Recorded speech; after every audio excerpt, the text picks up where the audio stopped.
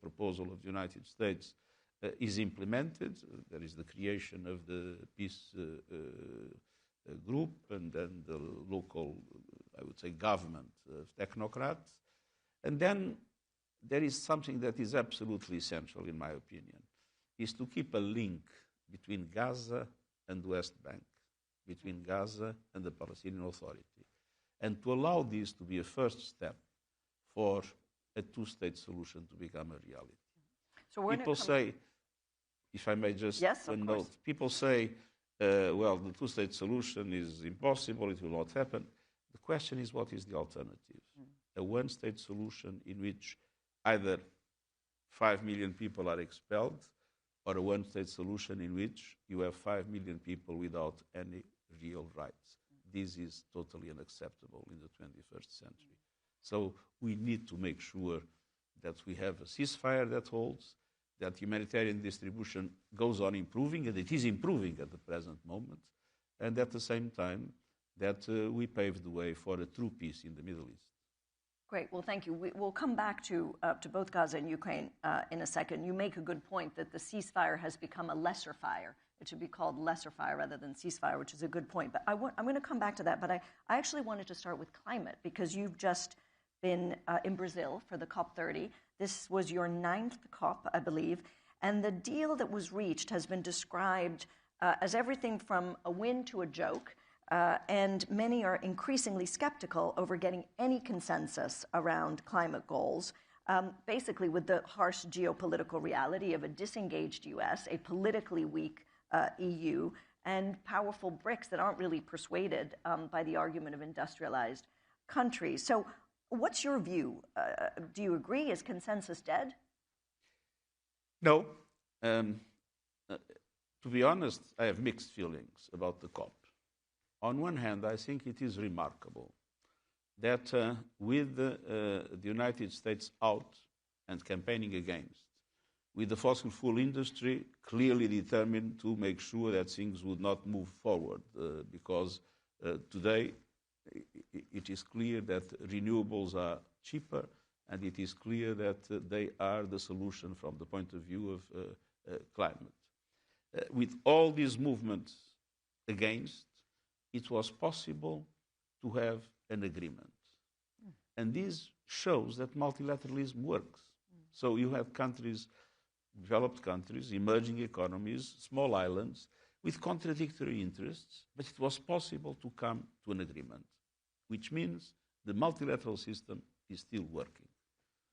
Now, the other side of the mixed feelings, the agreement is, of course, disappointing in many aspects.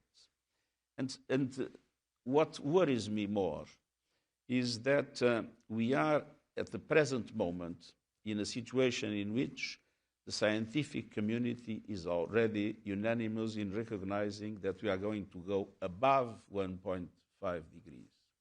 We will be overshooting in the early 2030s, which means that the consequences that climate change has in our lives, you see what has happened in Jamaica, the heat waves that kill so many people, the drought that is largely responsible in some areas for food insecurity. It's a driver of migration, and it's a driver of conflict, namely when farmers and herders dispute water that is no longer there. I mean, this overshoot means that all these things that we are witnessing will get more frequent, more dramatic, and worse impact on people. So it's absolutely essential to have this overshoot as short as possible and with the minimum possible intensity, and to go back to temperatures below 1.5 degrees. And that is possible. But that requires that we peak emissions now, they are still growing. That requires a drastic reduction of emissions in the next few years. That requires net zero in 2050 and net negative after 2050. And the problem is we are not going in that direction. What role, in all of this that you've described, what role does China have? Because, you know, they seem to be a defender of the Paris Agreement, but one, especially in light of the U.S. being disengaged. But is this climate leadership really, or is China using its green technology to wield soft power that we're going to see in other areas? I think that, to a certain extent, both things are true. The Chinese... You are too much of a diplomat. No. The Chinese have presented nationally determined contributions, like all other countries, or some have not yet, but they will be presenting, which means climate action plans. We would need a reduction of emissions until 2035 of 60%, and the plans that exist lead to 10%, which means we need to dramatically accelerate the reduction of emissions. And that, of course, brings to the center of the stage the question of the phasing out from fossil fuels. Now, if we look at the Chinese, what they present, they presented a reduction of only 10%. In our calculations, to get this average that I mentioned, they should give about 25%. The interesting thing is that when one looks at their commitments in the past, they've always done better than what they asked, what they promised. And I've discussed it several times with Xi Jinping. Why don't you tell us what you will be able to do? And he always says... What does he say? He always says, we will never we will never be unable to fulfill our promises. So we need to be conservative in the promises to make sure that we are credible on this. The good news is that looking in the projects that exist, China will do better than this 10%. And so it is clear that an acceleration of reduction of emissions is essential in China from the point of view of the world, because they represent 30% of the emissions today. It is clear that they are moving very fast, and it is also clear that because they have invested massively in this new technology, and let's be honest, in Europe and the United States, this was forgotten, they today have a domination of the global market in this area. And of course, that is something that they use, but the response to that is to do a strong investment, not only in this technology, but in the next generation of technologies, because they started many years ago. And hydrogen, green hydrogen, is probably a very important bet that Western countries should be doing to gain in relation to the next market dispute about energy. If for nothing else, to attempt to surpass China. But let's turn to the U.S. and President Donald Trump. So you're ending your 10 years as UN Secretary General as you began with Donald Trump as president. During your meeting with him in September, during the UNGA, the General Assembly, he said that he backs the UN 100%, but he also said that the UN is not living up to its potential. Can you describe your relationship with President Trump? Well, it is a very simple thing. It's a relation based, on one hand, being totally faithful in relation to the principles I defend and the values that the UN represents. And of course, we go on fighting for climate action, fighting for gender equality, fighting for the implementation of the Sustainable Development Goals, fighting for reforms in the Security Council, in international financial institutions. We don't move an inch on the principles that we stand for. But to do that, you don't need to enter into a permanent polemic or confrontation. So our system is be what we are, do not make any concession that puts into question the fidelity of the values we defend, but not to engage in polemics that serve no purpose. So if that's what Donald Trump is doing? That's what you're saying Donald Trump is doing? That's what I said I'm doing. but that he is engaging in the polemics.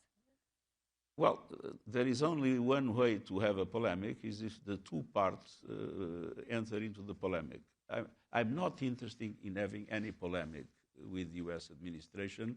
I'm interested in preserving the values of the UN and preserving the values in which I believe we can build a world that is more fair, in which international law is respected, and in which the huge inequalities that exist can be overcome. I mean, in more detail, of course, I suppose sort of what do you think is the permanent damage that is being done to the UN, but also to the mission that you just described of the UN by the US, the foreign aid cuts, and the significant US arrears for the regular UN budget, for the peacekeeping budget?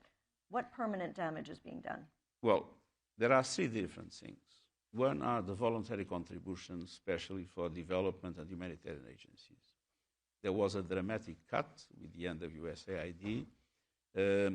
The UN organizations were able to very effectively shrink, reduce their activity. A lot of staff had to leave. But the organizations are there, and they remain solid. But the problem is not with the UN organizations. The problem is with the people that we were supporting. And there the consequences are quite dramatic.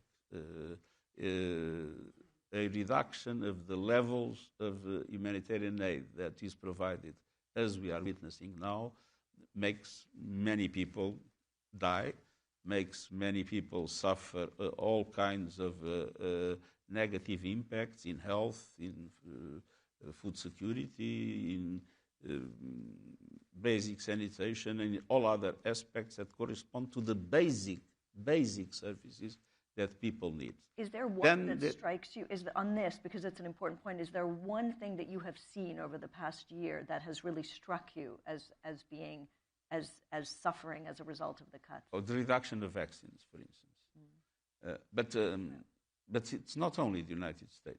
I think it's important to say that many other developed countries are reducing in a significant way their humanitarian support.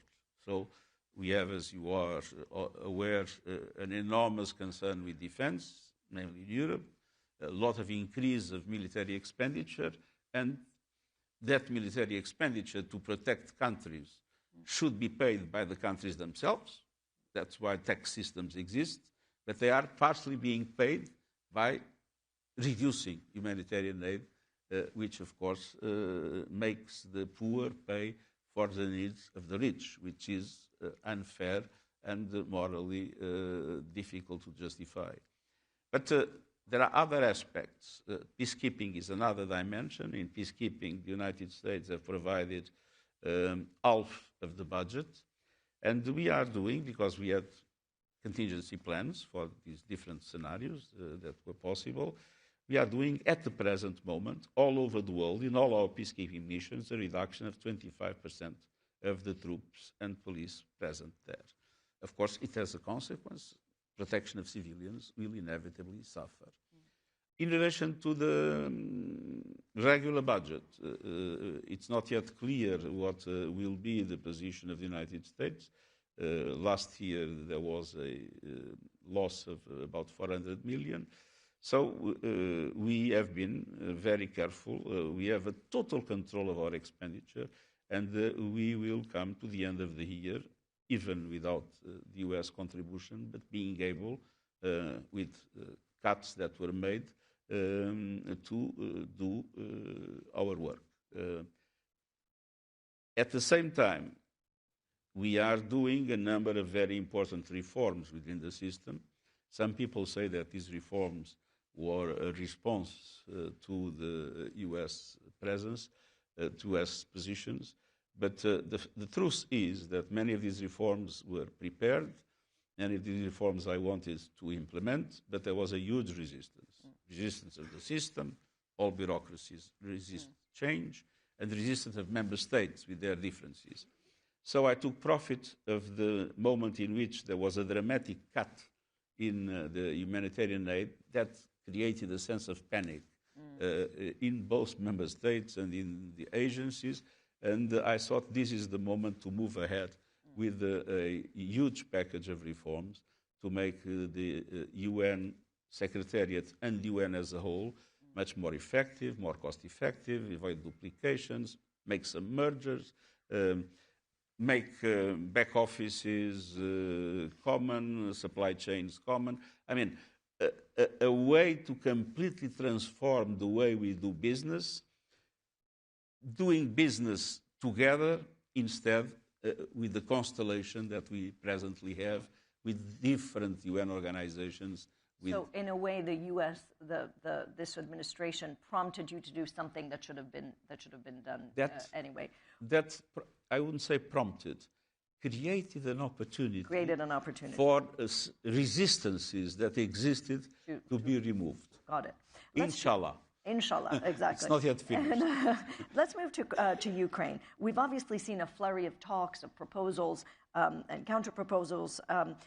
What is the compromise that can bring peace to Ukraine in very clear and specific detail?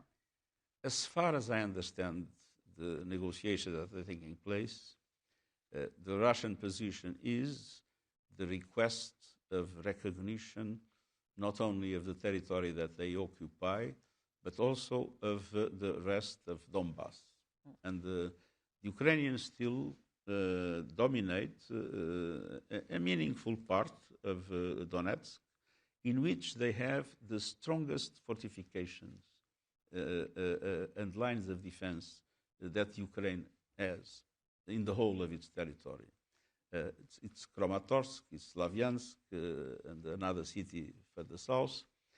And obviously, the Russians want an agreement in which the Ukrainians give that to Russia.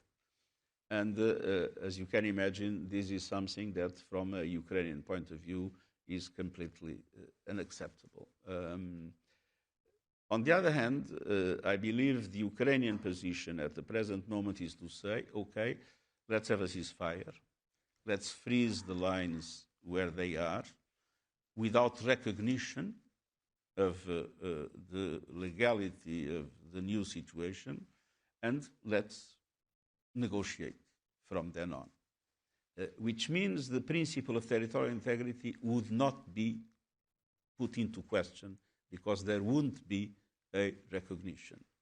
And it's very interesting to see when there was the 26 points that there was a sentence de facto about the Russian occupation, which is rather ambiguous whether it would be a recognition or not. Exactly.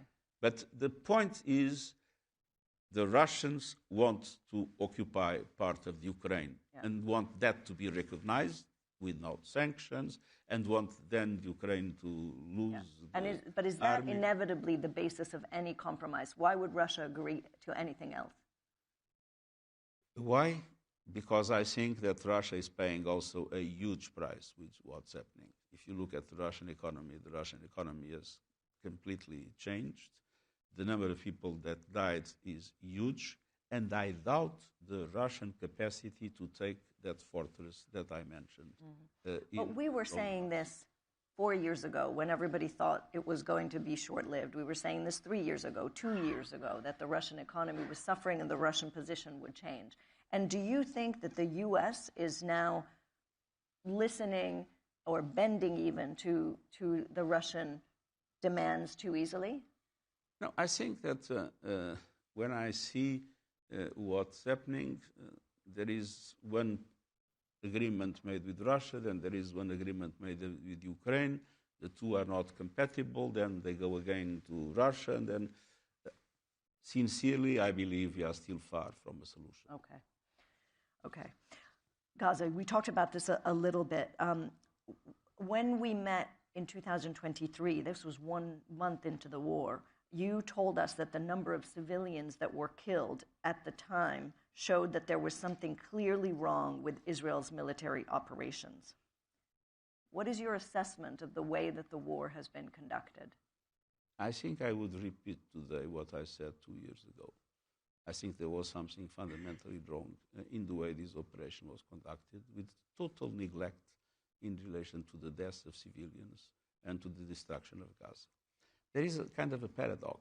After this whole period, Gaza, the objective was to destroy Hamas. Gaza is destroyed, but Hamas is not yet destroyed. So there is something fundamentally wrong in the way this is conducted. Have war crimes been committed? There are strong reasons to believe that that possibility might be a reality. What is the right avenue for accountability? I think the right avenue for accountability is, of course, the use of the international justice system. I mean, you have the ICJ, you have the ICC. Not recognized. Not recognized, it's true. But I do believe that it is important that the world has courts that represent the international community as a whole. The ICJ represents the international community as a whole. There is no doubt about it. The ICC has the difficulties that we all know. But I have confidence in what the ICJ is doing. I think they have been very clear in relation to what has happened in Gaza and in relation to what Israel is supposed to do. Now things have changed. And I have to say, by the way, in relation to our relationship with the United States, I have to say that the United States have been very instrumental in order for obstacles to be removed in relation to humanitarian aid in Gaza. It has considerably improved because of the pressure of the US over Israel, because they have leverage that, of course, we do not. I think it's important also to recognize that there is a serious effort to find a political solution. Now we're entering, the phase 2. Do you think that the U.S. president will hold both Israel and Hamas's feet to the fire to get to actual peace as opposed to this? I sincerely hope so. And there is one thing I can guarantee: in everything that has to do with peace, we are ready to fully cooperate with the United States administration. The relationship between Israel and the UN has become somewhat contentious. Has the U.S. signaled to you what the U.S. thinks a future UN role could look like in Gaza, and as you say, in Gaza, but more widely there? According to the resolution of the UN Security Council, the role of the UN is the humanitarian role. And that recognition is very important. Let's not forget that just a few months ago, there was this idea that the UN would not be the right way to do it. It should be a foundation or whatever, and we had all the stories that I'm not going to repeat. The truth is that the role of the UN has now been formally recognized, and more than that, there is an excellent cooperation in the humanitarian aid between the UN and the US. I hope that this will be maintained and developed. The UN has no role to play at the present moment in the political discussions, but we are ready in all areas that the international community will decide.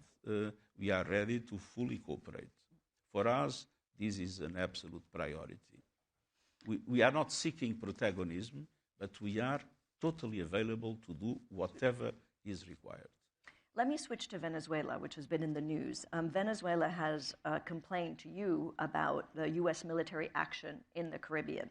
A group of independent UN experts has described the U.S. strikes as extrajudicial executions. Do you agree? The UN High Commissioner for Refugees has been clear that international law is not compatible with this kind of strikes.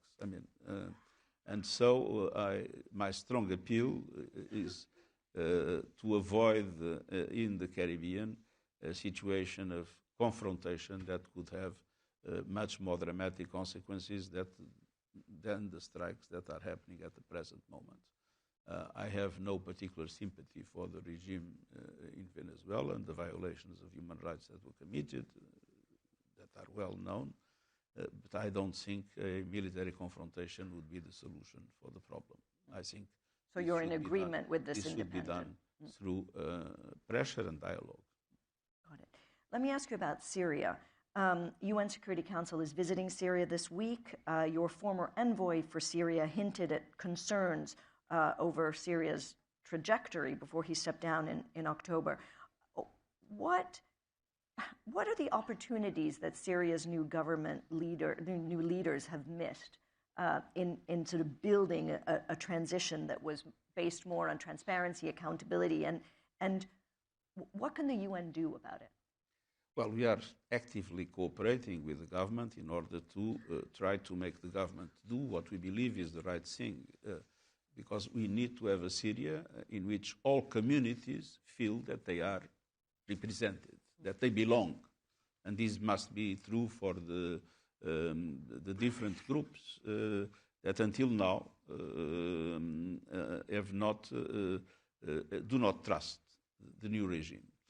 And obviously the new regime is a complex thing, no? Because it was the group that was in Idlib, with people coming from all parts of the world, that in the past had a trajectory that was not exactly of a group of angels.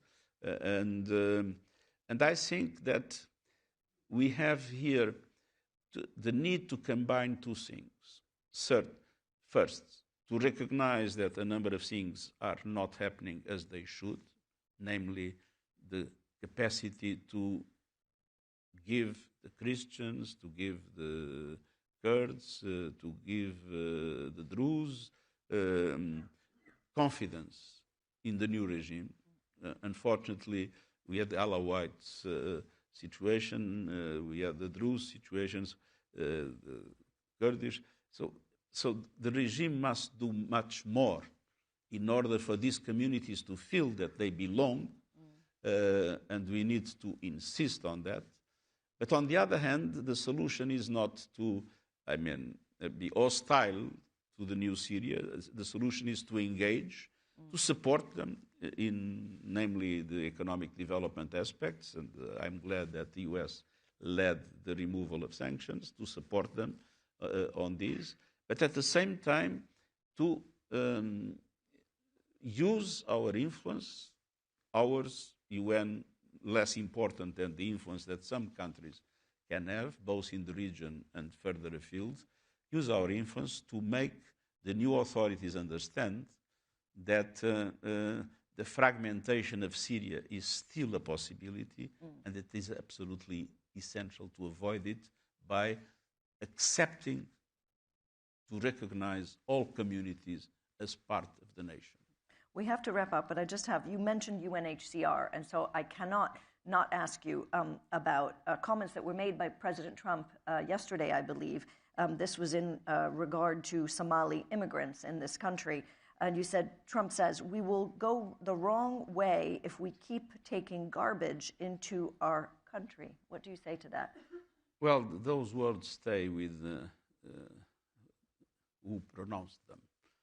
What I think is important is to recognize that countries have the right to manage their borders, but countries have the obligation to respect international law in relation to refugees and to respect the rights of migrant people.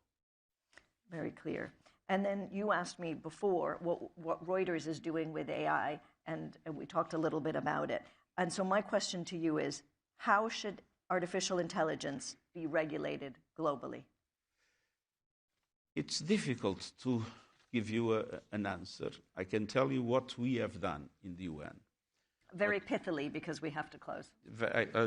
We managed to get consensus, to create, and we are doing it as we speak, an international independent scientific panel on AI, able to report periodically about what's happening, because we don't know what's happening, and to inform all governments of what's happening and what are the problems that exist. Second, we created a mechanism of dialogue of all stakeholders. Now, the problem of regulation is a problem where we have no competence, and we understand that there are different views about regulation of AI. For me, the most important principle is to preserve human agency. We cannot make artificial intelligence act in a way that human agency disappears, that the humans have not the final control, especially about the most potential dramatic impacts of artificial intelligence. For instance, in wars. In wars, exactly. Well, we'll have to invite you back, every year to see where we're proceeding on that. Last question. This is your 10th final year as Secretary General. What is your biggest regret? My biggest regret.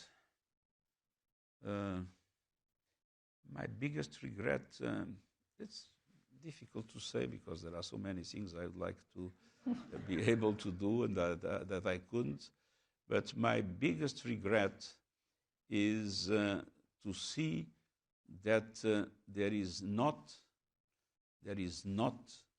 a global consensus about the reforms that the international system requires in order to adapt to the new realities of the world. I am a strong supporter of multilateralism. And I believe that there is no way we can solve things better than through multilateral mechanisms. But the institutions we have now, the Security Council, the Bretton Woods institutions, and the others that are the basis of multilateralism need reform. And I would like to have seen a much stronger will of countries, and especially of the most powerful countries, to understand that it is in their interest to adapt the multilateral institutions to the realities of today's world that are very different from 1945. Very different from 1945. On that historical note, then, thank you very much, Secretary General. It's always a pleasure to have you here. Thank you very much. Really insightful conversation. Thank you.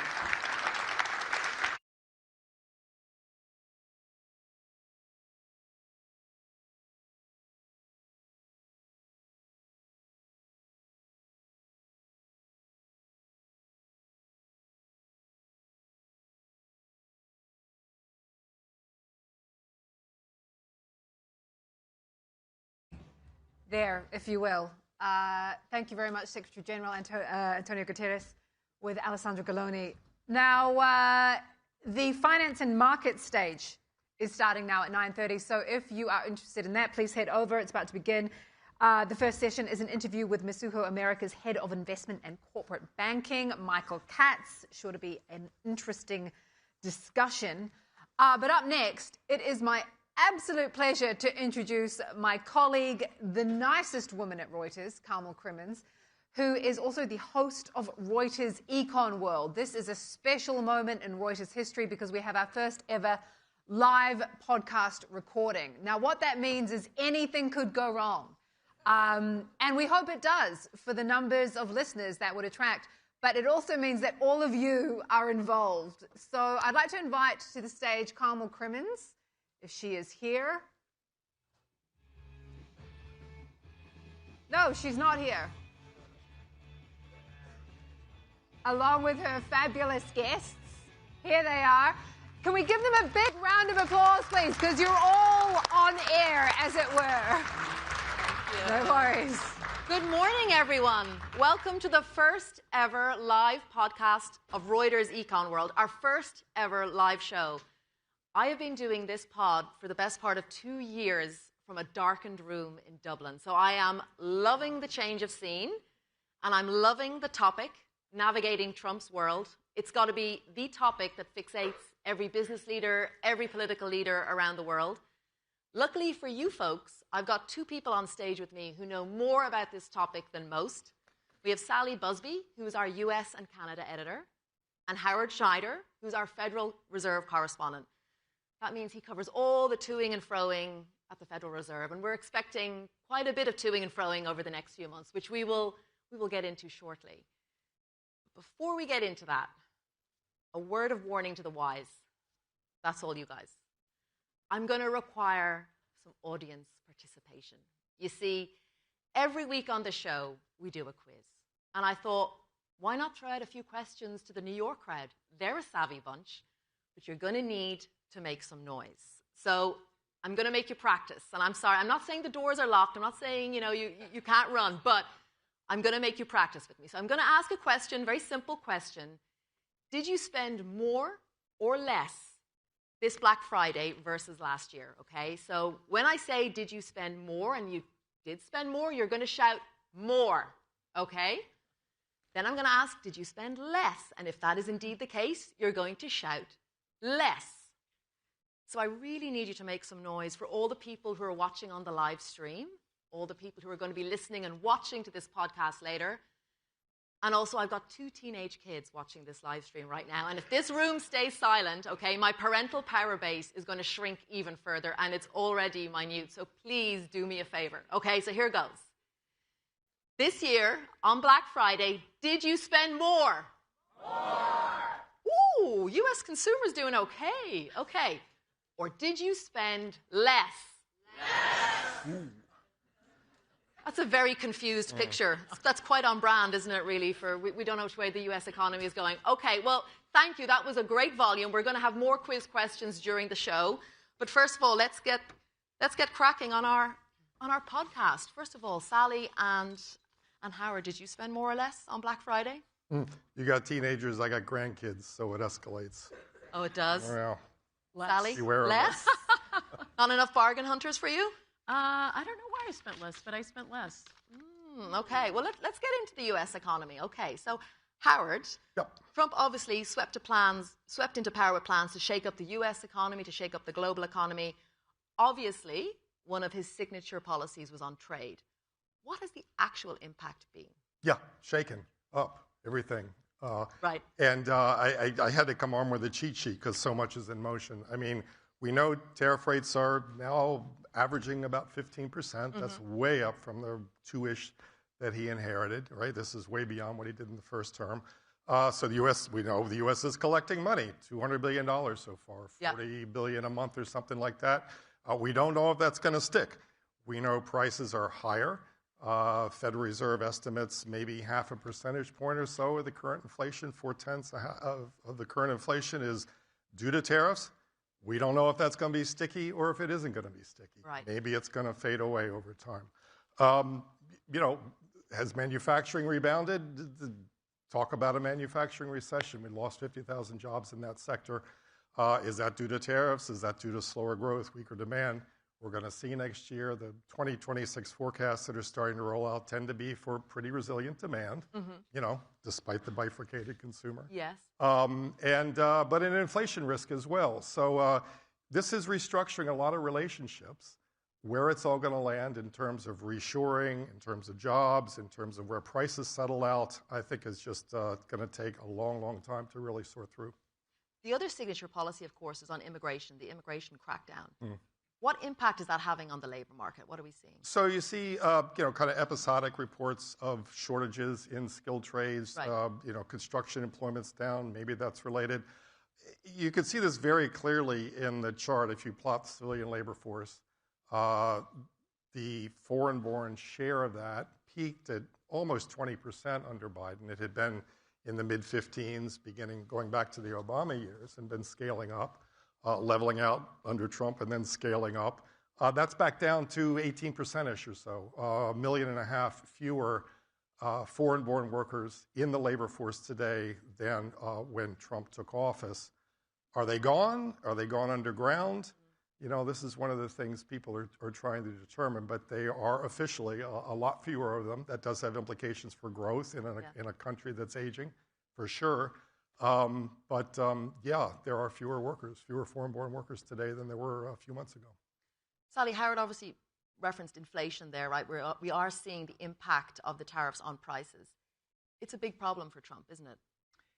I think it's a very large challenge for Trump, as it would be for any president, as it obviously was for Biden. I mean, some of these things are just inescapable.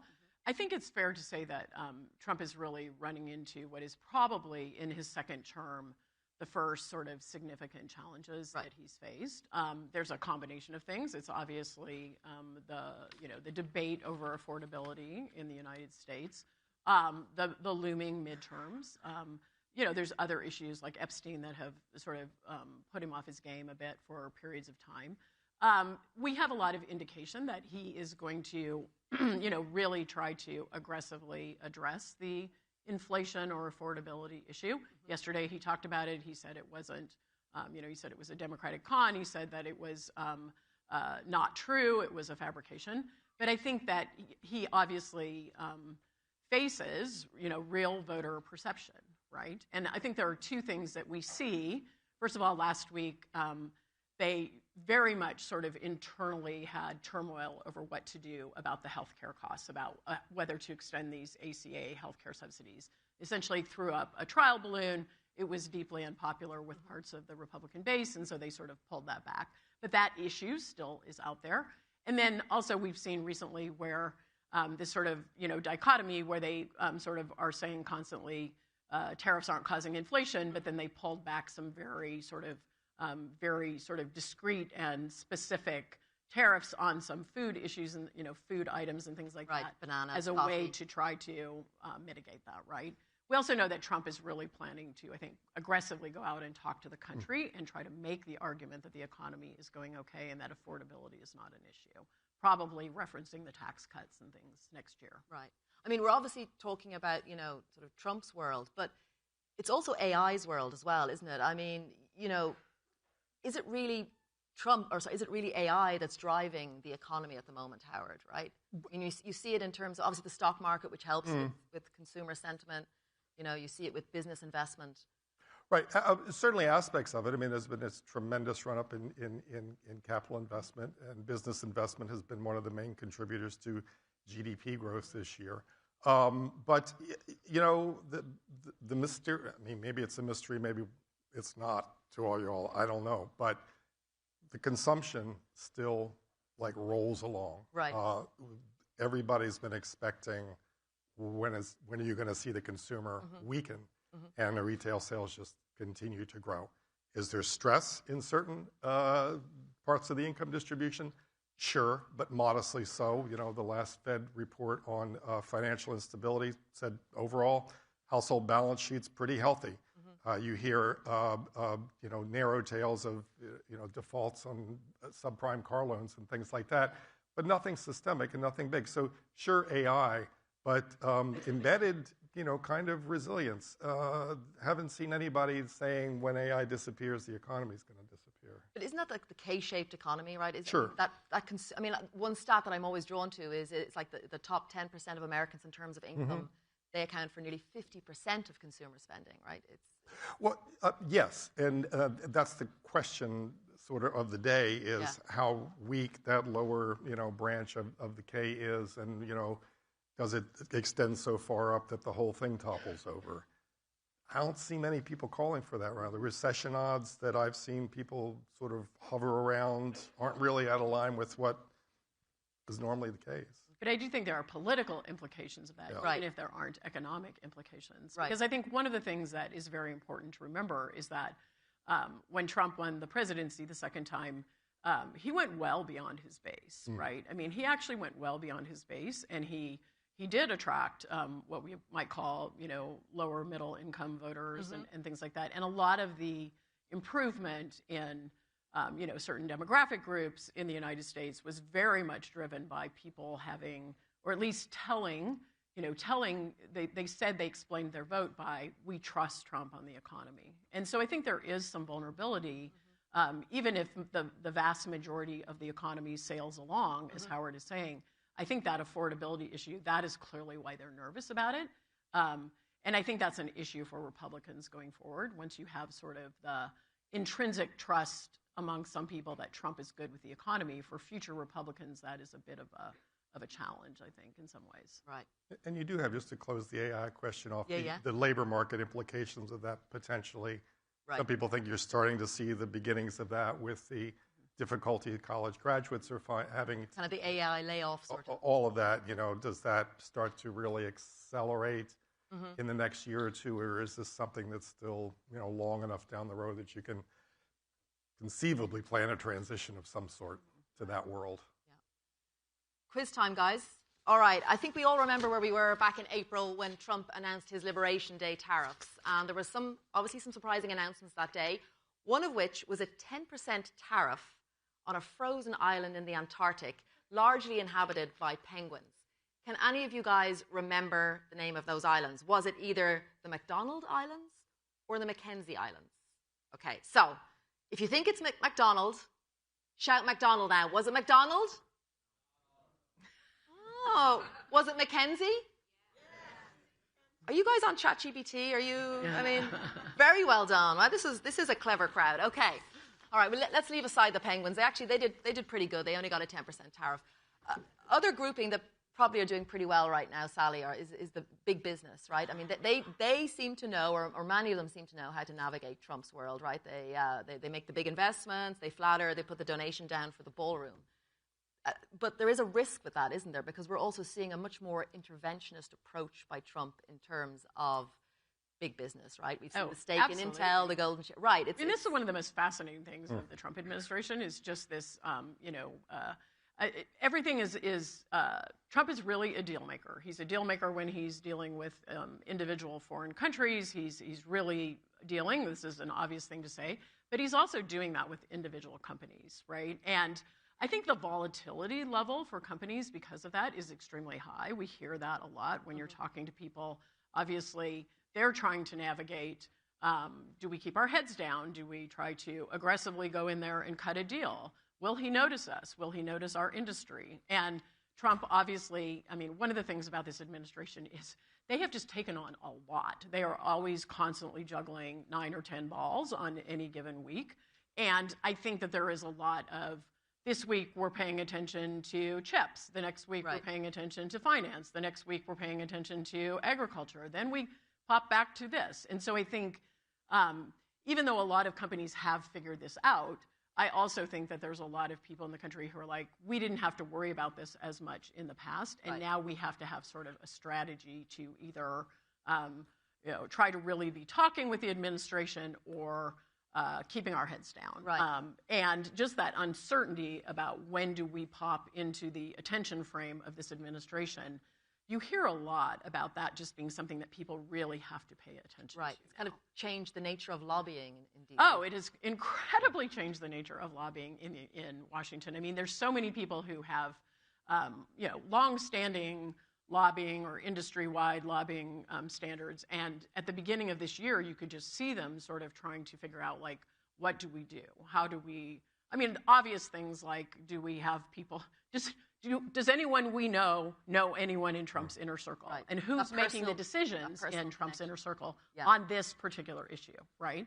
But I think it's also been, a lot of it is much more Trump deals person to person. And so you might, your CEO might need to now be your primary lobbyist, where maybe in the past that wasn't needed. I think the energy level of this administration is something, and that emanates directly from Trump, is something that is just extraordinary and somewhat historic, I would say, in some ways. No, just I want to like. Can I ask a question? Go for it, Howard. It's a live podcast. You can do whatever you want. Okay. So there goes my mic. So EV tax credits, right? That's steering capital as well, right? Okay. So is this different from that? And is the level of, I guess, energy being spent having to get at this guy, right? Distortive, a problem in the long run? I mean, for companies or for like the country? Both. I mean, I think it is. It's a great question. I think there are a lot of people who like the idea that the president is hands-on and is really, really trying to solve problems. I mean, he is talking directly to, world leaders. He is trying to, and I think there's an attraction to that, to people. I think the downsides of that are that one of the reasons that we sort of have systems of, inside the government, there's an interagency process. The National Security Council brings all the best minds together, and they come up with 3 options for the president, and you can sort of assume that there's, the best ideas have risen.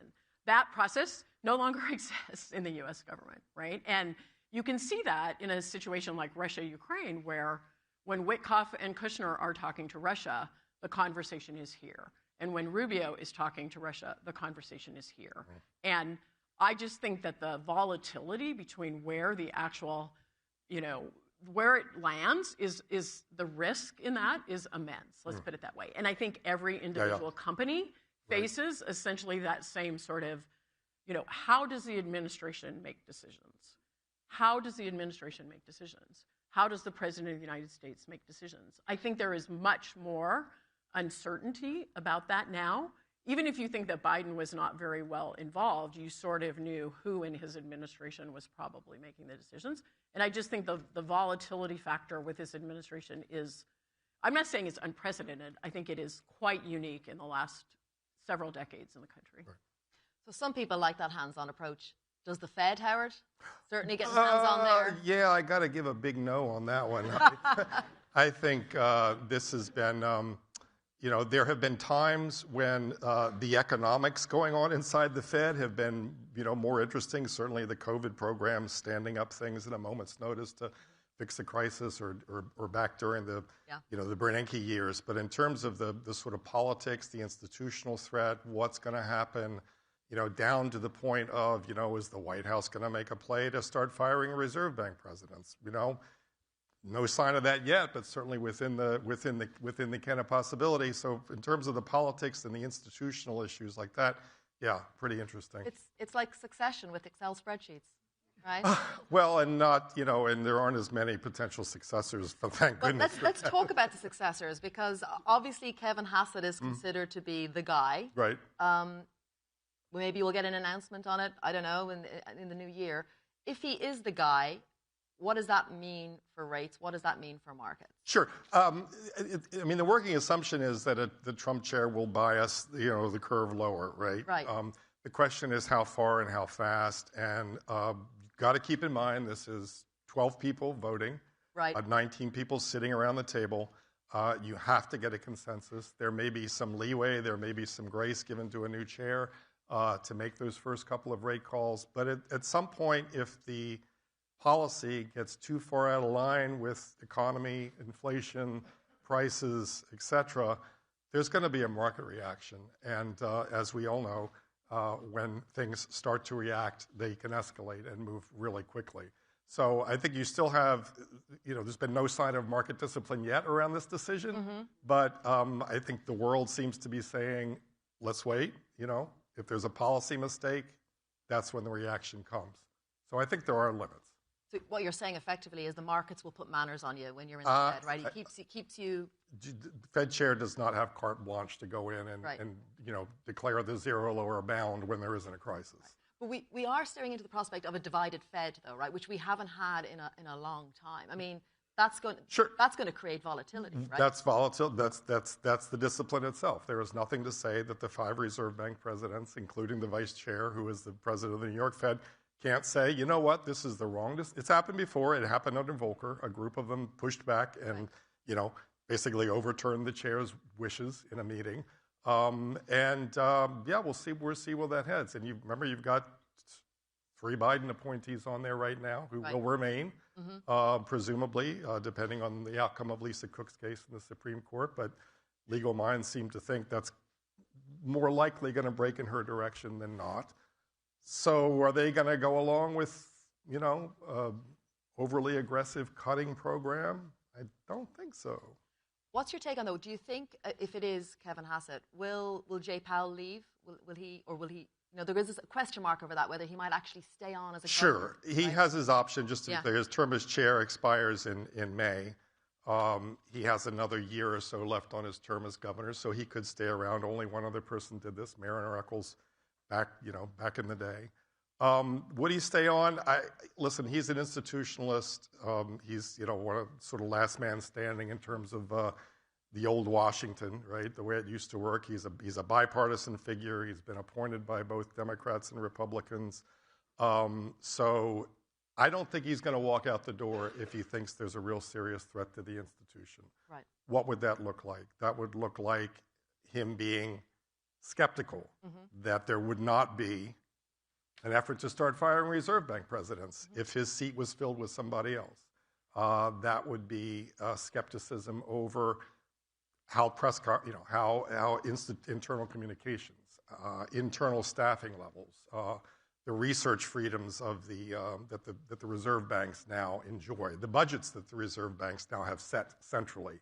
If he thought they were going to get starved out of their ability to, conduct the research they felt they needed to, I could fully see him sticking around if he wasn't assured that the institution, as he knows it today, was going to, sustain itself. That's a signal for us all to watch out for then. Sure. Beginning of next year. Yeah. Okay, quick quiz time. We're making it rapidly through. So, back in August, a US tech boss gifted Trump a plaque with a 24-karat gold base. Do you know who it was? Was it Mark Zuckerberg of Facebook, or was it Tim Cook of Apple? Okay, so I'm going to roar out Mark Zuckerberg's name. Was it Mark Zuckerberg? Was it Tim Cook? Yeah. You guys read the news. This is super impressive. I follow the news. Thank you. All right, we're in the final part of our show. Let's scoot back to the global economy. So, in theory, Howard, right, America's trading partners were meant to be big losers from this trade war. And obviously China was a big driving force, I think, of what President Trump was doing. Here we are now in December. Who's winning in that US-China tensions?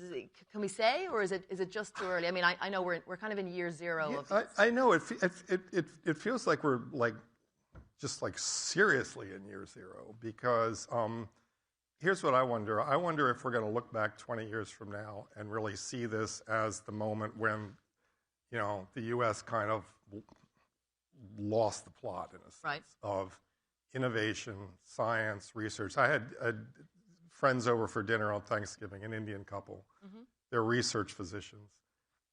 We came here, they say, because this was the place in the world where you could follow the evidence and conduct your line of research and see where it ended and hopefully end up and, contribute to knowledge, to human knowledge. They don't feel that's happening, to the same degree or that it's at risk, right? So down the road, maybe AI tools become, with protein folding and all the things that can do, that becomes the engine of productivity and we don't need doctors, people from all the world to come and do their research here anymore. I don't know. But you do wonder if we haven't hit kind of a turning point, if this continues on the current path where this sort of raw inquisitiveness and knowledge is as valued as it has been. What's your take on that, Sally?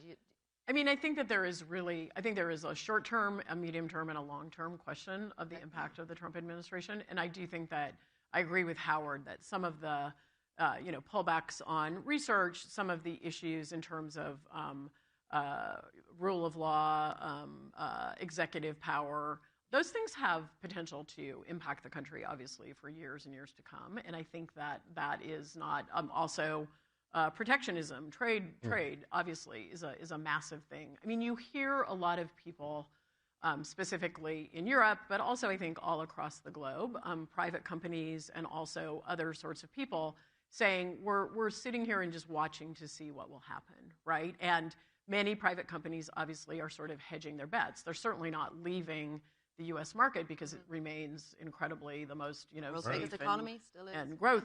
But they are hedging a little bit, right? And so I think the question for the U.S. is whether this enormous sort of, breaking of precedent, breaking of norms, which is across we could talk about 9 different areas where that has happened. Whether that has any unintended long-term consequences. I think it's also a question of whether it lasts. I mean, the volatility in U.S. politics is real. That is one of the things to just kind of keep in mind. Right now, the Democrats are obviously, very much at a low point in their fortunes, but that doesn't mean that there isn't this continual swing back and forth between, between the politics of this country. And so I think long-term uncertainty, I think, is quite high, in my view, right now in the United States. As we head into, and this is a question for both of you, maybe and the final question, as we head into 2026, what are the key things that you were looking out for to sort of signpost how this evolves? Yeah, I think there's a couple. There's obviously, Howard referenced the Supreme Court ruling on, Lisa Cook and the Fed. I think that's a critically important one. There's the tariffs ruling, which could potentially still happen this year into next year. Epstein and what happens with that, whether it continues to be an issue, maybe not as big of a deal, but still has some real staying power to it. What happens to the economy, how the Democrats react to that, how Trump reacts to that, whether he is defensive or whether he actually, goes out and talks to the country about affordability, the midterms. I'm sure I'm forgetting things. Yeah, no, I would say, look, this is going to sound very old-fashioned and very simplistic, but I would say, the unemployment rate. Absolutely. Right. Keep an eye on that, and particularly some of the spreads within the unemployment rate. The black unemployment went from 6% a few months ago to 7.5% now, and it seems to be staying up there. That's often an indicator, sort of a precursor to other problems in the labor market. So are we going to see a demand-driven rise in fading demand finally from the consumer and a rise in unemployment about that? Are you going to see larger job displacement or much slower hiring as a result of AI investments, et cetera? 4.4, not so bad historically. Right. When you start edging towards 5 and above, that usually causes,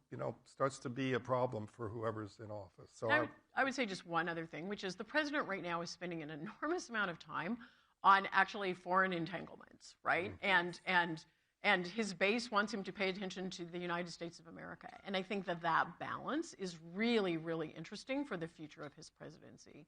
I think, and it's been surprising to me, this is one of the things that has really surprised me about this administration, is how much time he has spent on, we know he wants to end wars, and that's obviously really wants the Nobel Peace Prize. You've got to work for it. But I mean, I do think that the aggressiveness toward Latin America has taken a lot of people by surprise. And, presidents, one of the big risks for presidencies is whether they become distracted from the core things that they need to do. And I think that is one of the risks for this presidency. I think he has a lot of people urging him not to become distracted. Right. And so there might be some course correction there, but I think him becoming distracted is a potential risk that I would just watch for next year. Sally, Howard, thank you so much. Audience, thank you so much. You have been wonderful. Let's take the show on the road. Thank you. Thanks. All right, you can move. Thank you very much.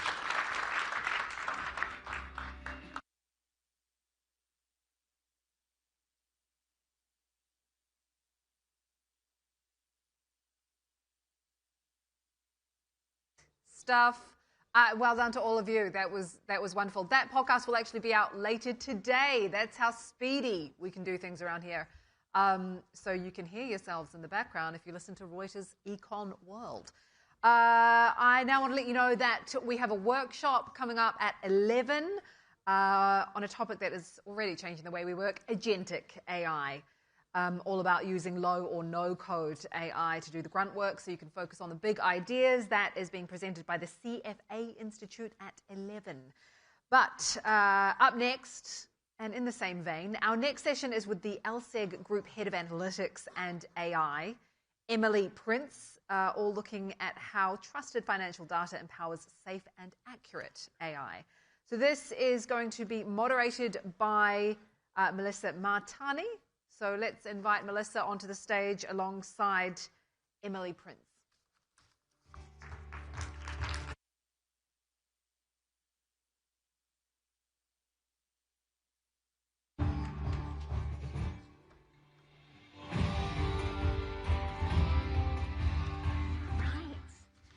Good morning, everyone. Well, I'm delighted to be joined by Emily, whose job is literally at the intersection of finance and AI. Emily, LSEG provides over 200 billion daily data updates, and essentially it's your job to make sure that this data is AI ready. What does this actually mean? What is AI ready data? How is it different to the traditional market feeds? So it's a hugely, hugely important question. So we often think about AI, and sometimes we think about the words like trust come up quite quickly in terms of, but to what extent can you really have confidence in AI? For me, and certainly the role that I play and LSEG plays, a lot of that is to do with making sure that our customers can access what we would regard as trusted data. And there's a few tenets of what we regard as trusted. Firstly, we have to make sure that we can really understand what the origination of that data is and attest to the quality of it. Quality absolutely is a hallmark of that trust.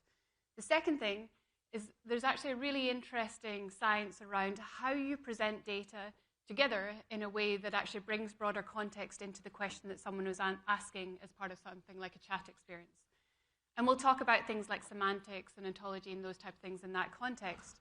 But what it gives is the ability for you to ask multi-layered questions and still retain the robustness and quality of that answer. Alongside that also sits things like citations, which I mentioned a part of that quality piece. The third piece, and I think we'll talk about this a little bit later, is it doesn't mean just because something exists that it's accessible.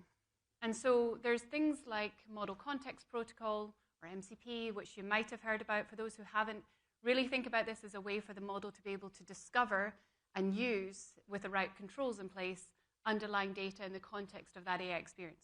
Hugely, hugely important. There are many people who maybe don't feel particularly comfortable with random data being used and surfaced to make critical decisions. Not many people are, certainly in financial services. So making sure that you have the right controls, but accessibility into that data is what we regard as truly AI ready, but also hallmark trusted as well. So for people in this room who aren't very tech savvy, so in its simplest form, this MCP is like a model context protocol that essentially is allowing AI assistants to connect with LSEG's verified data. Yeah. So what processes do you have in place to ensure the standards of accuracy and everything that these AI assistants can connect to? Yeah, so this did not start 3 years ago when ChatGPT was announced. It started more than 3 decades ago. This is a long journey, and it's decades worth of quality data and actually expertise and feedback that goes into what do our customers expect in terms of quality, how deep do they want that data, how much metadata they want associated, which gives them that confidence in the quality of that data to be then surfaced. Okay, so this is what LSEG's doing. But just so I can understand, explain to me from a customer perspective, what does this mean like for their workflows? So I know you've had recent partnerships with Microsoft, you've had recent partnerships with Databricks. What does this mean for your customers?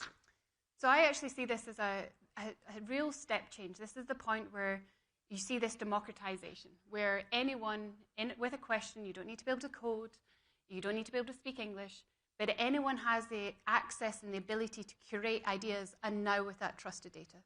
So that data is now available with MCP, and actually what we've been doing over the last few weeks is actually establishing connection with multiple different agentic platforms. So Databricks Genie, Snowflake Cortex, Microsoft Copilot Studio, Anthropic Claude, and today, OpenAI. Now, it's a massive step change in making sure that anyone within these environments or using the tools from these providers is not only able to get the incredible power of AI, but also with the trust of the underlying data. So it is a true step change, and the fact that you can, as an end individual, build these agents without having to have a degree in engineering is incredible liberation in terms of ideas.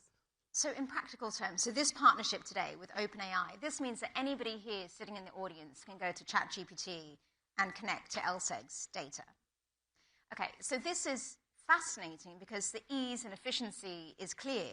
But, I mean, it's also very scary because there's huge risks associated, right? Trust, compliance, IP.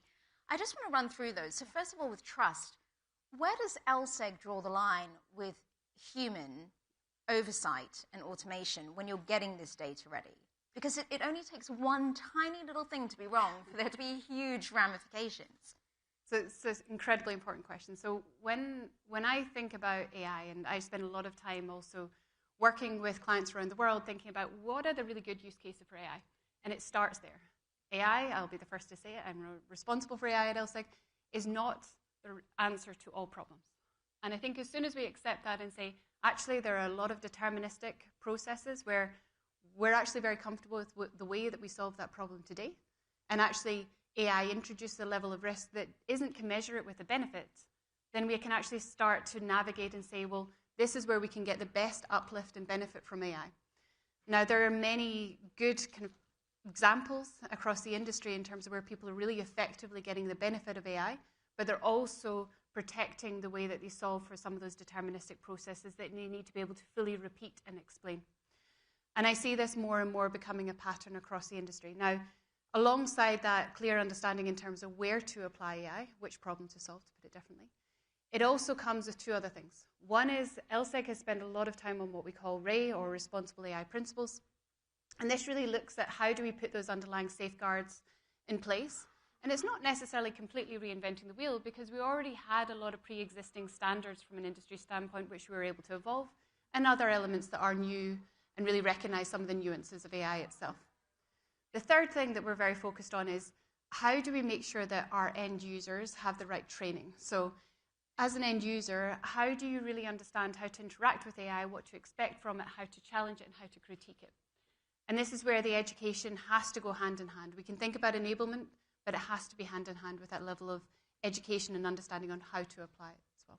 So, again, this sounds amazing, but from a compliance point of view, if one of your clients, customers, or somebody in this room is using OpenAI to access your data and making a financial decision off the back of it, if something goes wrong, is that person to blame? Is OpenAI to blame? Or is it fundamentally you with the data set that you're providing? So another great question.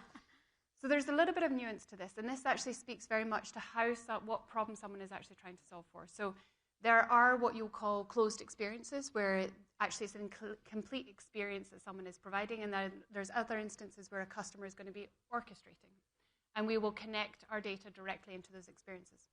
Now, that isn't actually, you can strip away AI at this point and say that's actually how the industry has always worked, and that's true. So that perception in terms of control has always been a decision that the industry and industries have made in terms of what problem they're solving, how much control, proprietary control they want in that stack, and how they want to build. Then we can layer in AI and say the only thing that really changed there was arguably that it's so new. We're learning how it works, and we need to put in the safeguards in terms of the operation and controls that go with it. What I've personally been so impressed with so many of the clients that I've been working with is they've been so swift in terms of establishing that governance framework, really understanding which parts of their business they're comfortable using AI, which parts they're frankly not yet, which data sets they're comfortable using, which they're not, and actually things like the work we're doing at LSEG around making our data available with those governance standards actually gives them much more confidence in being able to safely use AI. So it's a balance, it's an evolution, it's a training. I think there's many kind of cycles to go in terms of people really understanding how to play it. And what I see at the moment is, frankly, a lot of people that are putting AI into existing workflows rather than actually recognizing that they could have re-established how the workflow worked in the first place. It's that old adage of, what was the first thing you did when you got Google Maps? You looked up your own house. And we see the same phenomenon happening with AI, where the first thing that people are doing is automating the thing they were already doing, rather than actually exploring another way to solve the problem entirely. Well, I do want to take some audience questions. I can see them coming in. And if you have questions, please do send them. So how do you get bad data out once it's in a database that Gen AI can access? Yeah, so this is a really important question. There's two places that data is really relevant from an AI perspective. One is at the point of training, which is where you hear a lot of news in the industry. And the other is at the point that you're asking your questions, so prompt. Those are two different places that we're using data. Now, in the first instance, that training is where you'll hear a lot of what the foundational model providers talking about their training data sets. LSEG does not do that training, and the data is not used in that context. The second piece is much more akin to how we interact with data today, which is how accurate is the underlying data. It's what we just talked about. How accurate is the underlying data? If there's an issue with the data, how do we then have the right governance and controls in terms of running a correction? But that is truly no different to how it works in a standard ETL today. You know, the analogy you gave about Google Maps is really interesting, because to me, one of the first things I think about people like me doing is using ChatGPT, now that we can, to access financial data, but also to see how I could benefit from it, right? But that is a big danger, because then you end up putting your own financial data. What do you say to people's concerns about IP and privacy? So it's absolutely something to be very aware of. So really understanding what data you're using, and there isn't a standard to this, so you really have to understand the context in which you're exposing information and how that information can get used. One thing I will say is the whole community has become much more sensitive, much more supportive in terms of the protection around IP, but you still really have to understand the context and the tools that you're using, and then how that data is going to be protected. What is nice is you have a much stronger draw. So one of the things that we all have is, as humans, we have limitations in terms of just how much information we can consume in any one period. We have limited attention spans. And arguably, when you get AI right, you get much more expansive planes of access to data, which can actually inform much better decision-making. Now, that is, of course, predicated on having the underlying trusted data and having that orchestration and knowing that the data you're presenting as part of that is being safely applied. You know, one of the interesting things about AI at the moment is it's developing much faster than regulation. And LSEG and what you're doing, you are really betting big on building this data infrastructure, if you like, before the industry has regulated it. What do you say to people who say this is putting the cart before the horse? Is that true? Or is it more of a case of if we build it, they will come?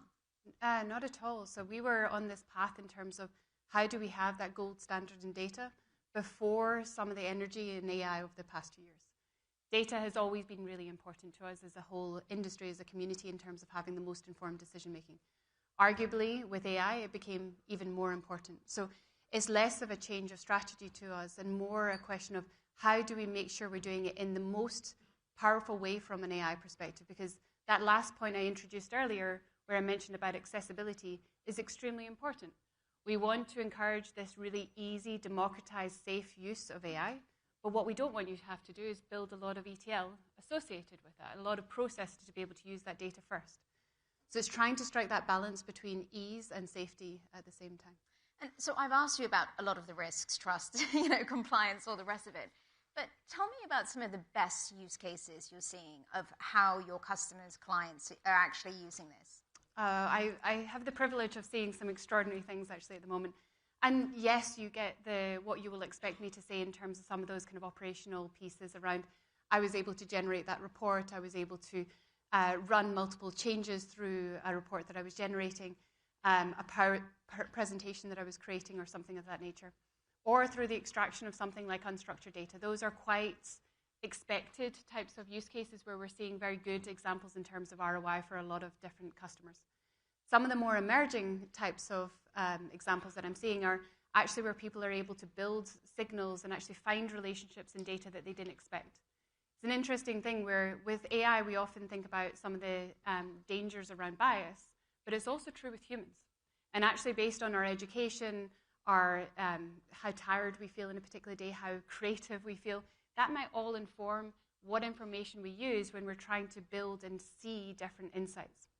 So what's really interesting about this, and I've seen a few great examples from customers, is they're actually starting to see new types of information, which is allowing for them to make much more accountable and better decision-making in real time.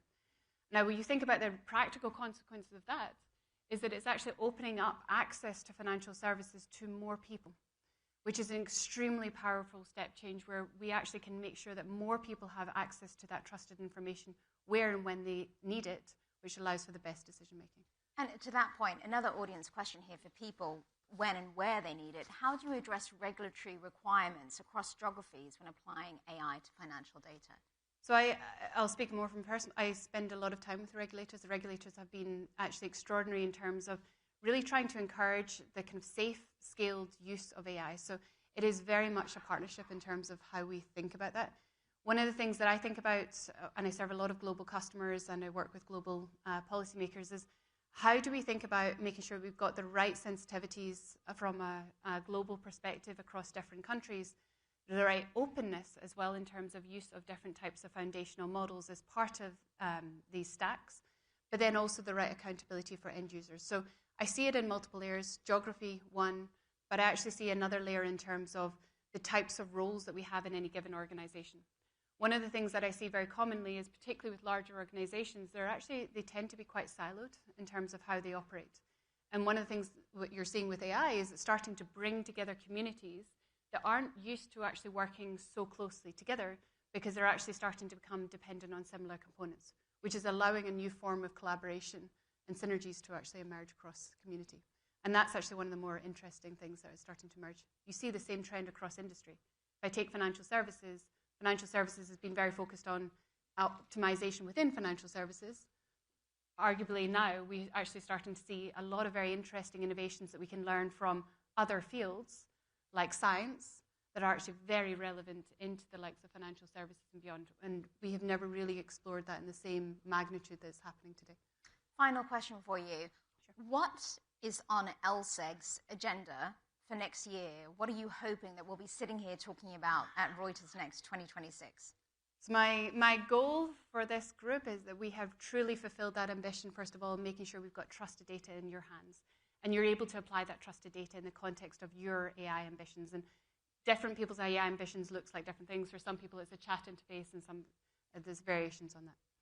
The thing that I'm really hoping we've really solved for is we've got that fantastic framework around scaled use of agents in a way that actually people can safely adopt and use to be able to do task execution alongside individuals. And I think that can actually be extraordinarily powerful in terms of scaling knowledge and actually access to information for global society, actually.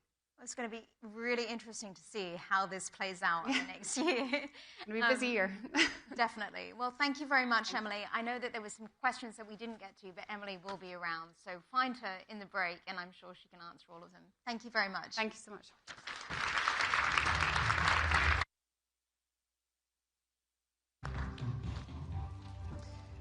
Right, it is break time. So very quickly, I want to let you know this afternoon we've got Wikipedia founder Jimmy Wales, we've got Sarah Jessica Parker.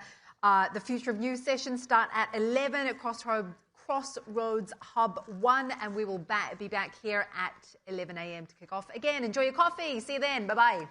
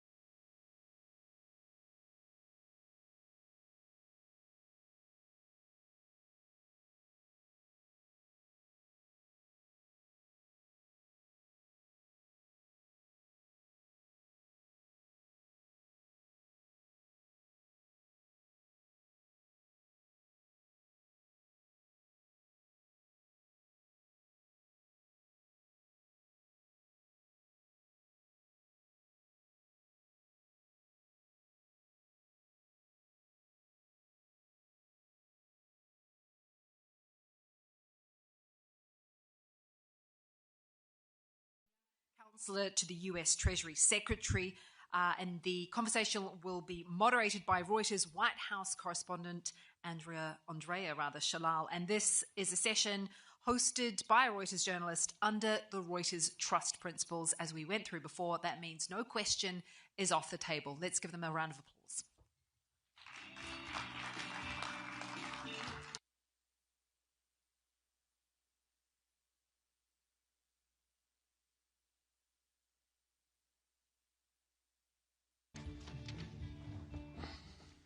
Well, hello. Thank you so much for joining us. Thank you. Thank you. Hey, big news yesterday on the Trump accounts. The Dells are going to give a ton of money into these accounts. It'll get people started with the $250 out of the $1,000 accounts, the Trump accounts.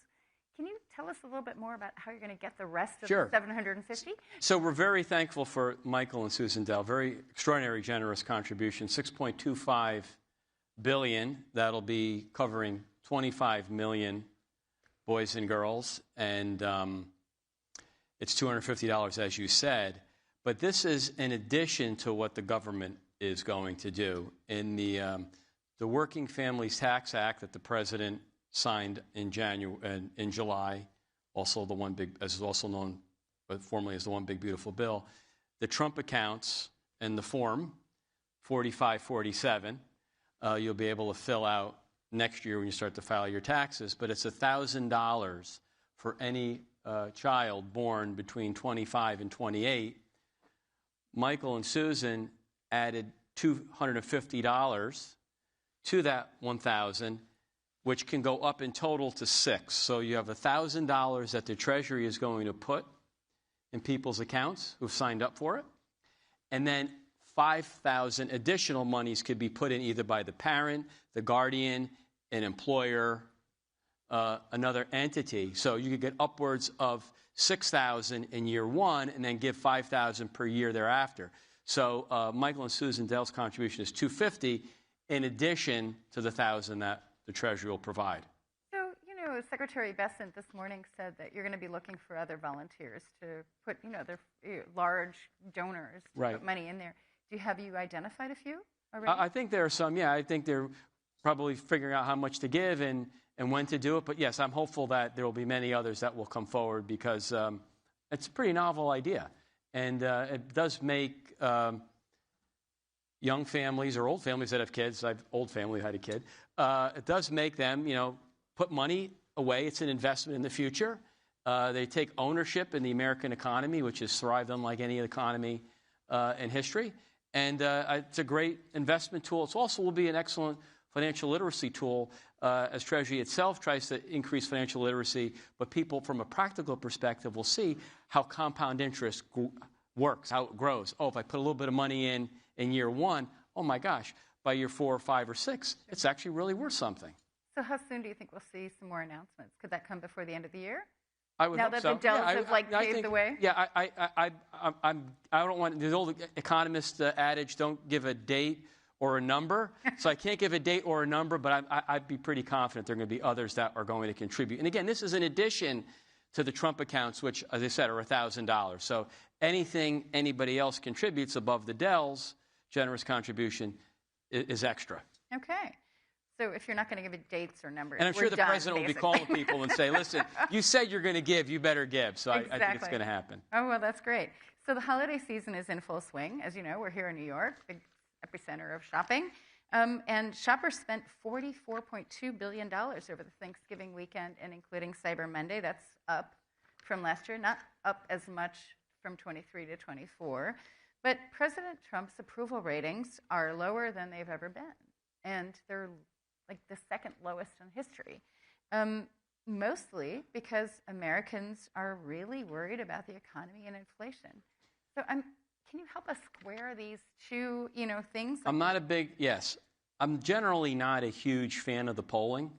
And we found historically, and since President Trump has been running, the polling is pretty inaccurate. So I think what really matters and what will matter is what do the data show? And the one key factor I think people may not fully appreciate are the parts of the bill that was signed in July, of which the Trump accounts were a key piece. There's other growth labor additive parts to it. So what do I mean by that? We need to design policies that will lift worker wages, lower the inflation rate, and increase after-tax incomes. And in the bill, the full expensing of capital, to me, is very powerful, because when we had that back in the first Trump administration, you had increasing productivity, capital formation led to faster growth and very high wages. In the bill that was just signed, it's now permanent. That's really positive. We're already starting to see the CapEx cycle turn up. And as Treasury Secretary has mentioned, you look historically, when CapEx turns up, hiring always follows. This time will be no different. We'll start to see that next year. The second piece, and even more important, and the rules are almost out, they will be out by the end of the year, is the full expensing to build a factory. That's not a data center. That's a factory. That's a factory that's going to employ Americans, be built by Americans, and the factory sector pays higher than average wage rates. That will come, and because it's only a 3-year phenomenon, where the full factory can be expensed, which is really a big deal, because historically it's almost 40-year depreciation cycle. So you're taking nearly 40 years and you're compacting it into only 3. That's really positive for growth. And that's going to increase the supply side of the economy over time. That will also tend to lower inflation. And the last piece is reducing taxes and trying to get labor supply higher. How do you do that? Well, don't tax overtime. No tax on tips. So those are things for everyday working Americans. They're going to see the benefit of that in their paycheck. They're going to see it in the first quarter. And I can, because that's when they'll get refunds. That's when they're going to change their withholding allowances. And then we can come back to some of these polls, and you're going to see things turn. So that sounds very familiar to what I heard during the Biden administration. It's not that bad. Things will get better. We're going to have all these bills, and then there'll be all this investment.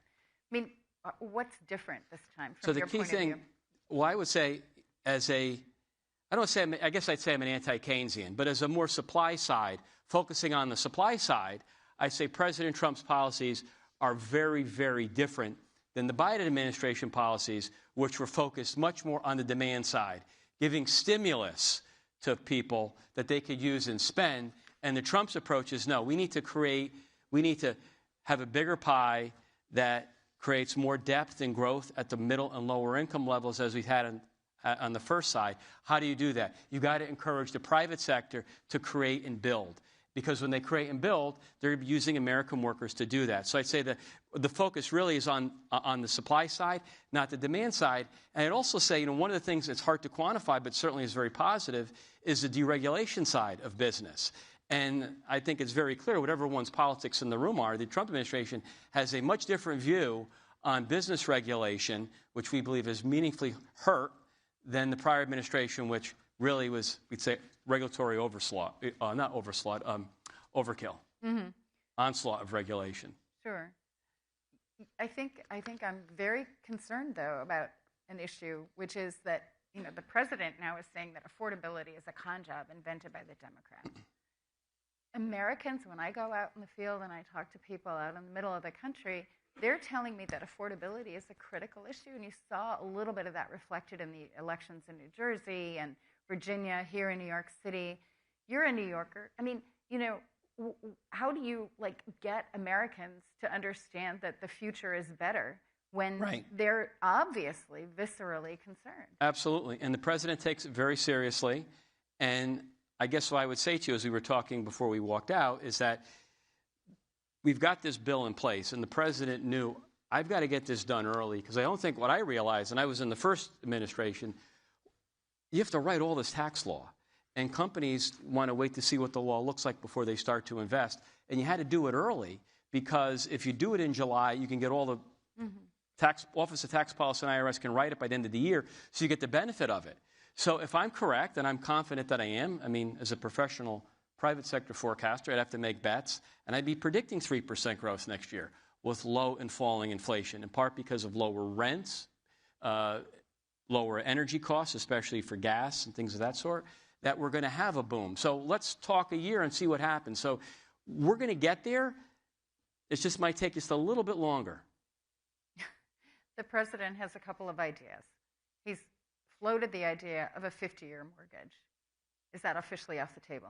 I don't know if it's officially off the table. That was an FHFA. I'm old. I used to know it was OFAO. when it was called a fail. But anyway, I can't say it's officially off the table. I think the president just really was going to look everywhere he possibly can as tools to raise affordability, to raise living standards. The 50-year mortgage, I don't, they're good, I don't want to say much more on it, but what I can say is that interest rates are high. This is why the president, in his unique way, has been very critical of the Fed. From an academic, intellectual perspective, I think he's exactly right. Monetary policy has been too tight. There are sectors of the economy that have suffered because rates are high. We know rates are high because we know inflation expectations are low and falling, which is why I would say just let our policies get into place, and you're going to see different results from the prior administration. The yield curve is very flat. The real broad trade-weighted dollar is very high.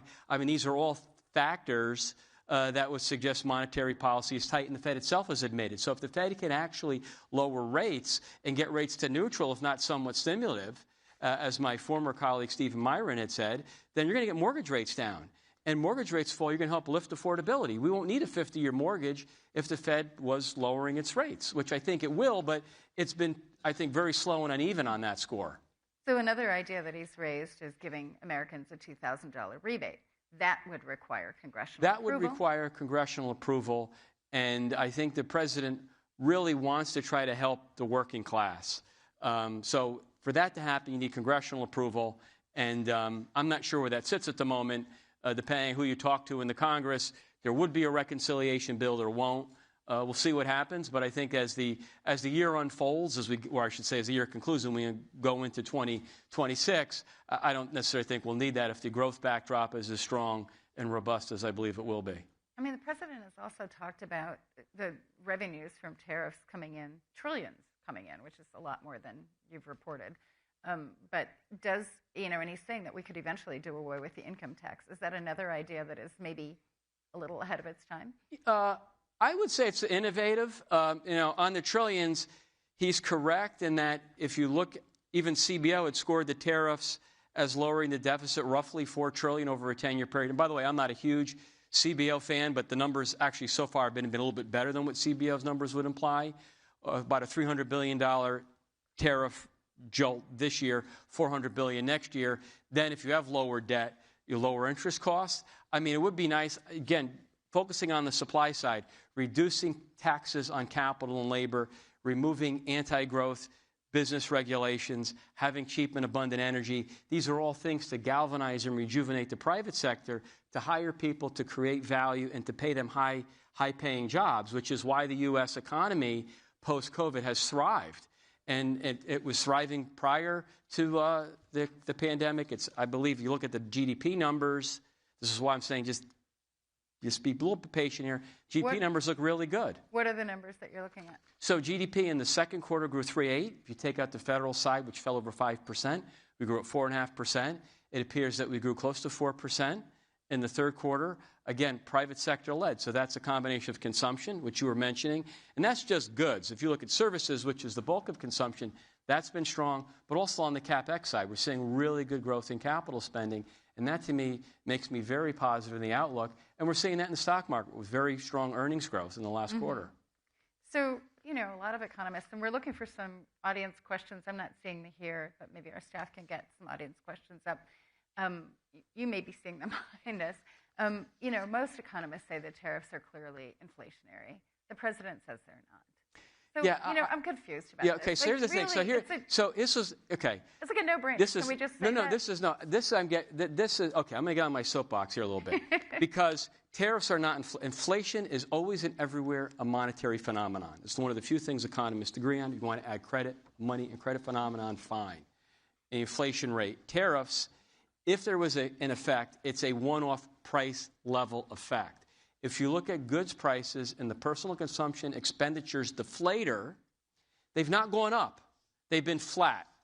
Where the inflation is in services. Now, does this not mean maybe at some point we could have a tariff impact? I've been hearing that since March. And it happened in March, and it happened in April, May, June, July, August, September.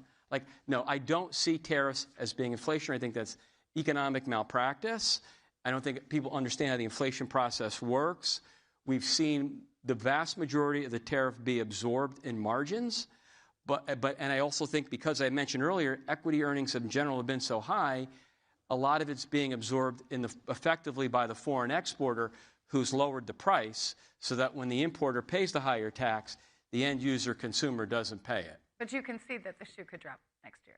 What's that? You can see that there could be some further impact next year. Well, there could be, but again, the effects would be very de minimis. The fact that I think most people are still arguing about, well, how much of the tariff effect is there? Already, the argument for me is over, because you were telling me back in March, and it was like some crazy cockamamie argument about inventory building, what's going to happen. I'm like, okay, we're waiting for Godot here. We do have a question here from the audience. What's the single clearest piece of evidence that you'd point to that modern supply-side economics is actually causing the economies, is actually raising the economies? Sure, speed limit.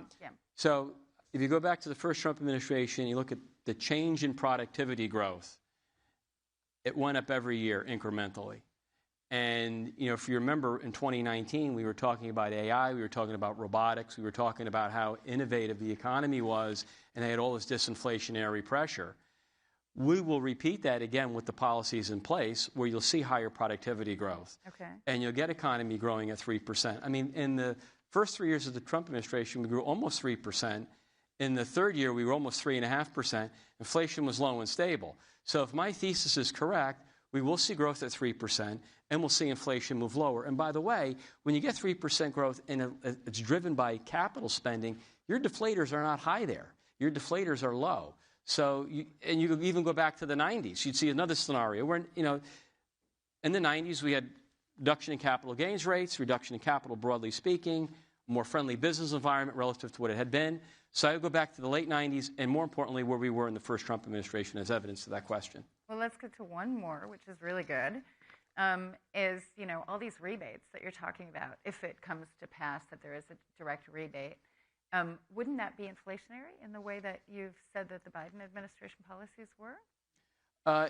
It depends where the supply side of the economy is. Mm-hmm. If the supply side of the economy doesn't grow, then yes, that would be inflationary. But if the issue is the potential of the economy is growing because we've increased productive capacity, basically we have the capital and resources to produce more goods and services that people want, then no, it's not inflationary.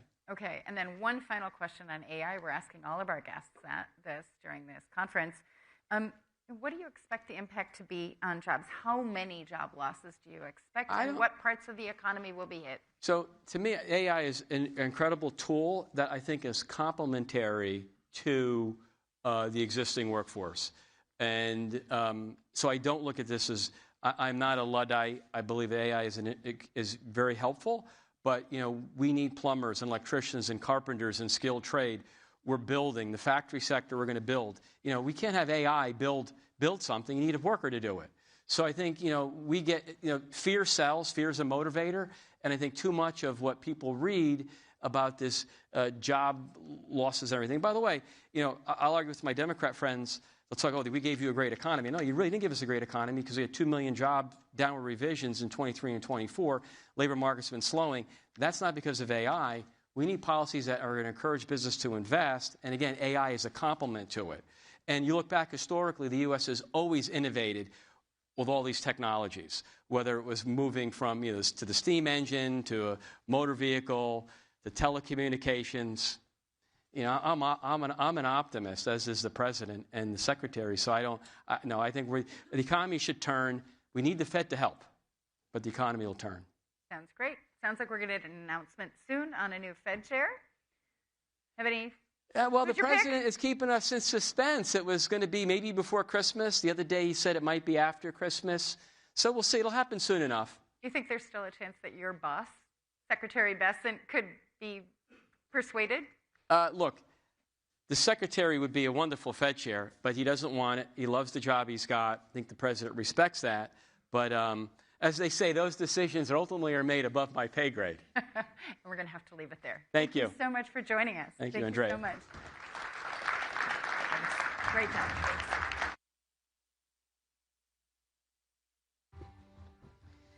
All right, I want to take this moment to encourage everybody with the standing room at the back, come on forward. We've got spaces. If your bag is next to you, maybe pick that up. Give some room for someone to take a seat. We love to see that there are people standing at the back. We're that full, but get comfortable. Take a seat if you can. Okay, we are going back now to AI, but very much looking ahead, talking about 5 trends to watch in 2026, everything from agentic enterprises to physical AI. So next, we have a session in partnership with EY. We have EY Global Chief Innovation Officer Joe Depper, with an illustrious moderator who also happens to be my boss, Thomson Reuters President and Chief Executive Officer Steve Hasker. Give him a round of applause.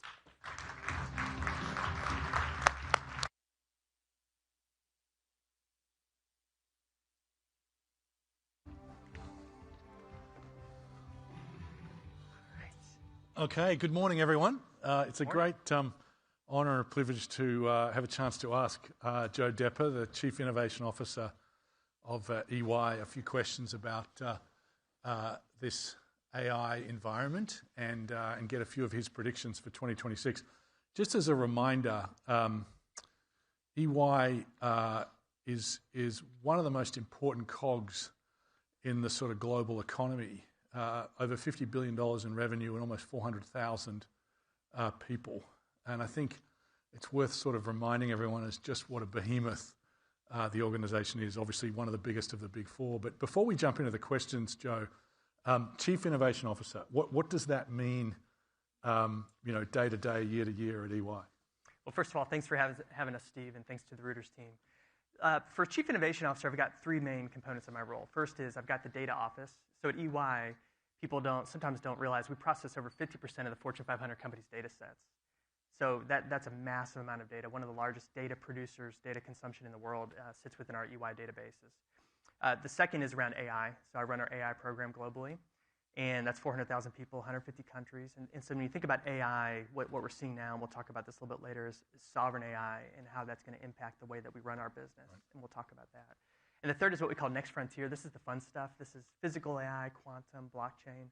We just announced today that we launched a new physical AI lab, and we're going to go invest in physical AI because we think that's the next big trend to come. And does that lab have a particular location? It's actually in Alpharetta, Georgia. Is it? And, okay. It's actually where I'm from. No bias there. But Alpharetta, we've got actually our central technology team is headquartered there as well. And so what we did is we've got a lab where our clients can come, and it's really a hands-on application of both the simulation, which is data focused, and the Omniverse environment that's led by NVIDIA.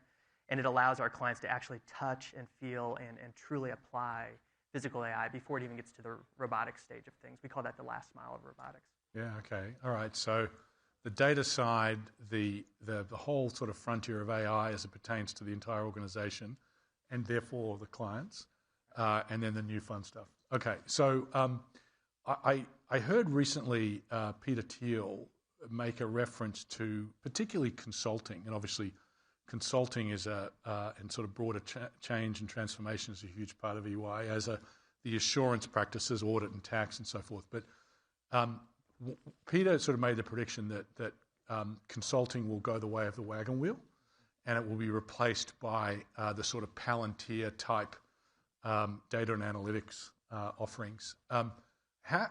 What's your view on that? I mean, is there an element of truth to that? And as you look forward for EY, is there more opportunity than threat? Is it equal opportunity and threat, or is this something that keeps you up at night? So absolutely, the world is going to change very, very quickly, and consulting in particular will also change. I think we're seeing that. If you think about it, ChatGPT's only been around for not even just now 3 years as of Sunday. It was his birthday. Sunday, okay. Yeah, that's right. ChatGPT was just 3 years ago, and it's amazing how fast things are evolving. Now we're talking about agentic AI. We're talking about physical AI. So when you think about our consulting business, we have something we call EY Client Zero. And the idea is that we have 400,000 people. We have 150 countries. Let's leverage and use AI on our own business first before we bring it to our clients. And what that does is it helps us filter through the noise. So the way we're thinking about our consulting business is absolutely AI is going to help assist and enable our consulting teams. And we're going to use agentic AI in some of those situations where we can actually drive better margins for our clients. But we don't expect a net job loss in consulting. We actually think you don't. We don't expect a net. So the same or more consultants going forward. Same or more. the jobs are 100% going to change very, very quickly and already have. And I think the companies that actually adapt quicker, I call it the innovation muscle, so the ones that have the right training, the right assets in place, and the right data, the data is really important, are going to be the ones that absolutely take advantage of this market over the next 2, 3, 4, 5, 10 years. The ones that don't are going to fall behind very, very quickly. And I think that's the difference that's going to happen over the next few years. And do you think about sort of the recruiting, the next year's intake and the following in terms of humans versus agents? And is there a way to think about, EY will have for every one human 3 or 4 agents? I've heard other, sort of heads of consulting practices talk. Do you think in those terms or not? I think that you're going to see the job descriptions are absolutely going to change. So I often say to our teams, adaptability is the new job security. Meaning your job is going to change, it's going to change again, it's going to change even faster than it has in the past. And so when you think about agents, the expectation is that you're going to manage agents in the future. Humans are going to manage agents. You're not going to manage just team members. You're going to be managing other agents. That means you need to onboard them, you have to recruit them, you have to train them, you have to certify them, you have to attest to what they're doing, it's the right thing to do. And then you retire them and you bring in new agents. Same thing for physical AI and robotics. That's now becoming mainstream, right? You have to treat those as human protocol with recruiting, onboarding, training, certification, and then retiring those robots of the future. And so I think that a lot of the job growth, I think, is going to sit in that realm of training the agents, recruiting the agents, monitoring the agents. Same with physical AI. And with physical AI, you've got a whole job space there around manufacturing, configuration, maintenance, that nobody's quite understood yet either. Yeah, it's interesting. I mean, your sort of sense of optimism and projection of growth, I think, is a compelling one. I'm a big believer in the sort of history of these disruptive technologies, whether it's back to the steam engine, the combustion engine, the railroad, the internet, in that ultimately it creates tremendous upticks in economic activity and therefore wealth creation and standards of living. The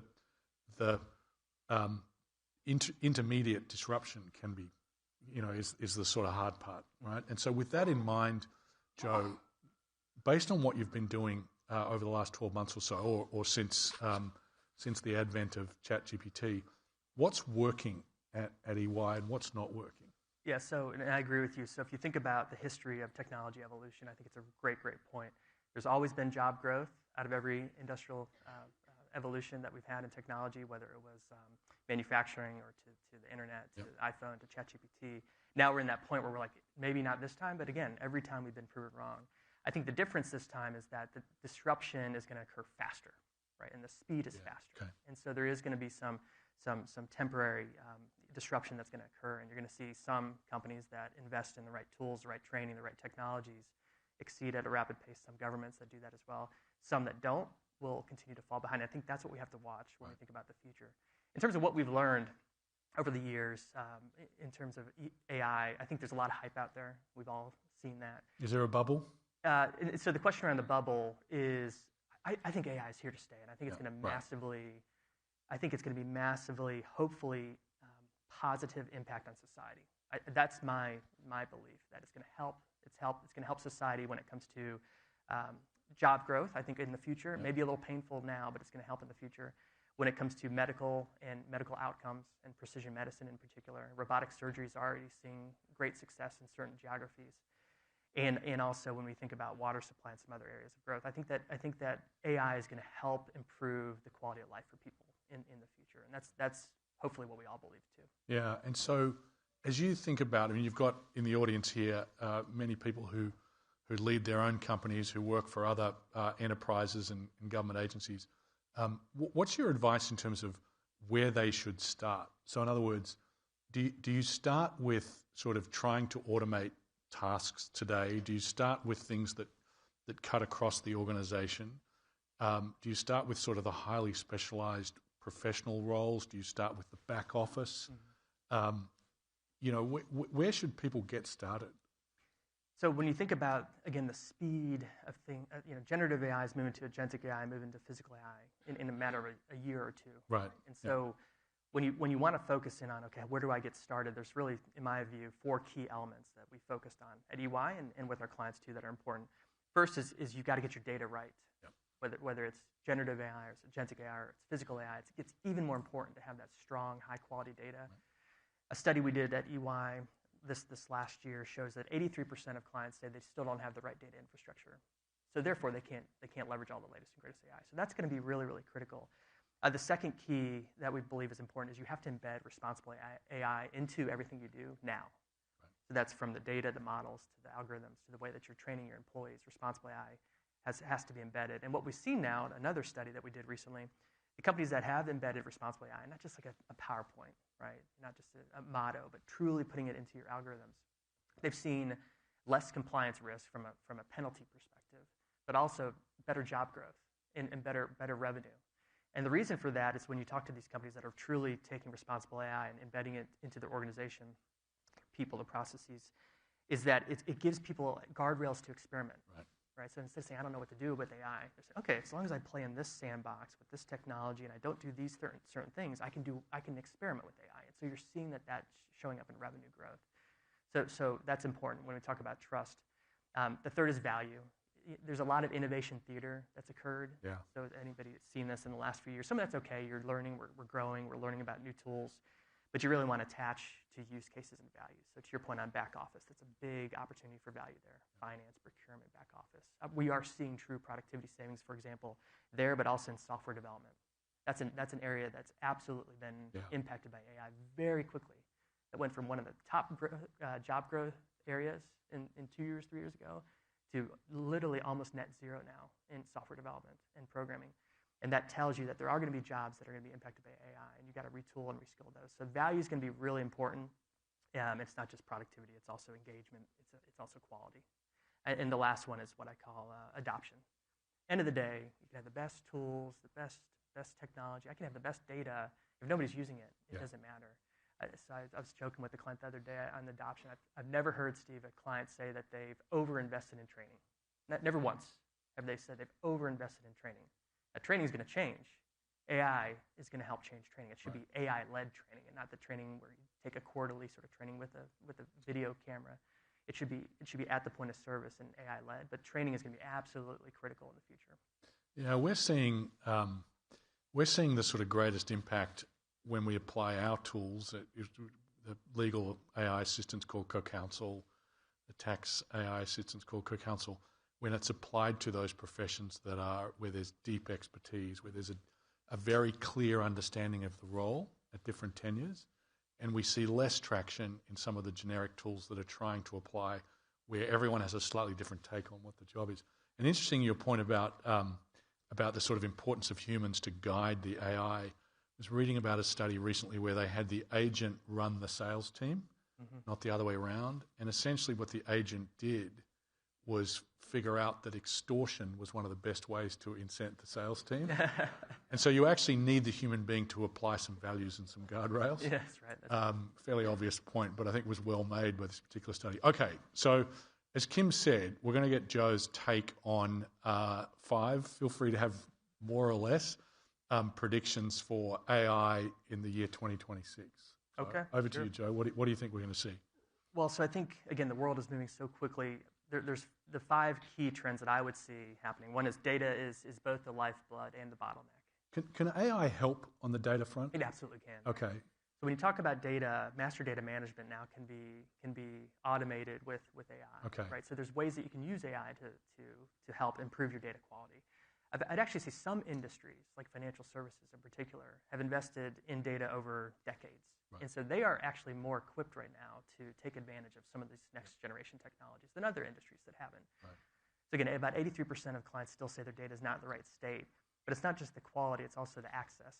So can I use the data? How do I use the data? What do I have consent to use the data? Right.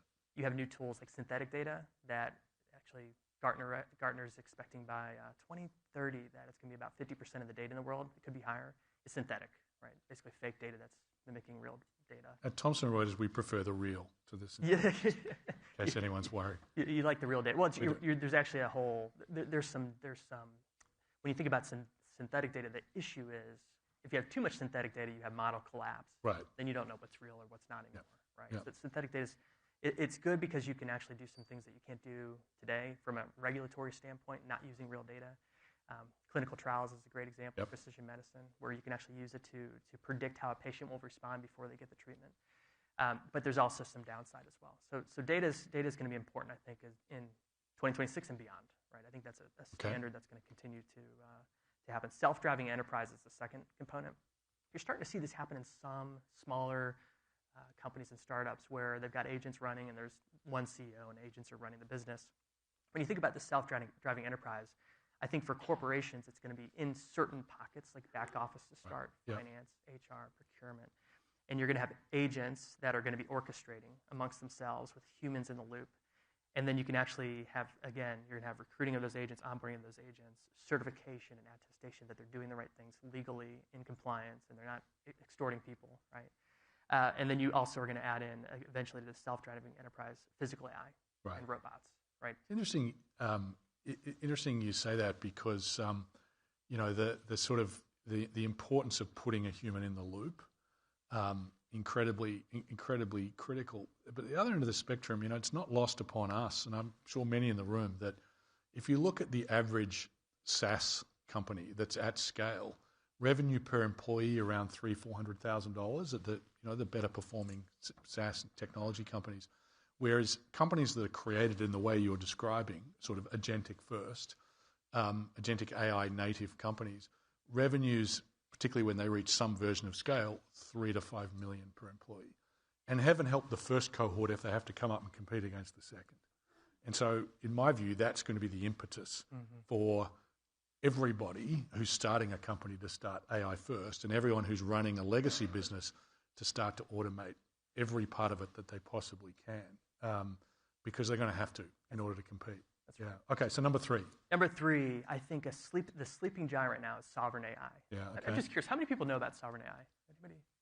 See, not many. So that's one that I think is going to be really, if you think about it, at the end of the day. Can you define it for us? Right. So USA, the way that they're going to treat AI and data is going to be different than, for example, China or the Middle East or Europe, right? Anywhere in Europe. And so countries are starting to establish policy around how to treat data, how to treat the models, how to treat the employees in terms of where they have to sit and live in order to use those models. So sovereign AI is the concept that you may have situations where countries say or dictate that in order to have AI in your company, you have to have the team, the data, the infrastructure, the technology layer sit within that country or that geography. And you think about what that does, it creates, I call it AI islands.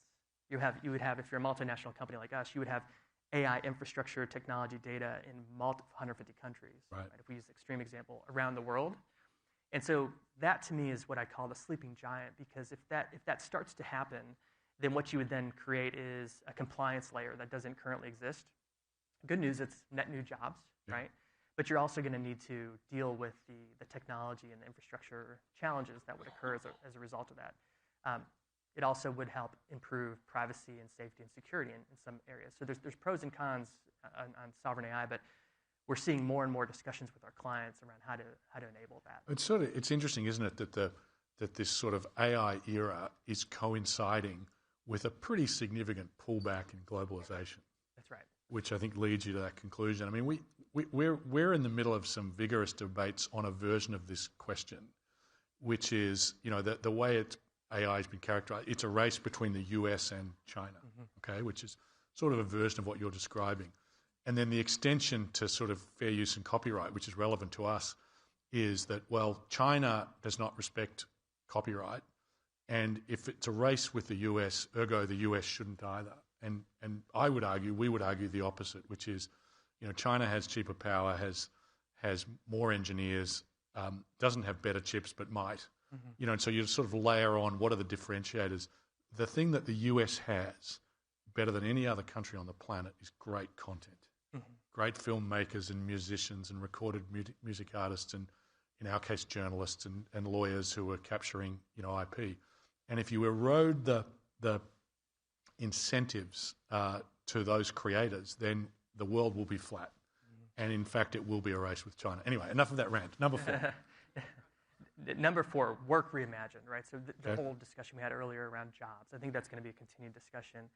You start to see, what I would say is that, again, adaptability is the new job security, right? So the ability to adapt is going to make the difference in your job growth You're going to see some people that really adapt well, and they're going to continue to grow in their careers. They're going to adopt AI, and they're going to continue to see success, and others that don't.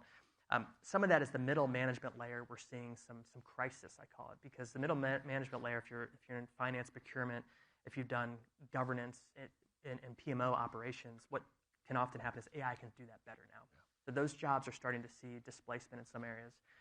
Entry level is also seeing, I would consider, some displacement. But entry level, what's happening is most of the graduates that are coming in are well equipped with the tools in AI, and so I feel like they're a little bit better equipped to handle some of the challenges. I am more worried about that middle management layer and how fast they can evolve and be adopted into. Yeah, it's sort of the adage that I think we've all started to hear or use.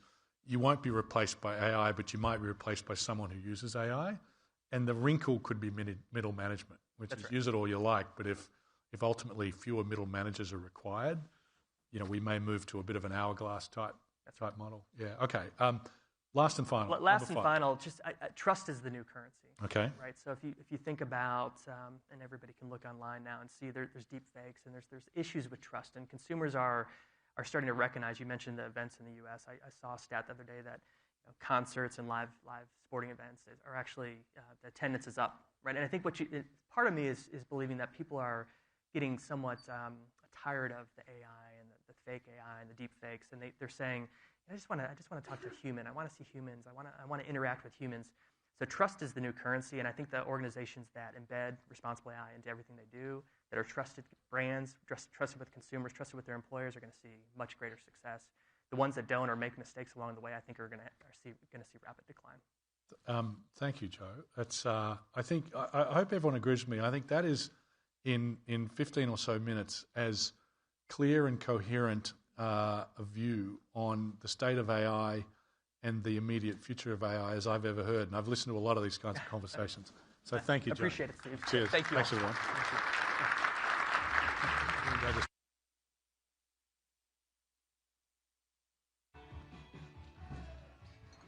Yeah, absolutely. Fascinating discussion. I'm going to have to grab you at some point, Joe. I want to know, what should I be encouraging my teenage son to study so that he can not be lost in the middle management at some point? Speaking of, if you want to hear more conversations like those, we have the technology and AI stage, a whole lot going on there tomorrow. I'll be moderating and emceeing that stage, so please join us there tomorrow if you can. Up next, we have someone with a truly unique perspective on the future of storytelling and its social impact. This is a discussion moderated by Reuters US entertainment business correspondent and podcast favorite Dawn Chmielewski, who is speaking to Shari Redstone, who leads the Redstone Family Foundation and chairs Sipur Studios. Let's give them a round of applause.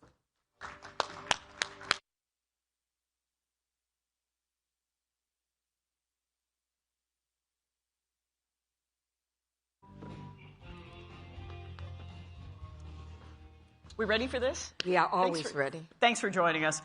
This will be a lively conversation. So Shari, look, Shari is the former chairperson of Paramount Global. She is currently president of the Redstone Family Foundation, which is a philanthropy, pardon me, I can't speak, focused on combating racism and anti-Semitism through education. And earlier this year, she took on a new role in entertainment as chair of Sipur, which is an entertainment studio behind the Emmy Award-winning documentary, We Will Dance Again. So we'll talk about that shortly. Let's start the conversation with the industry you know so well, the entertainment industry, which is undergoing this rapid consolidation. You, of course, sold your family's stake in Paramount to the Ellison family over the summer, and in recent days we've seen that another major Hollywood studio, Warner Brothers Discovery, is in discussion, contemplating a sale. So what are the factors contributing to this consolidation, and what do you think the industry looks like over the next few years? Well, I do think there will continue to be consolidation in the industry. I think, as we were talking off stage, consolidation is hard. It's very hard to integrate new companies into old companies, so I think we're going to see a lot of successful integrations and also ones that become more challenged. I think one thing that will stay the same, as my dad always said, is content is king. So for me, the entertainment industry has always been about creating great content. I don't know how it will end up with Warner Brothers, who will get it. But what's interesting, you see those of us who have traditionally been in the content creating business, and then companies like Netflix, who are a great distribution company, but now realizing the importance of creating content and creating content that people want to see. So I think it's going to continue to evolve. I think you'll see more AI, which will be opportunities for the industry, as well as challenges that we need to think very seriously about. And change. Change is the one constant, I guess, other than death and taxes. Well, let's dig into the AI question, because you know, because you've seen the sort of existential moment that the industry has had. There are moments more recently in time where we've had the introduction of an AI-generated actress, that caused all of Hollywood to have a breakdown. Where do you see the applications of that technology, and who will be displaced in this process? Well, if we're not careful, I think everybody will be displaced. I don't want to be the voice of doom, because I do think there's an opportunity to manage this. The problem is that it happens so quickly, it doesn't give you enough time to plan. So in real time, we're going to have to sort this out. But I think there are a lot of opportunities using AI that are going to make our business more efficient, more cost-effective, and that we're going to have to be able to find a way to take advantage of that. And some of those people who have been involved in those positions will be displaced. I think when it comes to talent, yeah, there was a lot of controversy, whether it's acting, whether it's music, et cetera. And that's where I think we really need to be very aggressive in protecting the creative talent and making sure that they are not replaced. There's nothing like the real person. There's nothing like the real thing. I think that was Coke. But the reality is, I think it's going to continue to evolve. I don't have an easy answer for you. I think there are going to be places for it in every aspect of it. I mean, you look at the legal field now and all of these, law associates who are coming in, and you look at how discovery is done. All of these people are going to be displaced. We're going to have to find other opportunities within the fields to create jobs, and not enough jobs are going to be created. So I think it's a challenge. Yeah, totally. So talk with me, a related challenge, as we're talking about sort of the disruption of the entertainment industry, is another part of the business that you know really well, theatrical. I mean, the theatrical business has been in decline since COVID. We're at something like close to $8 billion in domestic box office gross this year, which is well off of the $11 billion it was in 2019. Are we going through a structural change? Is there any coming back from this? And how might eliminating one of the major Hollywood studios from the equation impact theatrical? Talk to me about that. This is something you know so well. Well, first of all, I think there's nothing like the movie-going experience. But you have to create the experience around the movie if you want to get people out of their homes going to the movie theaters. So we used to do cocktails. We used to have concierge. We used to have pre-show performances. We used to really make it about a night out. And I still think that nothing will replace that. But that being said, I think it's not so much the consolidation that is going to have an impact on the industry going forward. It's more about streaming. It's more about the quality of home theaters, about changing consumer habits. And I think even with consolidation, if you have more limited content being created, at the end of the day, right now in movie theaters, people only go to see the hits. It's much harder. You used to get them to go see a C movie. And I said, if we give them a drink, we can get them to see a C movie. Instead of now, you're lucky if you can get them to see an A movie with a cocktail. So I think that those hits will continue to be created. And even if there's consolidation, and we'll get to this in a different way, there's still a lot of independent and foreign film and foreign content that people want to see now, which is much more much more approachable than it used to be, and people really are very comfortable going to those. So I don't think that the consolidation is going to be the biggest impact. I think it's just going to continue to be the success of streaming, and that puts the onus on exhibitors to create that experience that makes people want to get out of the home. Interesting. I think this is a logical segue to your work with Sipur, which, you just assumed the role as chair of this Israeli entertainment company. And we've talked a bit about how production in Israel might well address the rising cost of production that you've referenced earlier in our conversation. So talk to me about why you joined this company after just exiting a global media operation. What attracted you, and how does it shake up the industry's economics? Well, the way I got involved is, as you mentioned before, they did the movie We Will Dance Again. And they came to me with that film, and we were able to get it streamed on Paramount+. Tell people what that was about. And that movie was about what happened at the Nova Music Festival on October 7th. So it was a really tough movie, and as many of you know, it's been very hard to get Israeli content both funded and distributed. So they came to me, I don't want to say as a last stop, but I think and we ended up putting it on Paramount+, and it was an incredibly successful movie. It won an Emmy. We partnered also with BBC. It just won an award last week in London, the Rose d'Or Award, as the best documentary. And through that, I got to know the team at Sipur. And I felt consistent with a lot of the work I was doing in my foundation around fighting anti-Semitism and racism and addressing those issues. It was also about getting people to see Israel a different way. So it kind of very much fit in with my vision of how can people see Israel for the Israel that it is, not the Israel that people portray it as, unfortunately, so frequently. Not that it doesn't have its challenges, it does, but there is a side of Israel people don't know. And I've always felt that we can create change through content. My dad always said content is king. I always say content creates conversation that leads to change. And so that was my initial, meetup with Sipur. And then I got to learn more about their business. And to be honest, they had an offer to be purchased. And I started talking to Emilio, who was the CEO, and I said, it's way too soon to sell this company. You have such a vision. If you can find a way to raise the money and bring in the right people, I think you should hold on for it for longer. Not realizing at the time that I would be some of the funding and I would be the person who we brought in because their previous investors had no media experience. And what I like about Sipur is it is a very different model than what we have in Hollywood. So basically, what happened in Israel years ago is the broadcasters and the cable networks realized that they did not have the ability to fully fund all of their shows.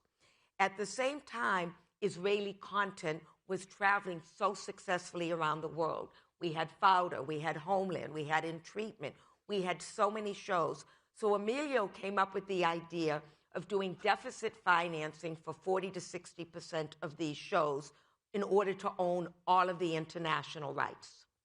And then he brought in a partner to share in those costs and to share in the revenue generated by, the international success of these projects. And what was incredible about Israel is they did have a strong creative community. They were successful. And the first show we did was actually a show we did called Bad Boy. And that we did in conjunction with Peter Chernan's North Road Studios. And it became a tremendous success in Israel. It won all of the Academy Awards. It became top 10 in almost 50 markets on Netflix. It was the only Netflix international drama to receive any Emmy nominations. It won an award in Germany.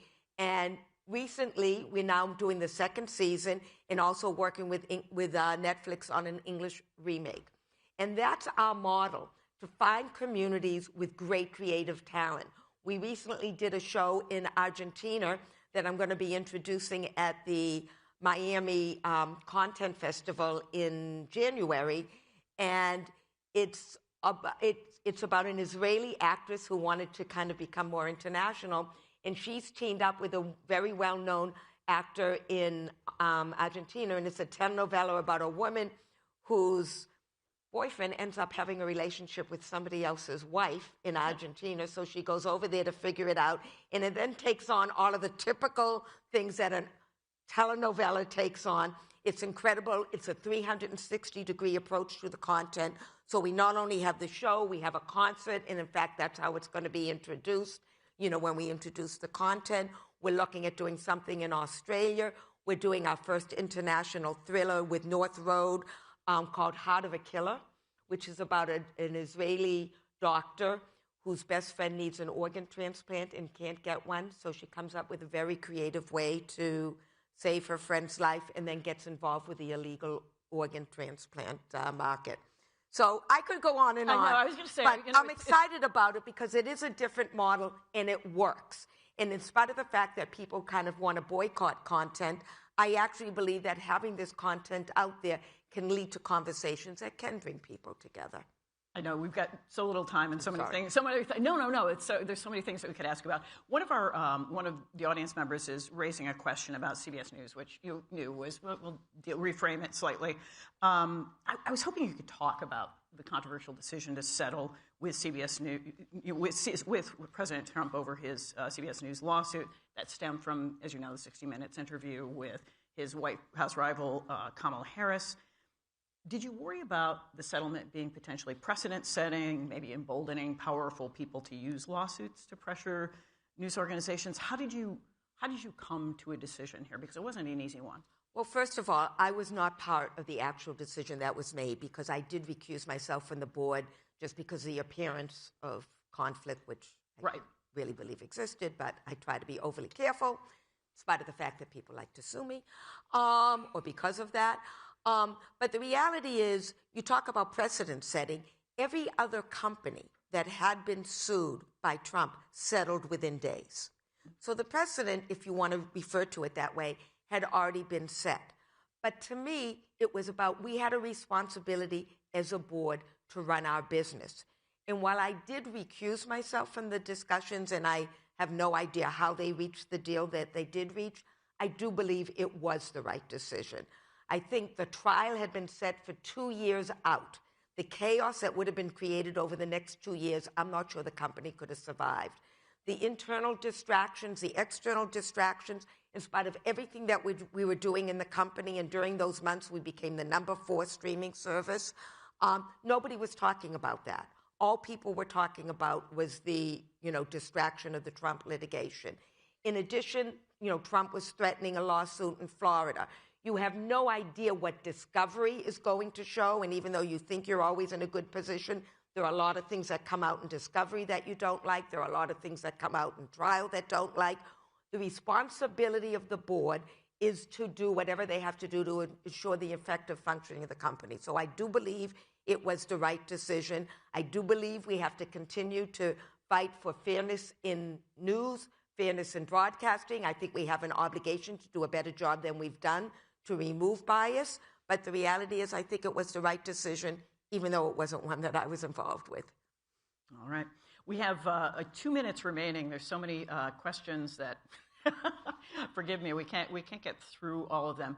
There was a question about, if we could scroll back, about AI and its influence in creating content. Like, can AI, if you don't mind scrolling back to one of the earlier questions? Before you get to that, I want to interrupt you, because if we're that short of time, I'd love to talk for a minute about my foundation. Oh, please do. If that's okay. Yeah, of course. Because that's actually the most important thing that I feel as though I'm doing right now. Forgive me, Shari. No, that's okay. And what we're trying to do is address the issues of anti-Semitism and racism by building bridges across communities.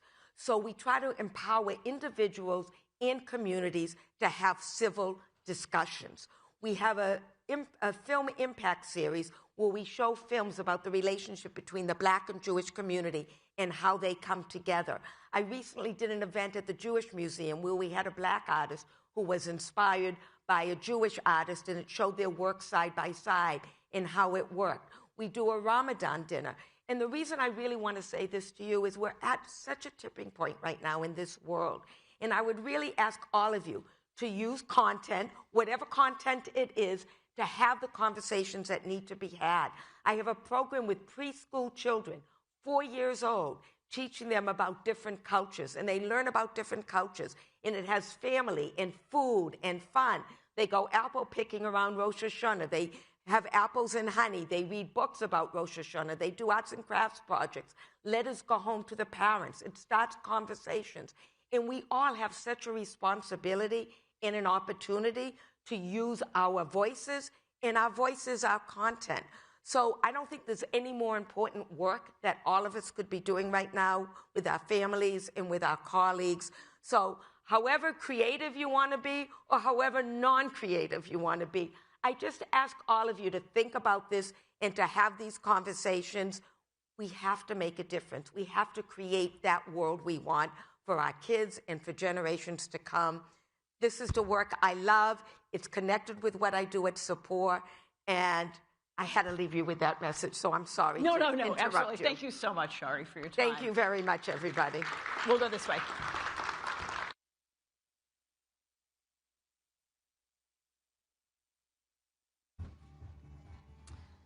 Okay, up next, we have one more session before lunch, and it promises to be a good one. We are, again, switching our focus to AI, technology. We've got sessions on humanoids after lunch, the AI workforce, and the 2026 AI dilemma. But before that, we're talking about fast-changing markets and how they're prompting institutional investors to shift their strategies. So how are they doing it?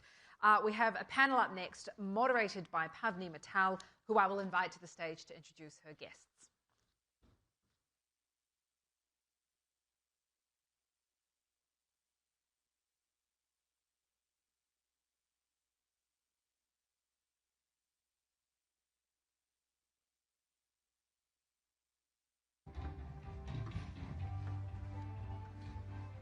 Thank you, Kim. Good afternoon, everyone. I'm Pavni Mittal. Bob Dylan said the times they are changing, and nobody knows that better than the lovely ladies over here with me who are long-term institutional investors.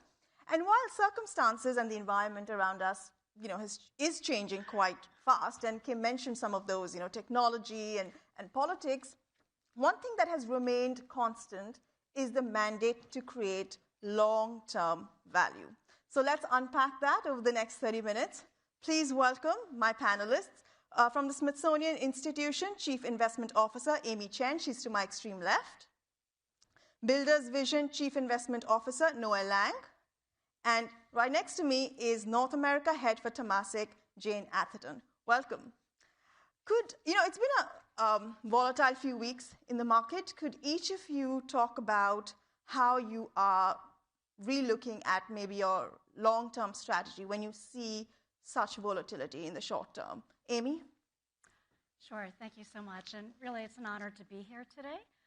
The Smithsonian is a long-term patient investor that is invested across the asset classes. And so in terms of our portfolio, we have designed it more in terms of long-term assets as opposed to being concerned about short-term volatility. So we typically don't make any changes on the short-term basis. Is there any indicator that you're really looking at right now, or does that not bother you at all? Well, we do look at valuations, and so if we feel we've been topped off, we'll rebalance our portfolio. But if not, and then if we have market drawdowns, we will rebalance. But typically, we don't make short-term changes. Noel? Similarly, Builders Vision, we're a team of investors and philanthropists founded by Lucas Walton, so a member of the Walton family.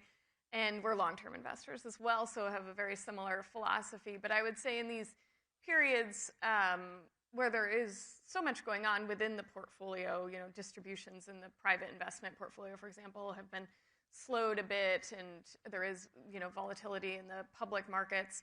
We often think about liquidity, so we want to be looking at the liquidity, and we manage 8 portfolios in-house, foundation, taxable portfolios, et cetera. And so really thinking about, is the liquidity, managers that, for instance, may have monthly liquidity, something like that, is it accurate? Can we actually pull that out, and whatnot if we needed it? And we really want to be able to always start on the front foot. If there is an opportunity, and a lot of times with volatility, there are opportunities through rebalancing and whatnot. So that's, we're really looking, it's not very exciting, but we're looking at that total portfolio, balance and how we could, in that long-term way, through balancing, through liquidity, et cetera, take advantage of opportunities. Jane, what has been your approach during the last few weeks? So I would say we're very similar to my first 2 panelists in that we're a Singapore sovereign-owned entity. We are a permanent capital balance sheet, and our mandate is to create sustainable returns over the long term. Because we're investing off our balance sheet, we are not restricted by fund life. We're also primarily an equities investor. So the first piece of resilience for us comes from our balance sheet itself. We're a AAA-rated entity, and we have a high degree of liquidity.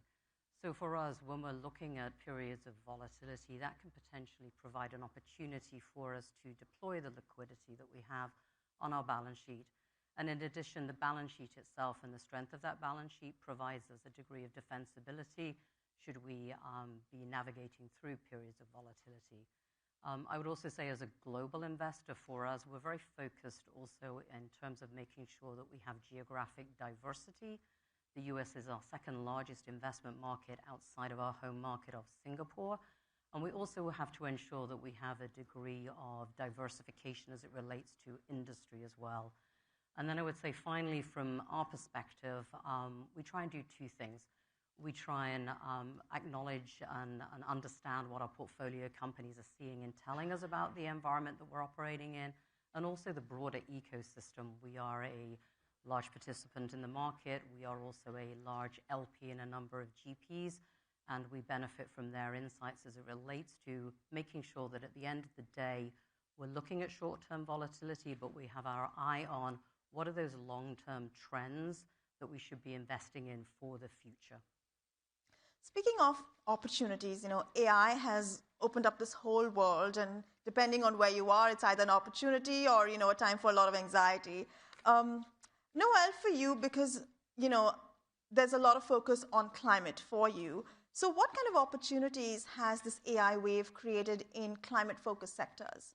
Yeah, I think this is, AI is really transforming everything in every sector, and climate is no different. And I think it's important to recognize that a lot of people have a narrow idea of climate and climate investing. Sometimes it can be, it's renewable energy, very, very, very focused on that. But I think it's important to remember that it is that. It's renewable energy production and whatnot. But it's also energy efficiency, decarbonization strategies, food and agriculture, sustainable agriculture, water, wastewater management, so many different things. And so just like everything else, AI is absolutely transforming these sectors and subsectors. And so we've seen many interesting opportunities across the public and private markets, and our managers, we do mostly invest in third-party fund managers, and our managers are taking advantage of them in areas like grid modernization.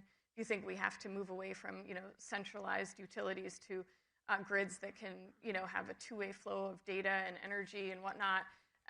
Other areas like predictive maintenance on equipment, transmission lines, transformers, siting and permitting of new energy infrastructure projects, and the list goes on. And I'll just say, as I mentioned, it's both the public and the private markets, and it's really interesting in the public markets because, I think a lot of focus this year is on the new administration in the U.S., and it's actually been a wonderful year for the clean energy markets and public markets. And we don't invest in this index, but there's an S&P Clean Energy Index, and we tend to use active managers in this space for lots of reasons. But the S&P Clean Energy Index is up 41-ish% or something year to date. The S&P is up 18, which I would take any day of the week. But it just shows a lot of this outperformance is driven by energy demand increasing and just the opportunities that the underlying companies are taking advantage of. So I would just say it's, it's a very interesting time. And again, to really expand maybe definitions of what, climate investing is, and you get a lot of really interesting AI exposure. Jane, last year, I believe, Temasek announced it would be investing $30 billion in the U.S. over the next 5 years. A lot of that is, I'm assuming, driven by, the opportunity in AI. But now that you have all these concerns around the AI bubble, are you being more cautious? I mean, how has that changed your approach? Yeah, it's a great question, and it's obviously highly topical right now. And maybe I'll start by saying that AI is going to be and already is the defining technology of our time.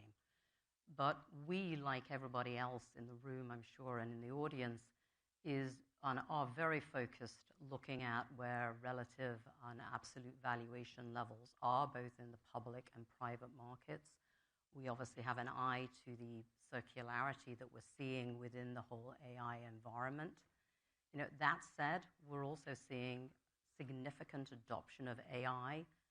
It's already starting to impact various industries. You're already seeing adoption from a commercialization perspective. And if you think about it, the large hyperscalers themselves, you also have to bear in mind that they are well-diversified entities with very many earning streams. So from our perspective, it's a question of resilience. It's a question of making sure that you're looking at underlying fundamentals. It's also a question of making sure that you have a degree of diversification. You can't be just exposed to any one and own investment. You have to think about a broader portfolio. And for us, at the end of the day, the other thing that we're very, very focused on is ensuring that we are looking at AI and working out how it's going to impact the portfolio that we have, our existing long-term portfolio companies, embedding AI to ensure that they are future-proofed, as well as making sure that we're investing in those next-gen winners that we see coming. But also, how do you, and I want to ask you this, Amy, how do you make sure that you're not overexposed? Because if you look at the Magnificent Seven, dominating the US market, by extension, dominating the world market, so how do you make sure your portfolio is not one big tech fund? Mm-hmm. Yeah, that's a good question. We actively monitor our private and public investments in terms of the underlying holdings. And so we're able to review our geographic, our sector, individual holdings on a monthly basis and really see where we could either exploit certain either geographies or sectors and or be able to hedge out some of the risks. And I think in our case, I think in terms of any new themes, we really probably favor growth, dislocations, and change today, whether it's specifically related to AI, whether it's related to the reshoring, whether it's related to all these different sort of discontinuous changes that have been happening. And I think that, we feel that we're actually well positioned to be able to take advantage of those areas. I want to pivot to mission-driven investing. Noel, a lot of the headlines about Builder's Vision is about the investment in climate, but you're also trying to make money. So how do you balance those? Yeah, we absolutely do not sacrifice, returns for with our to focus on investing in a sustainable future. We do have sector focuses in food and agriculture, energy, and oceans, but we manage over $15 billion in assets, so it's not limited to those sectors. We just acknowledge that those sustainable transitions are in those sustainable transitions in those sectors are an amazing investment opportunity, and they are happening.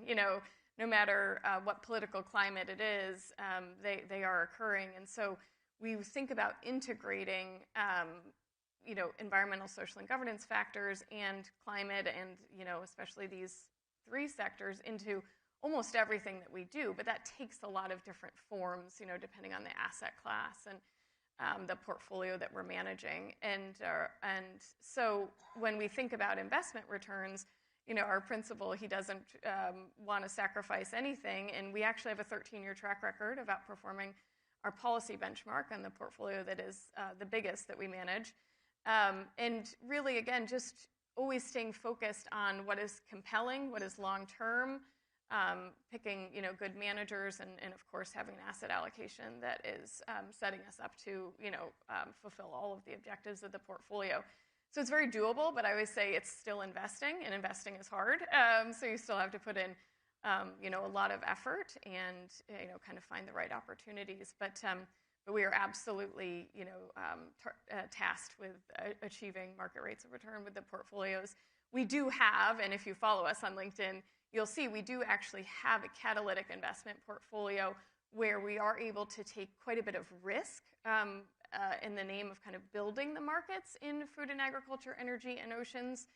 And in some ways, that catalytic portfolio, because we are pushing the envelope on kind of going where investors haven't gone yet and building these markets and kind of trialing different things in both fund managers and direct investments, we will be wrong a lot in that portfolio. So while we're always seeking market rates of return, for that particular portfolio, one of the 8, we do have a return of capital target on that because, again, it is the one where we're able to kind of take the most risk and experiment. So it's very interesting actually to have a spectrum of objectives, and it means that we're able to kind of see these 3 sectors through lots of lenses, and actually think it makes us really, really good investors no matter what the kind of portfolio we're investing. Yeah, speaking of spectrum, how do you integrate, Jane, climate considerations across your investments?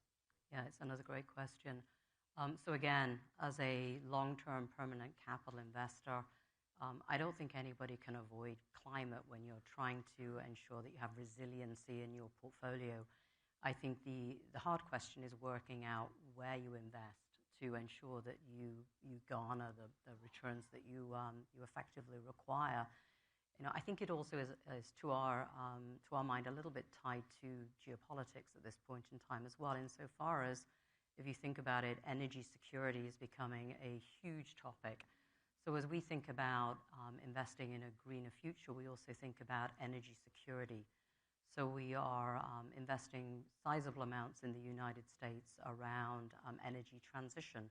We recently announced that we acquired 50% of Luminace, which was a partnership with Brookfield. It is the largest distributed generation energy business in the United States. We also have an investment in Westinghouse, which is very focused on the build-out of nuclear. And then coming back to talk a little bit about climate and earlier stage climate, again, we're a $325 billion US permanent capital portfolio. So a little bit, as Noel was talking about, we have the ability to also go early stage for a small portion of our portfolio. Again, we're trying to build resiliency, but we're also very focused on being future focused. And so another initiative that we launched in conjunction with BlackRock was Decarbonization Partners, which is investing in very early stage technology around the whole sort of decarbonization environment. Speaking of politics, the Smithsonian Institution is facing political headwinds, to put it mildly. How do you make sure that you are, your portfolio is giving the kinds of returns that an institution like the Smithsonian needs, especially in times like these, so it can be free and flexible to do what it wants to do? Well, the Smithsonian is an iconic presence in the National Mall in Washington, D.C. We have world-class exhibitions, collections, and we conduct multidisciplinary research across 140 countries. And so the endowment really ensures the viability of the Smithsonian's future. The Smithsonian has served American people for over 179 years out of this country's almost 250 years history. So we have a lot of levers to pull in terms of providing liquidity. We can move to our fixed income and our cash accounts, our separate accounts, as well as our hedging accounts. And so on a short-term basis, that has not been a concern. The Smithsonian does receive 2/3 of its funding from government appropriations and 1/3 from... but that is under attack right now. Yes. It's a big question mark. Yeah, so it was actually very unfortunate because during the government shutdown, out of our 6,000 workers, 4,000 of them had been furloughed. But we did provide loans to individuals, and we did provide support. And so those are the types of things that the Smithsonian is able to do. Yeah, we are getting some good audience questions, so I do want to pivot to those. Jane, there's one for you. Where do you see mispriced risk or overlooked opportunities in North America? That's a great question. And if it was mispriced, and I tell you, it won't be mispriced for very long. Maybe I can turn the question around a little bit.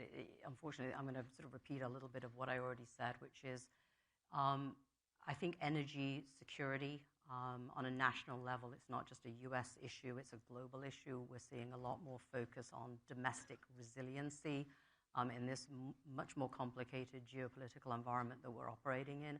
So when I think about it from a US perspective, and I go back to the conversation we just had around AI and that I know we'll be having all day, ensuring that we have sufficient energy and energy security is incredibly important. Now, do I think it's mispriced? That's hard to say. But if I am a long-term investor, which I am, are there areas where I would be focused? Yeah, absolutely around energy and ensuring energy security, hence the conversation I just had about the investments that we have made. So that would be the one big area of focus for us. A lot of questions around AI, but Amy, I do want to ask you, at the end of 2025, what could you share with us about your big focus area for 2026? Well, as I mentioned, I think that some of the areas that are sort of tangential to AI, whether it's commercialization or industrial services or even, the service robots and so forth. I was just recently in Hong Kong, and I played mahjong with a humanoid robot, which was fun. Who won? Who won? Yeah, a robot won. That was actually my first time playing. That's quite brave of you, I must say.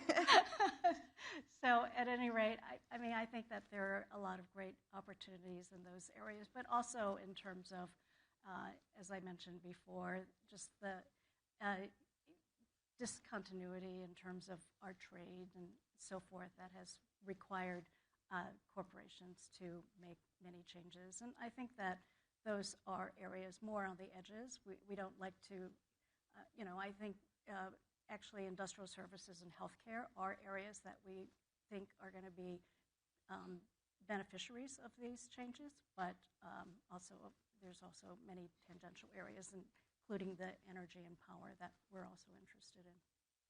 Noelle, for you? For 2026, what's the focus? Yeah, one big focus area. Oh, I think it's really, it's kind of addressing one of these questions. It's how to think about AI in our investment processes. I think as long-term investors, sometimes, what we focus on isn't always the most exciting, to talk about. It is about governance and processes and monitoring the investments and whatnot. But I'm very excited about continuing to think about how AI will improve and enhance our processes and therefore decision making. And so we've been goal setting this year, at the end of this year, about that. And we're already using Gemini and Notebook LM and teaching each other kind of how we're all best using these new technologies and new and exciting ways to think about how we write a memo or how we assess an opportunity. So many things. So far, I think a lot of it has been around the edges. For example, preparing for panels. I really like to be able to put a whole bunch of different manager letters or capital markets write-ups and into something like Notebook LM and then ask it questions, and really it's so efficient for things like that. But I know that we can really expand upon that and enhance how we actually do our work. Jane, what about you? And there's also a question about biggest career regret for all of you, but let's rephrase that and look at maybe investment decision. Gosh, so again, it does come back to AI. We've obviously seen all the enablers of AI, and we've had the conversation around where we see valuations there. They've obviously been a huge beneficiary in terms of where they've been going from a valuation perspective. But I think for me, it's very much focusing on where's AI going to be implemented and where are the areas where you're going to see the most impact, both positive and obviously also negative. And then ensuring that you are future-proofing your portfolio if it is in fact going to be impacted by AI. What are you doing to effectively shift your portfolio to address that? And then where do you see AI having the most positive impact, and how do you invest behind that? And so again, those are a lot of the signals that we continue to look for as it relates to AI adoption. So we follow the billions, especially the ones that Temasek is going to be spending here in the US. On that note, thank you so much, Amy. Thank you, Noelle. And thank you, Jane. And thank you, all of you, and those of us joining us on live stream. Thanks for being with us. Thanks for your time. Enjoy lunch.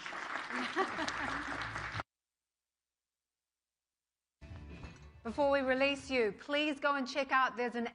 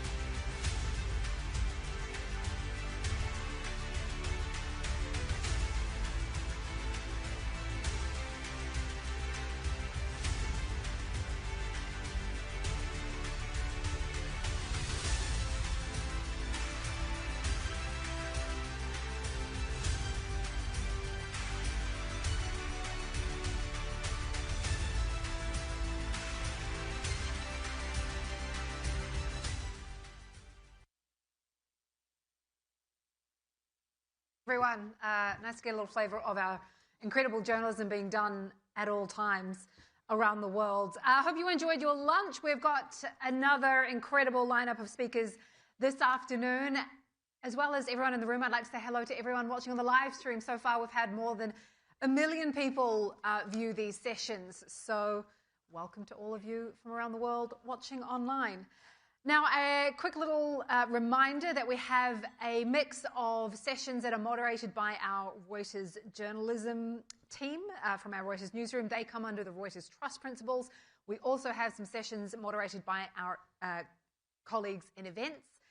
So there's a lot to get through this afternoon. I'd also like to mention that we want to get your feedback on these sessions. In order to give feedback, if you go to the Reuters Events app, excuse me, if you make sure that you add the session to your agenda, then you'll have the ability to give feedback when the session is over. But up next is a session that I am very much looking forward to. We're talking about humanoids and does the reality match the hype? This session is hosted by Reuters journalist, Reuters tech correspondent, Crystal Hu. Let's give them a round of applause.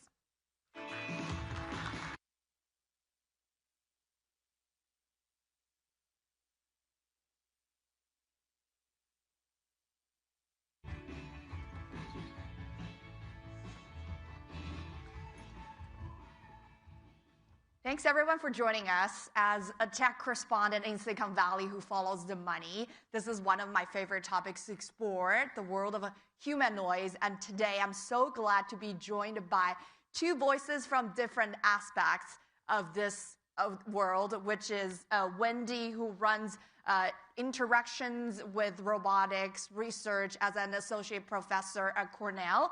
And then we got an industry voice, Nick, who started his own robotics company last year after running research at NASA for decades. So to set the stage, I would love for you guys to explain a little bit of the frenzy and the surging in demand and the talks we're seeing among humanoid robotics. How has it changed since the burst of ChatGPT? How is it different? The research people are trying to do now, the robotics they're trying to build now is different from the last generation we're seeing. Maybe we'll start with you, Nick, because you've been in the field for a long time and you started this latest humanoid one last year. Yeah, thanks for having me on the panel and welcome everyone. Yeah, things are materially different, especially in the last, call it, 36 months. I've been in the industry about 30 years. I've been building humanoids my entire career, got my start at NASA, and then became an entrepreneur, several companies in now. You know, if you contrast even 10 years ago, if you wanted to take a robot into a room and have it identify objects and plan on how it might pick something up, they were very fragile. It would take a legion of programmers 6 months to get a task to work, and it was not robust to the uncertainties and the vagaries of real dynamics in the environment. But now with the advent of some of the modern deep learning technologies that we're using under the umbrella of artificial intelligence, these robots are being able to make decisions in real time that were very robust. And the whole programming aspect of these have changed. We're not really so much programming them anymore as they are actually learning from their own mistakes as we teach them how to do things better. And that's really what has altered the landscape and, in my opinion, driven a lot of their most recent investments. Because coupled to the economic engine that we think this is going to produce in a number of different verticals, it makes for a very material investment opportunity. Wendy, in your research on how people interact with robots, and now obviously we all get a taste of the intelligence of things like ChatGPT, how does that impact the way people thinking about build and potentially inserting depth intelligence into a physical body like a robotics or humanoids?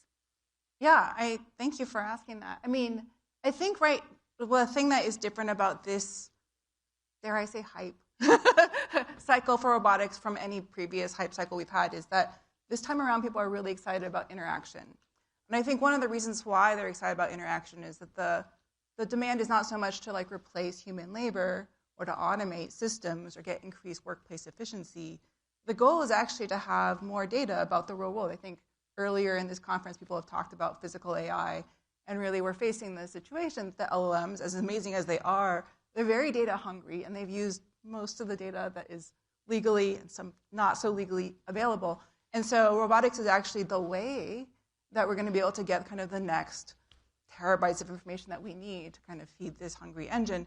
And the skills that the robots need to have are a little bit less about the ability to do physical manipulation or to do tasks, but to interact with people, because that's the way the LMs are the most useful, talking to people. And so I think there's a way in which the chat-based AI has really driven like this generation of robotics, and it has a different focus than previous ones. But to build on that, let's talk about the form factor of humanoid. Like, we can talk to robotics in different shapes and forms. Why do we need a humanoid, and where do we actually need them? Maybe we'll start with you, Nick. Yeah, it was like, I think that question's to me. With the guy with the humanoid company. So this is controversial, obviously, and an anthropomorphic form or a robot that takes the shape of somebody that looks like a person, it's not needed everywhere. I think that's one of the things that we really need to talk about. I think the coming revolution in embodied AI or robotics in general it's going to be a diversity and a stratification across industry. Even in some of the industries that we're focused on, the humanoid is only one aspect of an overarching strategy of automation. The reason you need a humanoid is because this entire world has been built around the form factor of you and I. The door handle height on that door was designed for the 80th percentile human being. The table height, everything that you want a robot to interact with, you start deriving a form that looks very similar to us.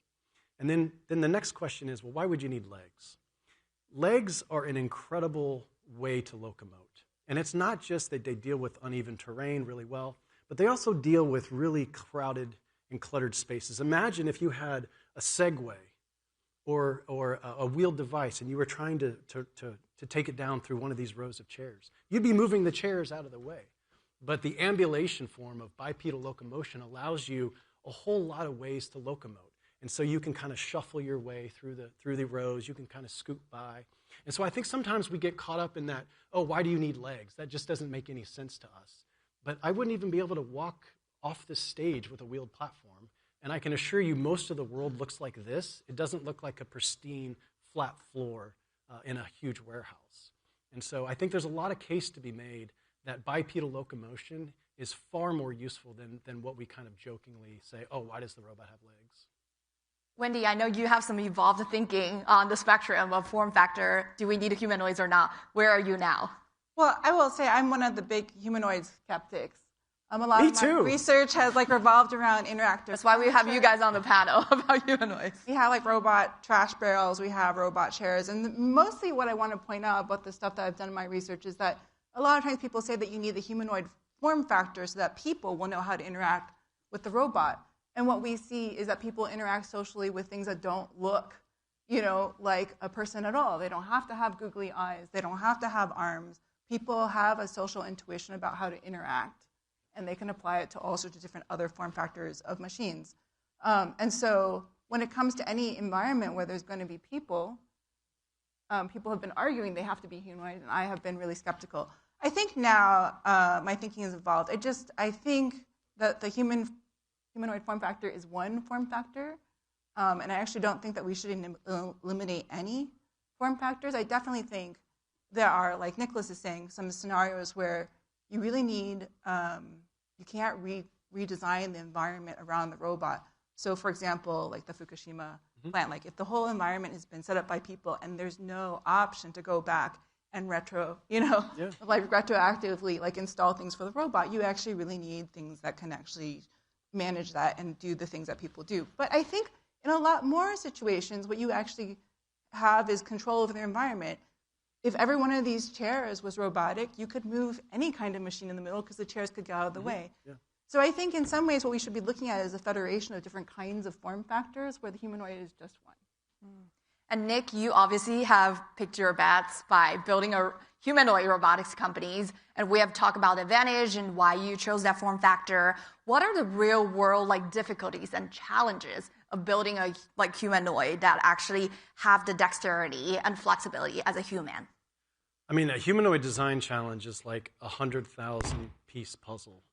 And sometimes some of those pieces have fallen onto the ground, and you hope there's not a little spot missing in your puzzle of an Eiffel Tower, right? So it's an enormous challenge. It's a full software stack problem. It's a full hardware stack problem. It's an integration problem. Running a company is an execution problem. Constantly dealing with funding and hiring and clients and pressures of adoption and trying to get a pilot to work and actually close a business case. It's a very complicated thing. So on the design side, we live in a very physical world. The promise of humanoids isn't that they look like a person or that they're going to be this romantic evolution of someday folding your laundry in your home. It's that the last 50 years has been characterized by the ubiquitous manipulation of the virtual world, and we've conquered that. The next 50 is going to be the ubiquitous manipulation of the physical world. And we are looking forward to a day where being able to move things in the environment, manipulate objects at will, on demand, is going to become the status quo. And unfortunately, or fortunately, we live in a world that has been designed with interfaces for people. And so you have a human hand with 5 fingers that governs the entire infrastructure of the planet. And you're not going to go through and rebuild and redesign $1 trillion or $10 trillion worth of infrastructure to then put in an overfit, bespoke robotic system. You're going to put something in place that has the capability to interface with those interfaces. Unfortunately, for a lot of design engineers, it's going to require something that looks a lot like this. Now, that in and of itself is an exceptional challenge. There is an ecosystem of companies that are working on replicating the human hand or the functioning of the human hand. And it's a very, very large design challenge. There's as much engineering that goes into the hand of a humanoid as the entire rest of the humanoid by itself. It's its own robot attached to a walking robot. In fact, at Persona, we have a whole separate design team just dedicated to the hand, completely separate from the rest of the robot, because it's its own problem. But whoever unlocks that wins, period. I've heard that actually collecting the data and knows like detailed things that we don't even think about as a human is the grip of how you hold something. Like if it's something lighter, you use a different grip than how you would pull the door, is actually a very difficult, technically difficult challenge. Yeah, I mean, the human hand is fascinating. I mean, depending on what literature you're reading, it's between 18 and 20 degrees of freedom. It's got its muscles in the forearm. It's extrinsically actuated. It's got tendons that run through the carpal tunnel. There's actually really no muscles in your hand. The tendons terminate into your fingers, and you've got this antagonistic drive where you can almost extend and then flex with equal force in your fingers. Extremely difficult to replicate electromechanically. The packaging, the thermal considerations, the strength, the feeling, it's an enormous challenge. And then couple that to data aggregation collection techniques that allow us to use machine learning technologies to come up with grasping strategies in order to move objects around. I mean, it is an enormous challenge. And unlike LLMs, we can't scrape the internet for the entire corpus of human knowledge. We have to generate this data ourselves, then train the robots, teach them how to do it, then modify some foundation model that approaches grasping an object that has some utility in the business world, so some investor will give me $1 so someday I can fly a private jet. I mean, that's literally how all this thing's trying to go down. A reminder to the audience that we can scan the QR code here to ask the panelists any questions, but also to kind of move to the adoption side where the money is going to coming from. I'm curious in your conversations with a lot of the industrial use cases and other companies, where do you see maybe the first adopters for humanoids, and where do you guys think the adoption curve for humanoid will look like in general in real world? Maybe we'll start with you. I mean, I think that, I'm not saying that I think this is wise, but there's going to be a real market for humanoids kind of as a, thing that you have in your home, something to talk to. And I don't think that it's going to actually fold laundry better than a person would. I mean, in the time that you're waiting for the laundry to be folded, you'll just get angry and start folding it yourself. But I think there's a way in which having a humanoid robot is a kind of performance of futurosity. It's like having a cuckoo clock, back when, like, the kind of thing that canonized what, like, Swiss ingenuity was that you could actually make this machine happen this way. So I think there's a way in which, for fun, and to show that we're kind of forward-looking, we might have humanoids, but I just don't know if they're going to be useful. I think they'll be fun to talk to. It'll be fun to show off to your friends. It will make you look like a really fancy, rich person. But I think for a lot of the things that you want a robot to do, there's form factors that are better than what humans do. Like the human hand is so cool. I definitely think I'm a nerd and I want to see the human hand replicated. And one of the things that's cool is when we try to make the technology, we actually understand, the natural hand better. But what I see is that you see these robot companies with these really cool hand demos, and then they have the videos that they show to the manufacturing, and they have these giant suction cup plates, because giant suction cup plates lift things much better than any hand can. And in fact, like a humanoid hand, like no one's demonstrated that you can do things with the 5 fingers better than you can do with 3 fingers. And so there's this way in which we can do cool things because they're moonshot things, but I think what's going to be useful, and what people are going to want in the home, that's actually something else.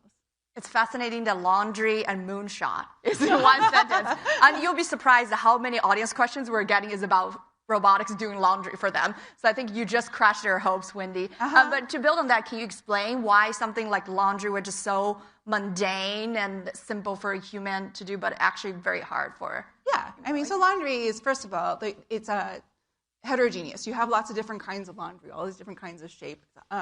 It's soft, and things like flop around. It actually, over the course of the time that you're folding, it goes from like warm to cold, and actually the dynamics of the material change when you're doing that. And then there's these other things like the laundry machines, if you don't move them because you're trying to use the environment as a setup for a person, they tend to have the dryers up high, and like you have to lean in, and for a robot, it needs to look like a person to do that, doesn't it? To like lean in and grab something, like that's super hard. I mean, it's literally, laundry service is very cheap. The cost of perspective. Yeah, and then you can just like buy clothes that don't wrinkle, and you can just have everything in a pile. But it will be really cool when we have it. Yes. And Nick, I know you're trying to address a lot of questions beyond the laundry. What are the use cases you are seeing and trying to adopt for your customers? I think we need to have a tempered outlook, like Wendy has been so generously conveying. And I do agree with that. I don't think the home or laundry is going to be a viable use case. To save money. Whatever, in 10 years. I firmly believe that. Now, the home market might be the market. It may be the thing that just dominates everything. But let's not forget, it took us 25 years to go from the horse and buggy to the automobile. Industry transformations are non-trivial, especially when you're disrupting huge ecosystems of the way something is done. So I think we cannot underestimate the amount of time it's probably going to take to pull this off. I mean, we're still working on self-driving cars. It's been 15 years, right? And that's just like a planar thing, and just don't run over a dog.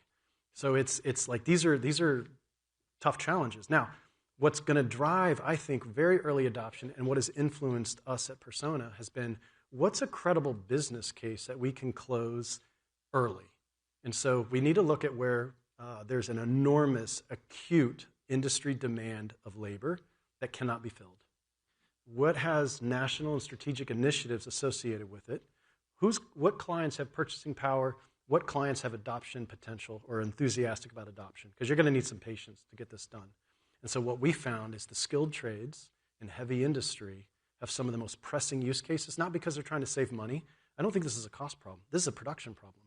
In fact, what I've learned by pitching investors is don't go in and try to say, oh, we're going to save 20% on this operation, right? No one's going to care.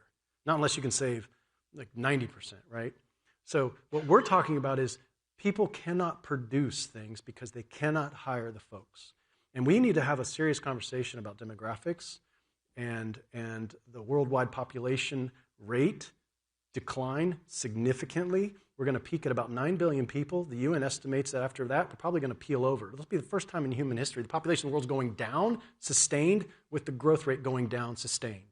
So in 25 years, 1 in 3 people in Japan and Korea will be over the age of 65. 1 in 4 in the US, 1 in 6 worldwide. To give you some context, it's 1 in 11 right now. Who's going to do the things we need to do the things?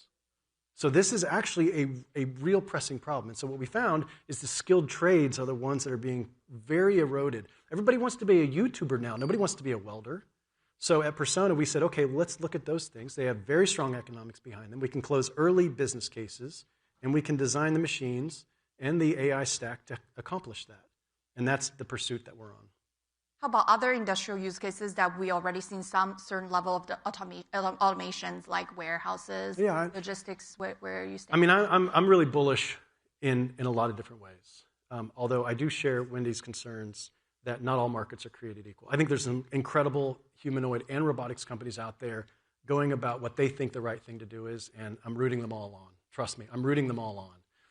I believe that some markets are probably better suited in the short term than others. We looked for markets that really express the humanoid form. You ever walked around a shipyard? It is enormously challenging. Uneven surfaces, grates, ladders. It's insane. You're never going to design a robot on a Segway to roll around a shipyard and do welding. And we have a partnership with HD Hyundai to do welding in their shipyards in 2027. And so this is the perfect market to be looking at for humanoids. Contrast that with the home. I think there's enormous challenges. I can't imagine a humanoid standing at your doorway, serving you coffee, trying to pack the kids' lunch as the dog is trying to bite at its ankles and the 6-year-old's running down the staircase trying not to, the humanoid's trying not to fall on everybody. I'm like, let's just delay that one a little bit and let's go after welding. We have a very global audience, both here in the room and also watching us from live stream. So I want to talk about kind of the global AI race between China and the US, especially in the context of robotics and the humanoids. You guys probably all have seen like some of the Chinese robotics dancing and playing kung fu from local companies like Unitree. And in general, they are kind of known for the manufacturing pieces and also their supply chain advantages. So as someone who are building the robotics on the ground, and Wendy, you have like looking into different shape of robotics and how people interact with them, like where are the advantages and disadvantages on both sides if like we're considering this as like problems that people race to solve? I mean, I think that it's really fun to see like I go to robot conferences now and they have these robots like darting through the conference hall. It's really something. But when it's not darting through the conference hall, it's a little funny. Sometimes they're just like lying on the ground. Or sometimes, a lot of the spectators are lying on the ground too when they get tired. They put them like on a lawn chair. And it's because one of the things is they use a lot of power just to stay upright. They don't have nearly the degrees of freedom that people do, and so they have to do a lot to compensate for that like bipedal form factor. So it's really cool that it can happen, but it's not super sustainable. I think some of the things they've done to try to make that work are things like hot swappable power systems and things. So if you are constantly feeding it new batteries, you can make it work. But the fact that we get so excited about it is maybe the reason why the humanoid form factor is still interesting, and there might be applications which use that. But I don't think it's a good replacement for work, though. Do you feel like China has advantage in manufacturing or supply chain in building those robotics? I mean, for manufacturing, I think everyone buys their motors from China. I don't know who doesn't. A lot of electronics manufacture goes through China. So I don't think it's a good idea to start a trade war at this moment in time, is what I will say for my industry. But yeah, so I think from that standpoint, they might have an advantage. On the other hand, I think there are just big blind spots in all of these technical industries where people don't really understand the human element. And right now, I don't see any culture that actually has, the lock on that. And I think there could be so much more investment on that front. And in fact, you probably have to do that investment every single place, because if you've done the research and understand one deployment site, you understand one deployment site. Every single place is really contextually specific. You really have to understand that spot specifically. Yeah, just going back to your power autonomy remark, totally agree. If you take the best walking robot right now, humans are still about 10 times more efficient and walking than the best humanoids. Couple that to the fact that human fat stores about 30 times more energy than batteries. So humanoids are at a significant. I can walk, 100 miles on a Snickers bar, and you're not going to get a humanoid to do that anytime soon. But there are ways around it: hot swappable batteries, optionally tethered. I don't see that as being the biggest impediment. But as far as China is concerned, there are some exceptional companies demonstrating some things that we all watch on YouTube, and we huddle around our computer and we look at it and we say, "How are they doing that? Like, this is insane stuff." And there's some exceptional companies out there that are inspiring all of us to, and it is a global race. I don't know if it's a race. I mean, like, I think, for example, like a lot of the really cool technologies that have come out now have really drawn a lot from this, like, open source MIT mini cheetah motor. And this is made by a master's student, you know, at MIT. Sang-Bae Kim did that cheetah motor. I mean, that's the professor in charge of that lab. Yeah, and so, like, but then you see no one in the U.S. has been able to replicate those at the scale or the cost that the Chinese manufacturers have been able to do. But without the design, a lot of the things that we're seeing now, the robot dogs, you know, some of the humanoids, like, we wouldn't see them. And so it's not, I don't think it's to the advantage of this field for anybody to be framing it as a race. Heaven forbid we start locking things up or stop sharing, because I think you will just see everything stop very suddenly. A lot of what we have seen happen is happening because there's shared research and because there's shared technology and open markets where you can buy all these components. And one of the first things that will keep automation from happening is a trade war. Have you seen any impact from trade war, from what you guys are trying to build? Yeah, some costs have gone up, for sure. It hasn't affected us too much. We have a lot of domestic and Western countries suppliers. Not all people buy their motors from China, although most magnets come from China, we'll give you that. But a lot of motors, there are some domestic motor manufacturers. Listen, I mean, you can't ignore the horsepower that the Chinese represent. I do disagree with you, though. It is absolutely a race, and there's a point in time that no one can see beyond. I don't want to call it the singularity or anything crazy like that, but there is absolutely a point in time to whoever figures some of these seminal challenges out, where those use cases are going to exist, how that's going to change the power dynamics worldwide, and it is going to be on the undercurrent of embodied AI. I can assure you of that. And everything and all of the stack that goes into it is going to have far-reaching implications.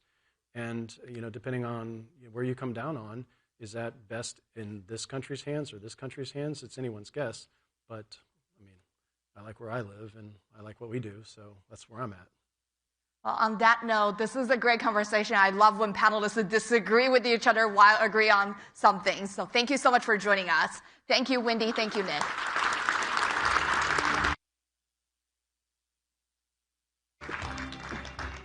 Wow, super thought-provoking conversation. Really appreciate it, guys. I just want to remind you all that this afternoon, after the coffee break, we have a panel on how creators and influencers are reshaping journalism with Tara Palmieri, Ben Shapiro, Don Lemon, and David Pacman. So that is one to stick around for sure. Up next, we have a session that we hope will challenge the way that you think about people, potential, and the future of work. This session is hosted in partnership with WorkHuman. It is moderated by Pavni Mittal with WorkHuman founder and chief executive officer Eric Mosley.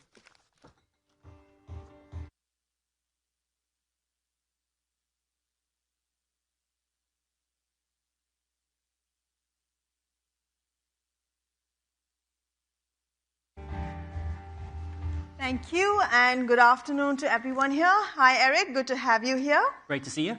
So we've been talking a lot about the perils and promise of AI. On one hand, there's a lot of anxiety whether machines can replace humans. Yeah. But there's another school of thought that actually AI can help people thrive, and that is your school of thought, I believe. Eric, welcome to Reuters Next. Could you give us a sense of how the economic situation, or rather the economic uncertainty, as well as whatever's happening with AI, just how it's leapfrogging, how that has changed the talent landscape? Yeah, I think the HR community and the world of work has gone through just an unbelievable upheaval in the past number of years. Obviously, starting with the pandemic, where the entire world's workforce has just retreated to their basement and dialed into work. And even now, the aftermath of that has been hybrid working. What happened in that situation was there was a kind of a degradation of culture in companies because people weren't interacting anymore. And the fabric of a culture is the community of people at work and the relationships between them. So in that kind of time period, we found that relationships kind of withered and culture kind of decayed throughout that time period. So it's very hard for leaders and CHROs to kind of galvanize a workforce against an objective and a new set of values, for example. And then secondly now with AI, there's this unbelievable call to action to say you should reinvent the whole way everyone works in the company to be enabled by AI. And the task that's being given to CHROs is sometimes pretty severe. It's, you know, we have to be in a situation where we have 10% or 20% less headcount in a year, and you need to use AI to facilitate that. I was at a CHRO dinner only a month ago, and half the table raised their hands to say they had a command like that from the board of the company, but yet none of them knew how to get there because the AI tools just weren't mature enough. The output wasn't, efficient enough and sophisticated enough so that they didn't need the humans. So you have all of this turmoil, this chaos happening in the world of work, and it's hard for HR leaders and the C-class to kind of navigate through that. And let's actually put this question to the audience here. Who over here has a mandate to, use AI and just isn't sure that it's going to really, you have the right tools to do that? Is there anyone here? Just raise. Okay, well, one person. So you were in a room with more nervous people.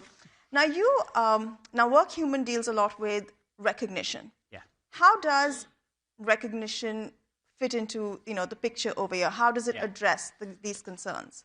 So WorkHuman is a recognition provider. We have a software platform which provides a platform for companies to run recognition programs, which are they allow employees to give thanks to each other, to give a recognition award to each other when they see great work. So it's almost like the leadership of the company delegates to the employees to have reinforcement for a job well done. So whenever any employee sees great work, they should thank them and show gratitude. And that's a core human need that we all have, is to feel that when we do great work, that somebody sees it. There's a witness, that you feel that you're appreciated. It's kind of one of the central tenets of Maslow's hierarchy of human needs. So that concept alone energizes employees and a community. And the fact when one person says thank you to another and writes a kind of paragraph of text describing the work that they witnessed, that also makes the giver actually more connected to the recipient and more connected to their company. So both the giver and the receiver of the recognition have closer relationships, they feel more tied to the community, and their kind of performance and engagement goes up. There's energy in the workforce goes up. But the second derivative of that is that those text descriptions of the work, cumulatively, they are like a narrative about competencies and work and achievement and everything that goes on in the company. We've worked with some major Fortune 500 companies, the Ciscos and Dells and Johnson & Johnson and Pfizer and all of these incredible companies. And the recognition program is the entire workforce documenting everybody else's work in that kind of positive light. And so that's incredible data. And what does AI need to flourish? It needs data. Data is the critical factor to make AI systems powerful and intelligent. So recognition data is just laden with these kind of insights. So, you mentioned that managers are grappling with having their employees adopt AI. So how does recognition help with that very specific goal? So a great example of that is a customer of ours called Sanofi, global pharmaceutical company. They used their recognition program to concentrate the minds of the employee base on AI adoption, so that when somebody was giving an award or they were saying thank you, they asked the employee base to be on the lookout for AI adoption achievement and to say thank you for that. And so they were able to bend the will and the minds of the employee base to think about AI adoption and to document when it happened. We were so inspired by their use of that, we actually created a feature called Corporate Topics, and it allows customers to actually create a topic like AI adoption or safety in the workplace or Six Sigma, whatever it happens to be, but create a corporate topic and monitor the work that goes on all across the company associated with that topic, so managers then can see whether it's going up or going down, the volume of work, and whether the employees have really taken it to their heart that this is a corporate strategic initiative. And so Sanofi did that, and what they found was that, yes, the employees were more engaged, the productivity was higher, but also this concept of AI adoption was more crystal clear in the minds of the organization. There's a question that's come in that's actually about data privacy. It says, how do you strike the balance between collecting data on employees and not being too creepy? So basically, data privacy, how do you strike that balance? Well, we try and err on the side of not being too creepy. So ultimately, most recognition programs, and certainly with WorkHuman, there is a central public feed of these moments. So you can, when you're saying thank you to somebody on a recognition platform, you can mark it as private. And if it's marked as private, then nobody sees it other than you and the recipient. But the majority, I would say 90+% of recognition moments are marked as public, and they go up on the corporate awards feed. So they are public in nature within the company. And in fact, one of the fastest growing, I would say, aspects of recognition is being able to push that kind of communication outside the company, to LinkedIn, to other areas. So yeah, people have the choice of making it private if it is private, but most of the time, to get the benefit of somebody feeling rewarded and that there's a witness to the great work that they do, it's good for it to be shared. Because that's what gives them that proof that people noticed.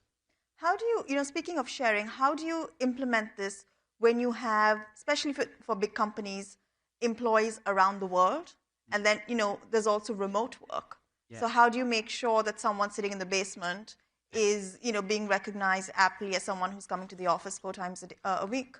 Well, it is a great point because, again, the people sitting at home can be very isolated. This is one of the things that happens with work from home. It feels good at the start, but then over time it starts to wither in terms of your connections and your relationships with other people. So recognition where you're receiving recognition from your colleagues or you're giving recognition to your colleagues, it deepens the relationship, so it brings people who are remote, it brings them into the kind of central community of the company. We're a global organization. We, as I mentioned, those customers. A good example would be British Airways. They've 38,000 people across the whole world, as you can imagine. A company that came through the pandemic and had to rebuild the culture of the company because travel organization really impacted. And they launched a recognition program everywhere. Their NPS, eNPS, so that's Employee Net Promoter Score, went up 60 points after they implemented the recognition program. And employees were 2x less likely to leave the company. So they recreated that culture and kind of galvanized the employees and made them feel like they belong. Another example would be Eaton. Eaton is 88,000 employees all over the world, big oil and gas services company. So they have employees on oil rigs and just in far-flung places in the world. And again, they were able to increase, 80% of their employees said that they felt connected and valued by the company. And they had a half the turnover level for those people who were rewarded. So, yeah, you can bring everybody together, no matter what languages they speak or where they live. And what they'll feel more connected to is the community at work. So we have all this data, and then we have, a way to improve working culture. Yeah. How does this relate to a stronger bottom line, especially at a time when companies are really struggling to, juggle all these uncertainties? Yeah. I think ROI is the ultimate measure of all initiatives. We, at WorkHuman, we were able to introduce something last year called an ROI guarantee, which is basically a contractual commitment that our customers will receive an ROI or basically we return their fees. And people often say, well, how could you do that? It's so dangerous and so risky. Well, the reason is that we have 20 years of data around the outcomes of this activity. We know exactly what's going to happen. And we know that the return on investment will be there when the programs launch. So we have case studies, as I mentioned a few there, but there's so many more where you can show the linkage between recognition activity and pure productivity. And it kind of stands to reason. People feel, when they feel connected, when they feel part of a team, when they feel an emotional commitment to their company, they do work harder. And then if you take that across 10,000 employees, that's meaningful. We have a customer who is a consultancy, and they were able to show higher billable hours per consultant for the people who received more recognition moments. And then we've seen things like higher plant safety for manufacturing plants around the world. So there's all manner of ROI that can be proven. But the main issue is you've got to look at it from a data perspective. You have to look at a recognition program that it's going to churn out data. That data is going to tell you all sorts of things, all about the ROI, but also all about your people. You know, the skills that they have, the talents they have, the work that they do, and you're going to be able to make better talent decisions because of that. So when you say ROI guarantee, is that like a number that you give them, or how do you qualify it? It's basically based on the ROI that they want to achieve, whether that's, for example, safety in the plant, or productivity, or retention. Retention is a huge one. A lot of companies want to maintain a certain retention for their very best employees, so it manifests itself in that way. As I mentioned in the introduction, there's a lot of anxiety also around AI. One is whether machines will replace us, but also in many companies, you're working alongside machines. You know, you have, well, not robots necessarily, but, you know, computers doing a lot of the work. So how does recognition plug, you know, or address the anxiety, the emotional part of it? Well, I think certainly the churn and the chaos that we're seeing, there's a lot of anxiety about will we all be working with robots, basically. And I saw the question went up there, how do you recognize employees who actually aren't employees, they're humanoids or AI? I would have answered that question differently maybe a year ago. I would have said, well, you don't need to recognize an agent, an AI agent. But actually, I've come round to think that there's actually a real benefit in allowing that, because essentially AI systems are made more intelligent through reinforcement learning. And reinforcement learning is where you tell the agent that it got something right when it got something right. That's RL, reinforcement learning. And recognition is the ultimate reinforcement learning. So in a system where you do have agents and humans, allowing the recognition to flourish and allow humans to say, you were right with that answer, will help the agents become more intelligent. But again, it's incredible, it's enjoyable to think about these kind of edge cases and how everything is going to change. But I would be pretty much an optimist in terms of how it's going to affect employment in general in society. I think, lots of individual companies may have less employees, but society as a whole will have more employees because there just will be so much more work to do and different types of work. The famous anthropologist Claude Levi-Strauss said, a real scientist doesn't have the right answer, they have the right questions. And I think that has a good connection with AI and AI agents in the future. It's the AI agents may have the correct answers, and right at the moment, I wouldn't say it's 100% correct, but it's getting better and better, but they might have but we really need humans to have the right questions. And that creativity and innovation will be fueled by asking the AI systems to do different things. And that will maybe evolve to be our role in the future. Now, speaking of right questions, that's why journalists can't be replaced. But I really liked one question over here. I think it's not on the screen anymore, which was about how do you, and there are a lot of people who don't like public recognition. Yes. So how do you grapple with that? How do you address that?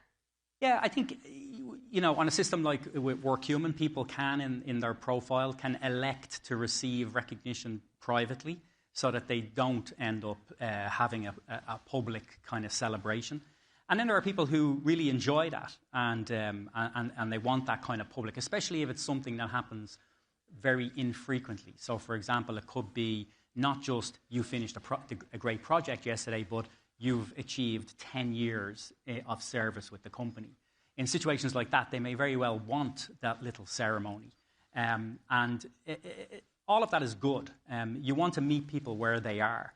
And there are slight cultural differences around the world, and that's why allowing people to self-elect how they want to receive is the right way forward. There's also generational differences, right? Like there's a great question on how do Gen Z employees differ from millennials or older?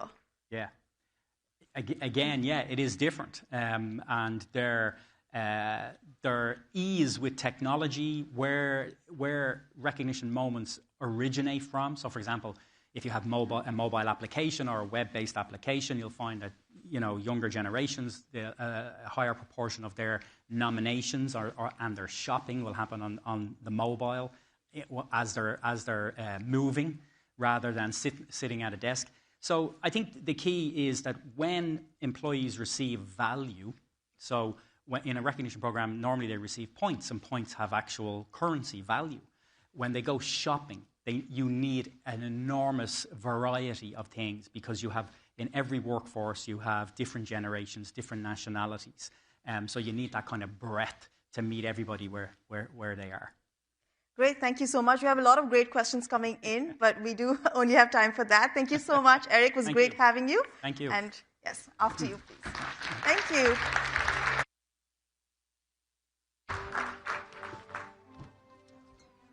Thank you so much for that discussion. Did anyone here start in the workplace before the year 2010? Put your hands up. Did anyone get used to, I started work in London, so we'd go to the pub on a Friday, and that was my kind of appreciation points. Did anyone else do that? Put your hands up.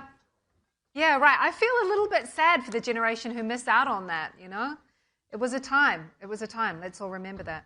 I want to remind you all to make sure you've downloaded the Reuters Events app to participate in those questions. And also a little later on, we're going to have a little poll session to make sure that you're all paying attention. Next up, we have a session hosted in partnership with Sport Radar. We're talking about the 2026 AI dilemma, build, buy, apply. The moderator for the session is Thomson Reuters Chief Product Officer, David Wong.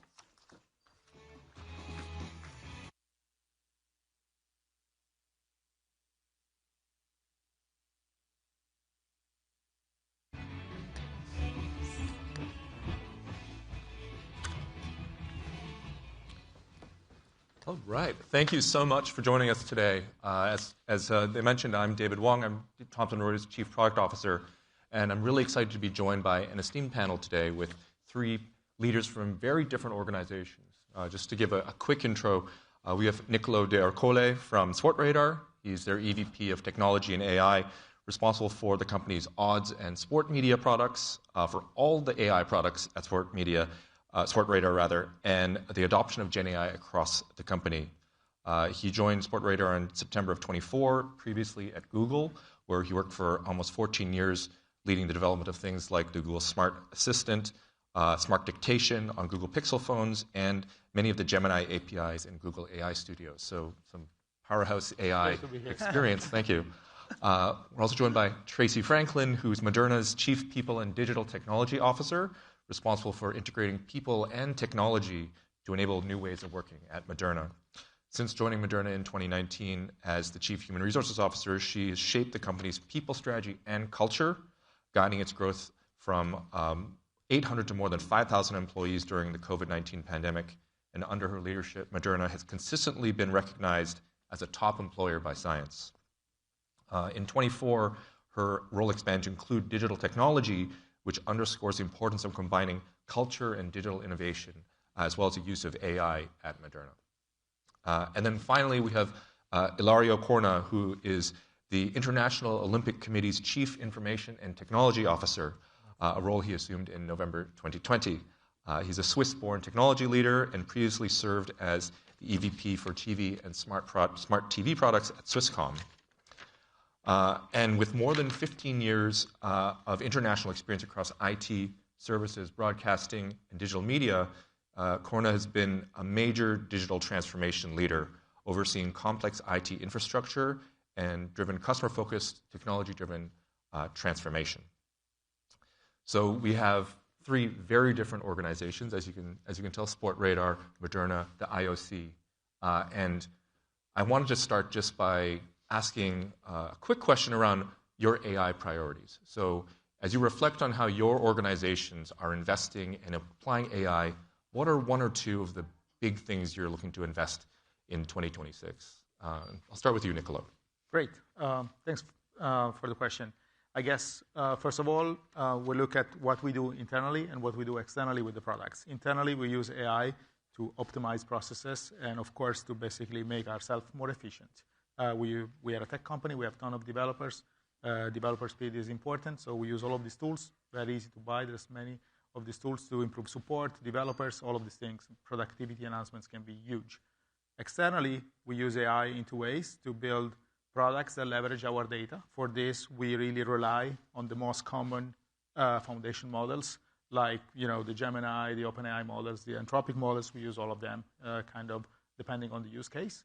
And then we build models that are very specific to sport.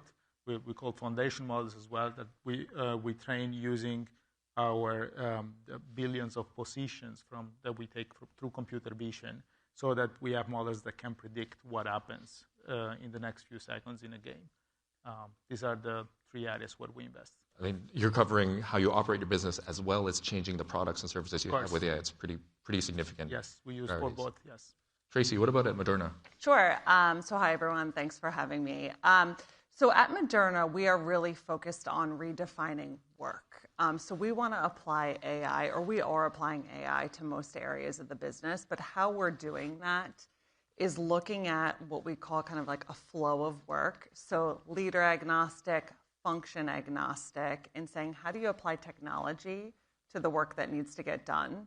So whether that's software, whether that's robotics, whether that's AI, and then how do you put human capability in and around that?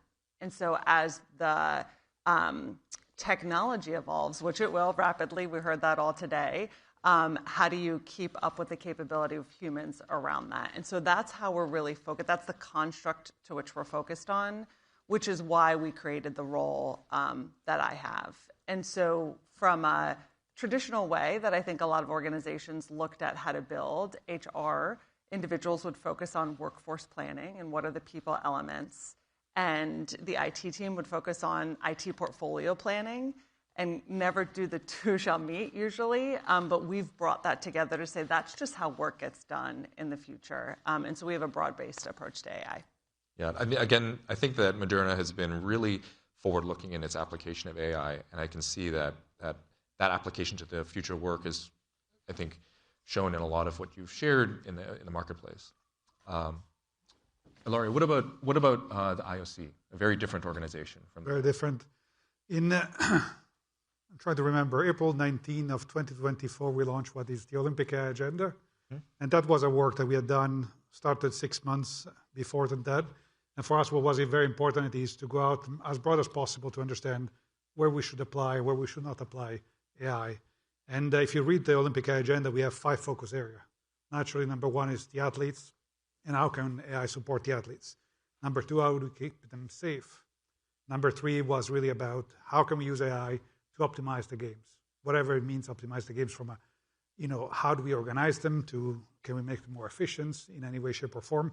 Number 4, it is naturally, how can we reach more fans? And we have done some experimentation already in Paris, which was very successful. And number 5, which is what we have discussed a bit right now, it is how can we use AI for the administration, be it for the IOC administration, but for the Olympic movement administration. So we have International Federation, National Olympic Committee. So we have applied across those 5. So everything that we do needs to touch one of those 5 pillars that we actually launched. Well, I want to go back to the sort of the original question for this panel, which is the dilemma of building and buying to apply AI. And so maybe I'll stay with you, Ilario, because I think this is a question on a lot of technology leaders' minds, which is, do I build it myself? Do I create something which is bespoke to my organization? Or do I try to find someone and buy or license a solution? And I'm curious, given those 5 different things that you're doing at the IOC, how have you approached that problem of build versus buy? I think, and this is what Tracy was saying before, I think one thing that was important for us was really to get the organization up to speed of what AI is. So, and then from there on, we actually started applying AI design architecture principles. Very, very important. And there is stuff that we buy off the shelf. So we have a collaboration suite, as anybody of the organization that you guys have, and we take that off the shelf and we buy it. But if you take, and I give you an example that we are just finishing off for Milano Cortina, which will be in a couple of months, we actually develop model that actually are for video analytics for each sports. And why is that? It is because each sport is different, and actually they have different methodologies. I think is going to, hopefully I will not say something wrong, but I think it's judo, which actually the names of the kick are based in South Korean names. And actually, there is no model off the shelf that actually can give you those names. They would say, okay, you kick to a head, and that's pretty much it. So there it is where we apply and we build our own stuff. And then there is a middle of the way where you can say, okay, well, you can use off the shelf or not, but it becomes like for data, and I know we have Sports Radar there here with us, but it is for certain data you want, for example, all the media right holders, they will come back to us. And there is just a decision to say, we are the source of truth for our own event. I think it's really fascinating, the choice to build your own models for that use case, for video processing. I'll come back to you on that. But Tracy, same question, that this build versus buy dilemma. How does Moderna approach this question? So we were an early adopter of AI. We have a partnership with OpenAI, and we moved quickly to democratize that across the organization. And so every single employee started to use AI, and there's a lot of building that was happening, is continuing to happen. We've refined our strategy, though, to say the answer is both, right? So we're looking at what are the big software, so SAP, Workday, et cetera, that we have in the company, and what's their AI roadmap. And so we work with those companies to understand what's coming and what we're able to leverage that's already existing that would be lower value for us to build. And then we're identifying what's unique to our company and where can we focus our effort and our time and our engineers to really have that unique advantage. I think that's a common theme that we're hearing from a lot of our customers and from others in the marketplace, which is trying to find what's special about your organization and then building for that. So I absolutely hear that. Nicolo, sport writer, you mentioned applications of AI across the entire business. Again, how do you approach the build versus buy question? I guess I will just confirm what we already heard. I think if I want to make like a more specific point, it's very hard, or unless you're a company completely dedicated to it, to compete with the large language model builders for the generic use case. You might even succeed today, but they keep moving and they will continue to invest in very huge numbers. And so it's just very hard and non-convenient, in my opinion, to do it for that. So I would just discourage anyone to do that. But for specific use cases with your data, for something that you need very specific, and for very specific use cases, then it's worth building if you can make a difference. And this is what we do with our foundation models to predict sports, and is what we're also hearing from the IOC and Moderna. In our preparation, you talked a little bit about some of the perspectives you have on these general versus specialized models. Like, what do you see? What are your forecasts, or what do you foresee happening in 26 and 27 from those big model providers? What do you expect them to give you? Well, I mean, of course, the technology race will continue. We see improvements in pre-training, in reasoning, in post-training, everywhere. So what we see is that these models will become better. What is maybe more interesting is that the smaller model, the Gemini Flash, the GPT Nano, and the Claude IQ, all of them will become good enough to be applied in day-to-day applications in technology. And that's where we will probably see more adoption and more scale. Basically, we'll see good quality at a much lower cost of inference. And that can make a huge difference. We're looking forward to really being able to do a lot more with cheaper models. Besides fancy advancements and AGI achievements, I think that will continue to work, and we will need more years and more breakthrough. But I think for industry adoptions everywhere, the smaller models are going to be making a big difference in 2026.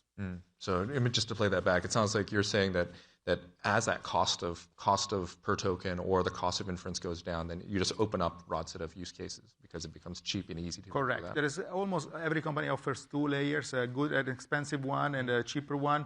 The cheaper one is becoming good enough for many use cases. That's what's going to happen in 2026. Yeah. Ilario, just to maybe reflect on some of the use cases you talked about, do you see the same kind of expectations? What do you see as being some of the future expectations from the big model providers? I totally agree. I'm not going to disagree with that statement.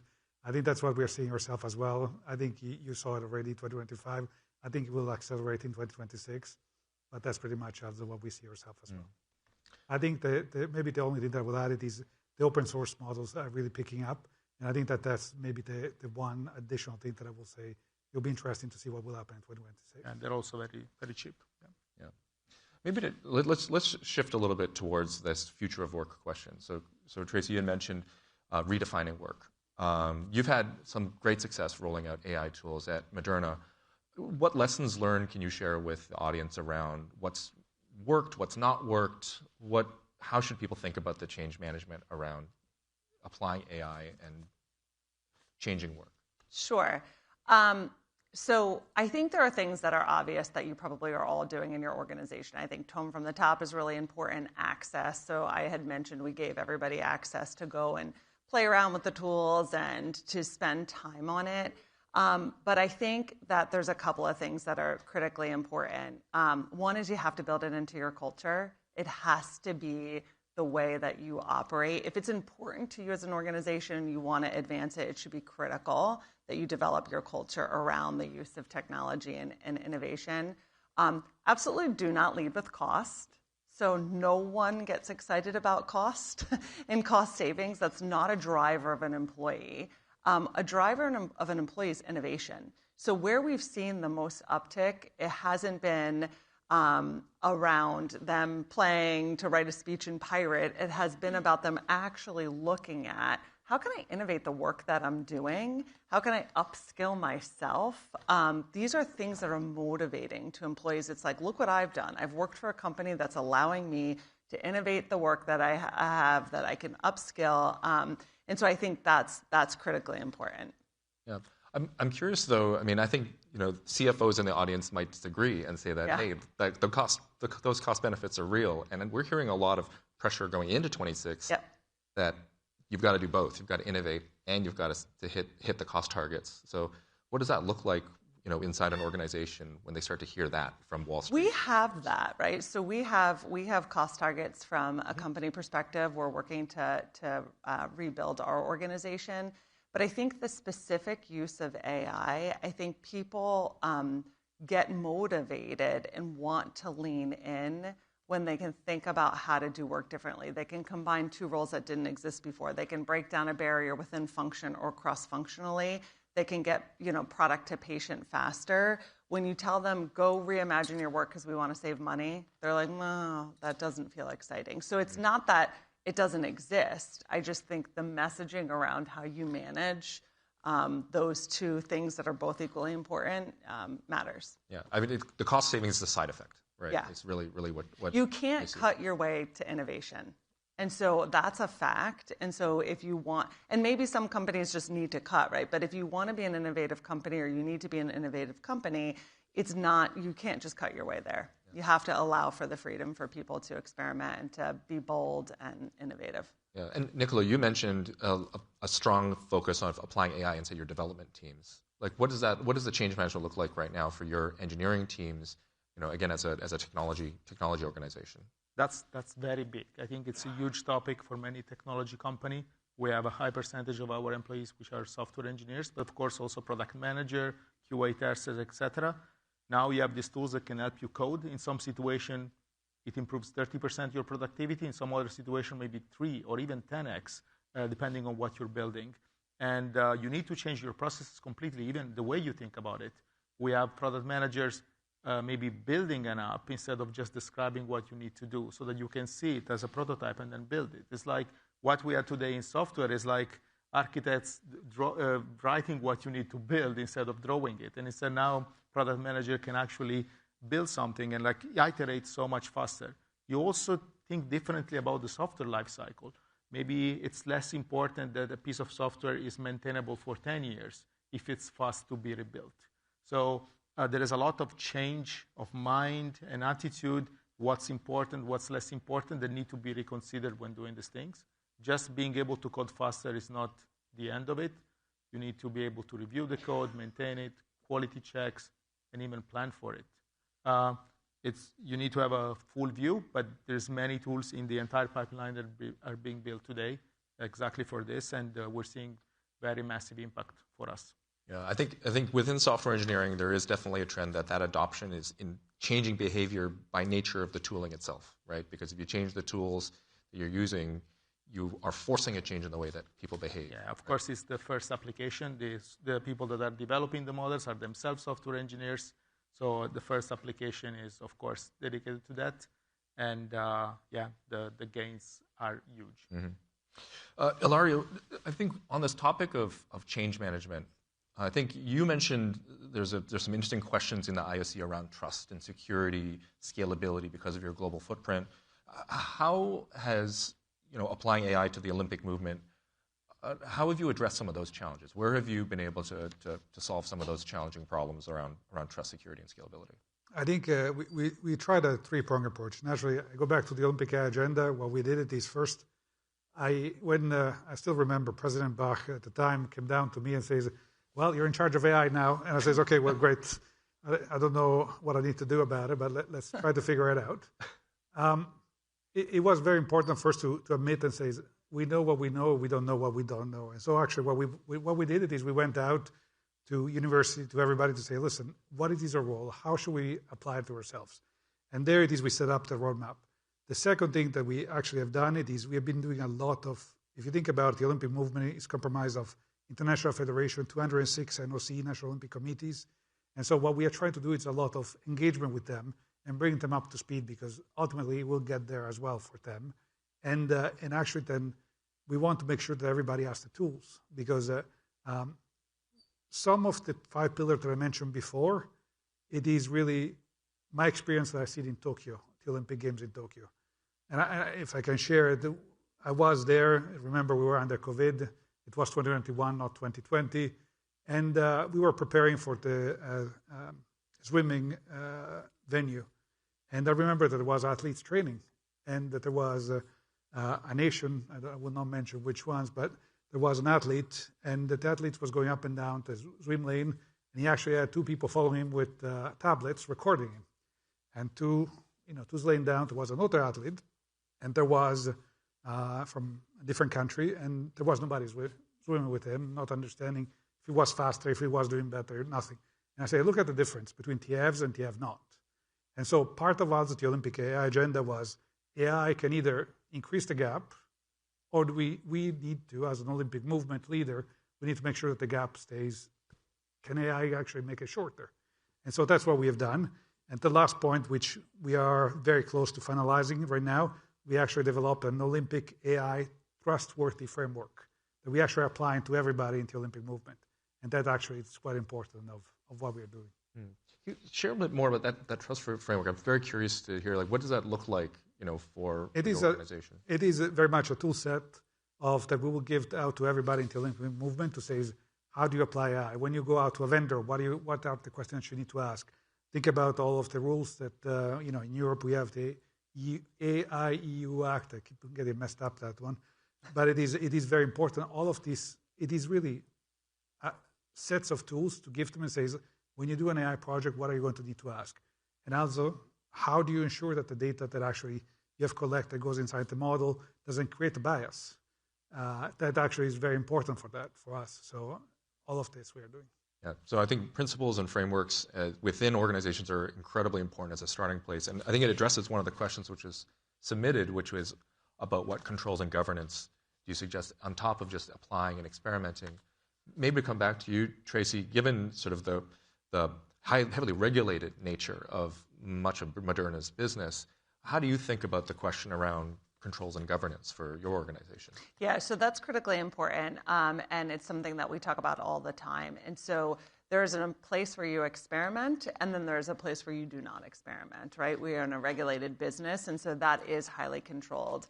And we actually have an agent or a GPT that monitors all the GPTs that get spun up in the organization. And so we can see what people are working on. Because In the beginning, like I said, we gave everybody access and everyone spun up a lot. But what you saw was some shadow, for example, HR guidance, or there were things that started to happen with the GPTs that were like, all right, hold on, we have to get control over this. So we have a really rigorous framework that we've actually shared and worked on with OpenAI to say this is how we would recommend governing, and then we have a GPT around it.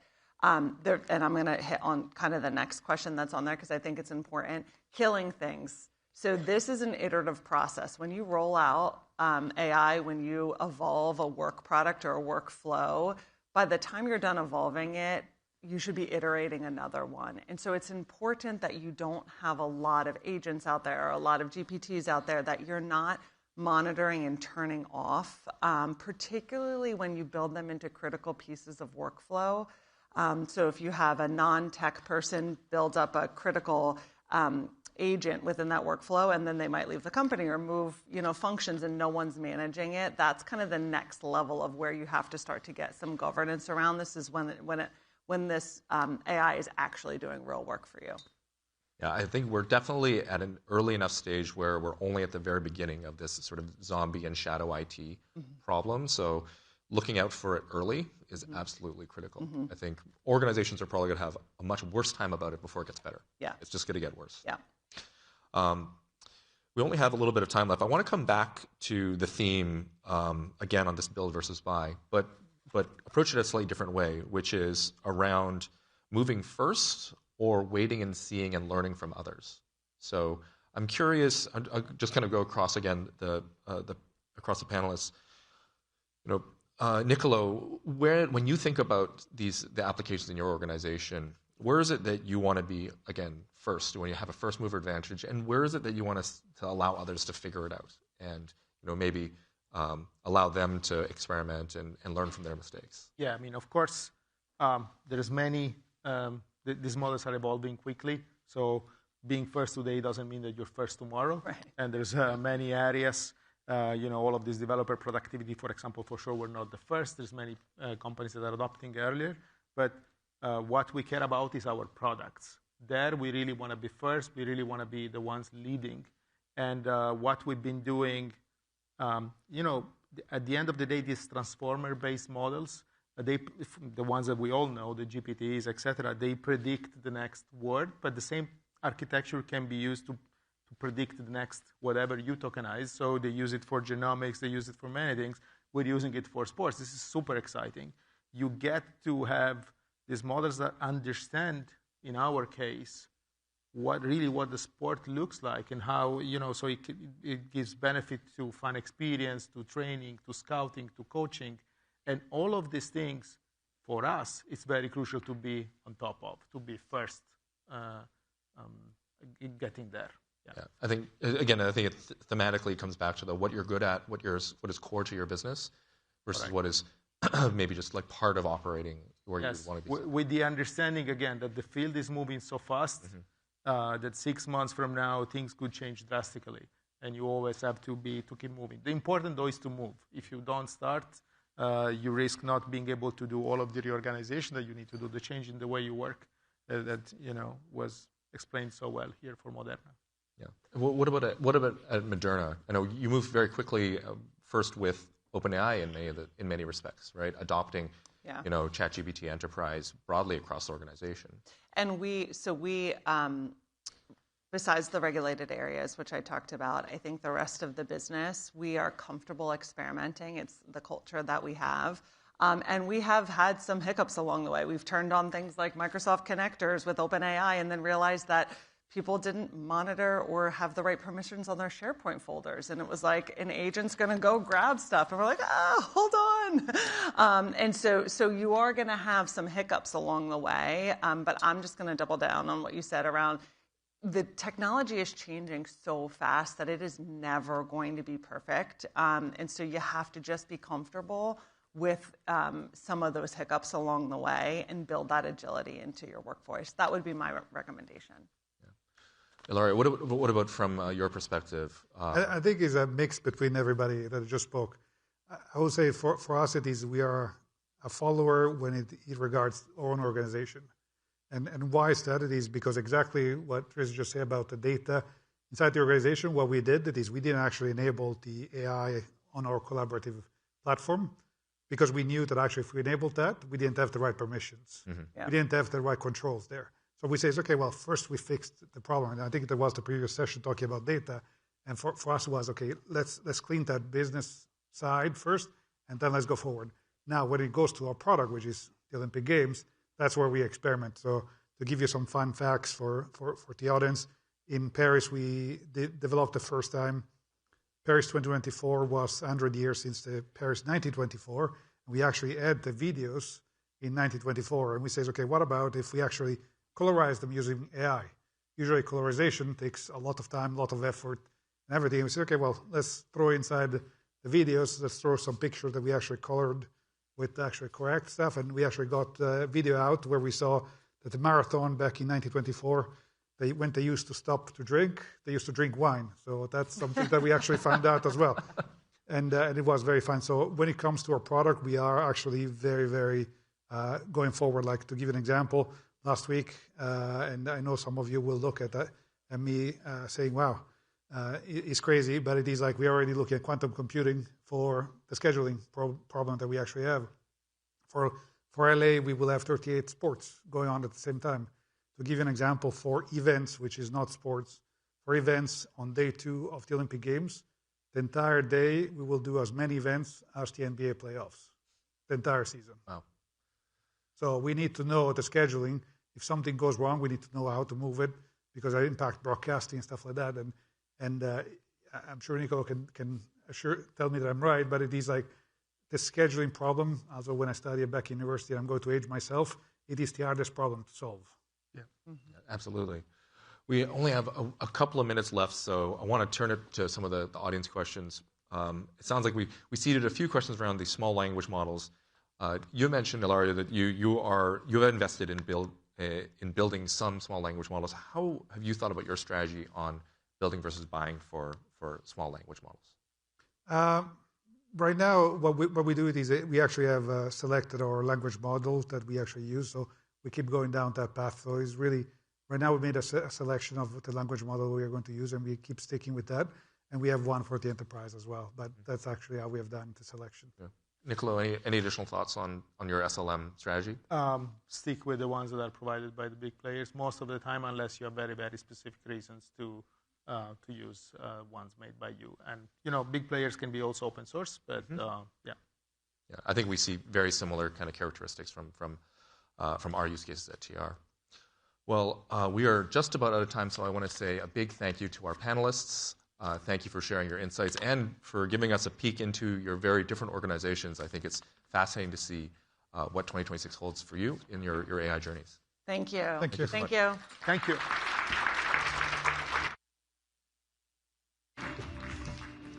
All right, make sure you come back after the break. We've got Jimmy Wales, Wikipedia founder, and SJP, as I call her, Sarah Jessica Parker. So we'll see you shortly. Enjoy your coffee.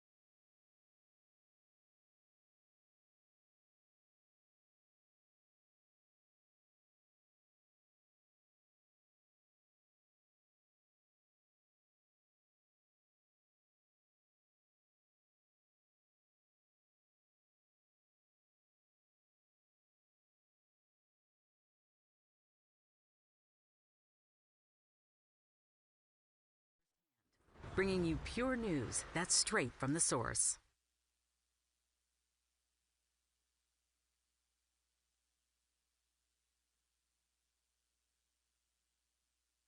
Three, you can hear me now? You can hear me now. Welcome back, everybody. A round of applause to make sure you're awake. It's helping me as well. Thank you so much. Right, we've got really an amazing lineup this afternoon. We're going to have a good time. First up, we have the future of news, how creators and influencers are reshaping journalism. Of course, we know the future of news is not just being shaped by journalists, but by these creators and influencers who really command massive audiences. They set the agenda, they do things that traditional media, sometimes struggles to do, but it does all raise new questions about accountability and about trust. This panel is all about that. So without further ado, I'd like to welcome to the stage the moderator from the Reuters Institute for the Study of Journalism, Director Mitali Mukherjee, who will introduce the panel. Let's give them a round of applause.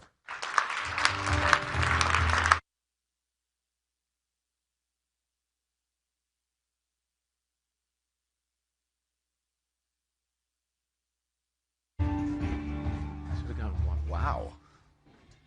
Look at this. I know. Here we are. It's so formal. I know. Everybody's so well behaved. Right. And quiet. Hi, everybody. Wow. How are you guys? Everybody's Wait, so quiet. that's my cue. Hi, good evening. It's good to see a full house. I'm Mitali Mukherjee. I'm director of the Reuters Institute for Journalism, a part of the University of Oxford. It's a pleasure to see everyone here. It's been a fantastic day, I think. I've been sort of soaking in a lot of conversations around economics, business, finance, news, and I think where we come from as an institute is that the core of what we focus on, which we think is a critical component, is the audience. And some of our research over the past couple of years has been focusing on exactly what you're going to hear from these bright folks, which is what's happening in terms of a shift amongst audiences towards what we call, as a broad bracket, news creators, but that tends to bring in a lot within it.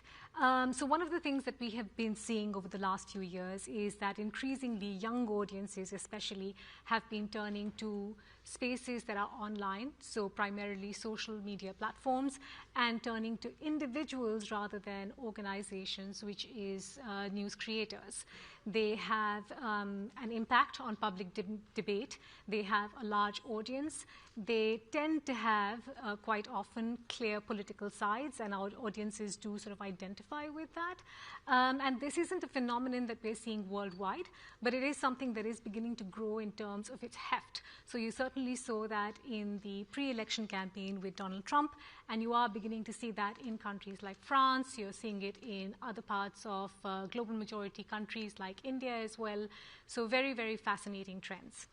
That's what we're going to dive into over the course of the next very snappy 40 minutes, and I've got some bright stars here, some of whom did the introductions for themselves. But maybe I will give this a shot.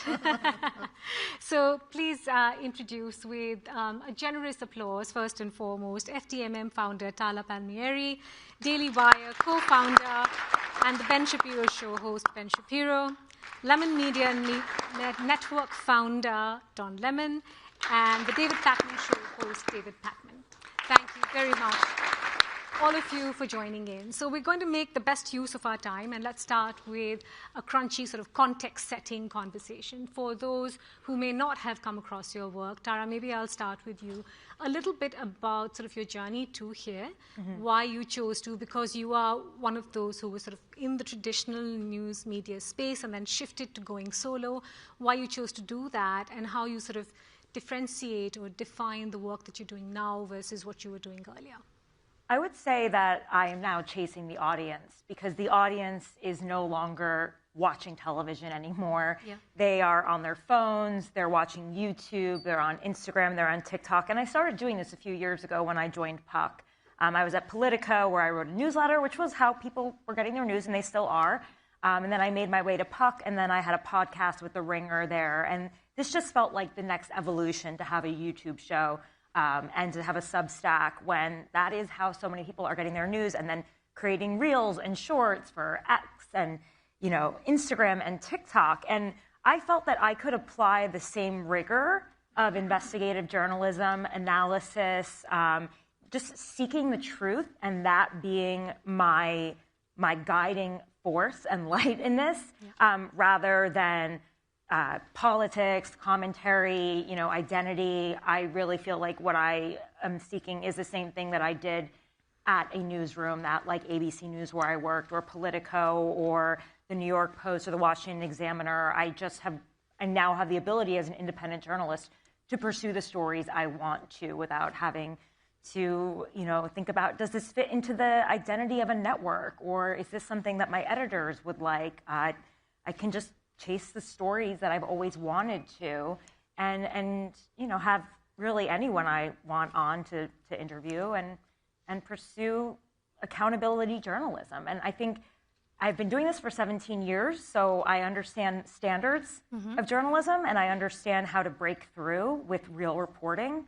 And I'm just using creator platforms now. And I'm using some of the tools that they have used and become so great at, like the authenticity, the showing of the process, talking through with the audience, creating a dialogue. I see that has really worked to rebuild trust, and I think, why not do that with traditional journalism? And what's the story arc, if you will? I mean, the story arc is that obviously I'm an opinion journalist. My opinion is very clear to people. I'm openly conservative. I don't try to hide the ball on that. I don't pretend at objectivity. I try to separate between what I think are the facts, which very often is relying on traditional news gathering sources, and then my opinion, which I'm drawing on my ideology or my centralized values. I've been doing this for quite a long time. I started writing a syndicated column when I was 17. The Daily Wire launched about a decade ago in my co-founder Jeremy Boring's pool house with a couple of podcasts. Obviously, my podcast grew to be quite large. Our company currently does $200 million a year in revenue and is quite a large conservative media company with a reportorial contingent. We have some investigative reporters. We have a White House reporter, but remains a largely opinion-based outlet. And so our audience understands who we are, and because of that, they know that we're not hiding the ball. We're not trying to lie about where we are coming from. The news is refracted through the prism of our values. And again, I try to be very clear on my own show between what is fact and what is my opinion, but I think that that's part of the trust that I have with the audience. Would it be fair to say you've moved on from the news creator to a standalone brand? I think that is fair, although I think that the silos there are probably a little bit overdrawn. I don't know what it means to be a news creator as opposed to a standalone brand. I think you can be a news creator within the standalone brand, or vice versa. John Lemon. Yes.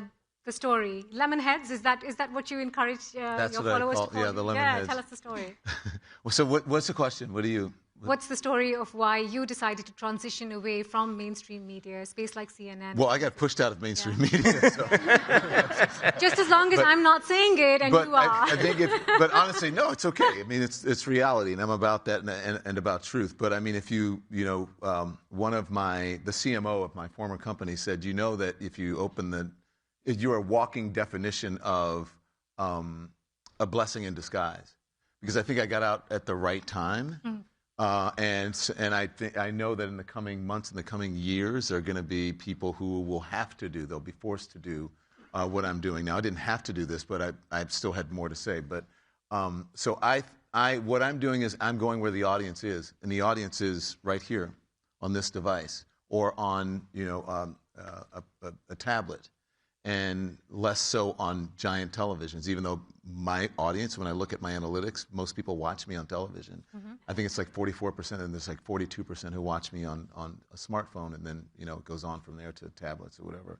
But I'm going where the audience is, and I think that people want personality now. They're not getting news from a brand or letters or whatever. They're coming for people who are authentic, people they trust, people they like, and they don't need the filter of a face full of makeup or a cocktail dress or a suit or hair that's over hairsprayed and a shiny desk and flashing. They want to get their information from people they like and trust without all the filters. And so that's what I'm doing right now. I'm just leaning. I don't even have a desk anymore because I don't want that between me and my audience. No barrier. David, were you thrown out? Did you write a newsletter when I you wasn't were 17? thrown out, no. Very different path. I wasn't quite thrown. I was like, push. No, I came more from the business world, actually, Yeah. and I saw a lot of my MBA colleagues becoming bankers, financial advisors, private equity people, and that did not appeal to me. So I was able to take a year and say, I'm going to try to see if this could be a viable business, and if it's not, maybe I'll end up as a financial advisor after all.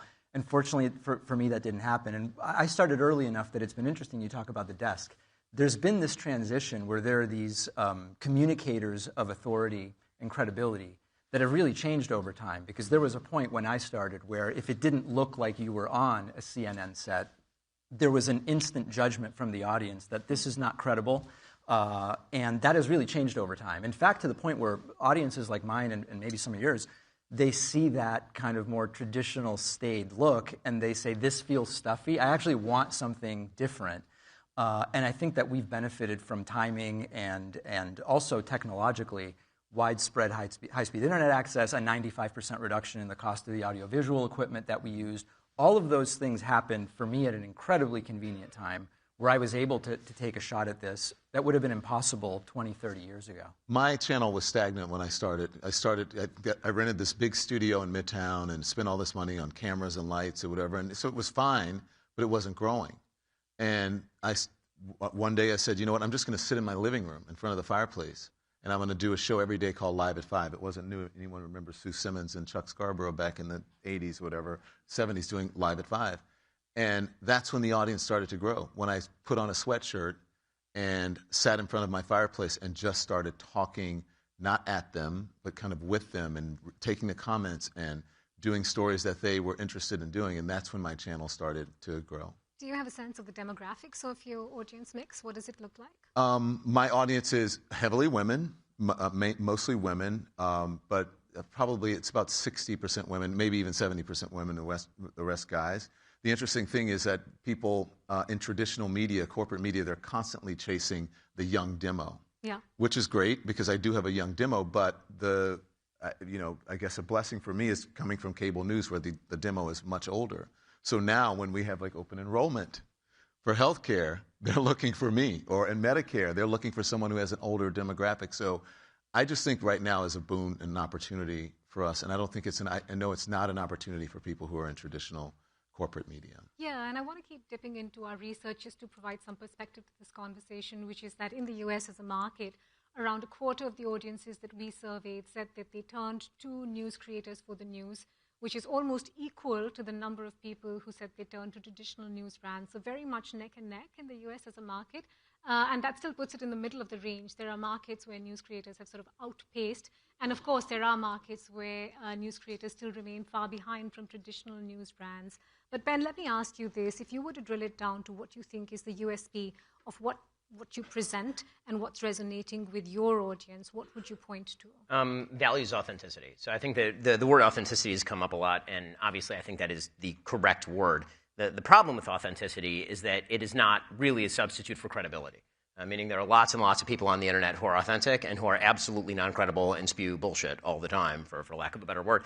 And their authenticity can be pure. I mean, absolutely pure. They absolutely believe the bullshit that they're spewing at any given time. And so if an audience links up with that, they're going to get a bunch of bad information. And so actually, I think that the sort of moral duty of people in our space is actually higher than maybe it would be in a system that has more checks and balances, like a major news network or some sort of outlet. And so something that I personally try to take very seriously is the idea that I do have an audience. I'm speaking to them. It's my job to make them smarter, not stupider. It's my job to provide them with some level of context and knowledge, and not just to say the things that may affirm their worldview, even if it feels good to them and feels good to me, and may even, in fact, be helpful to the numbers to sort of just reaffirm whatever the viewer wants to hear. How do you construct that firewall, if you will, of what sort of the rules of the game are, or what the moral rules are?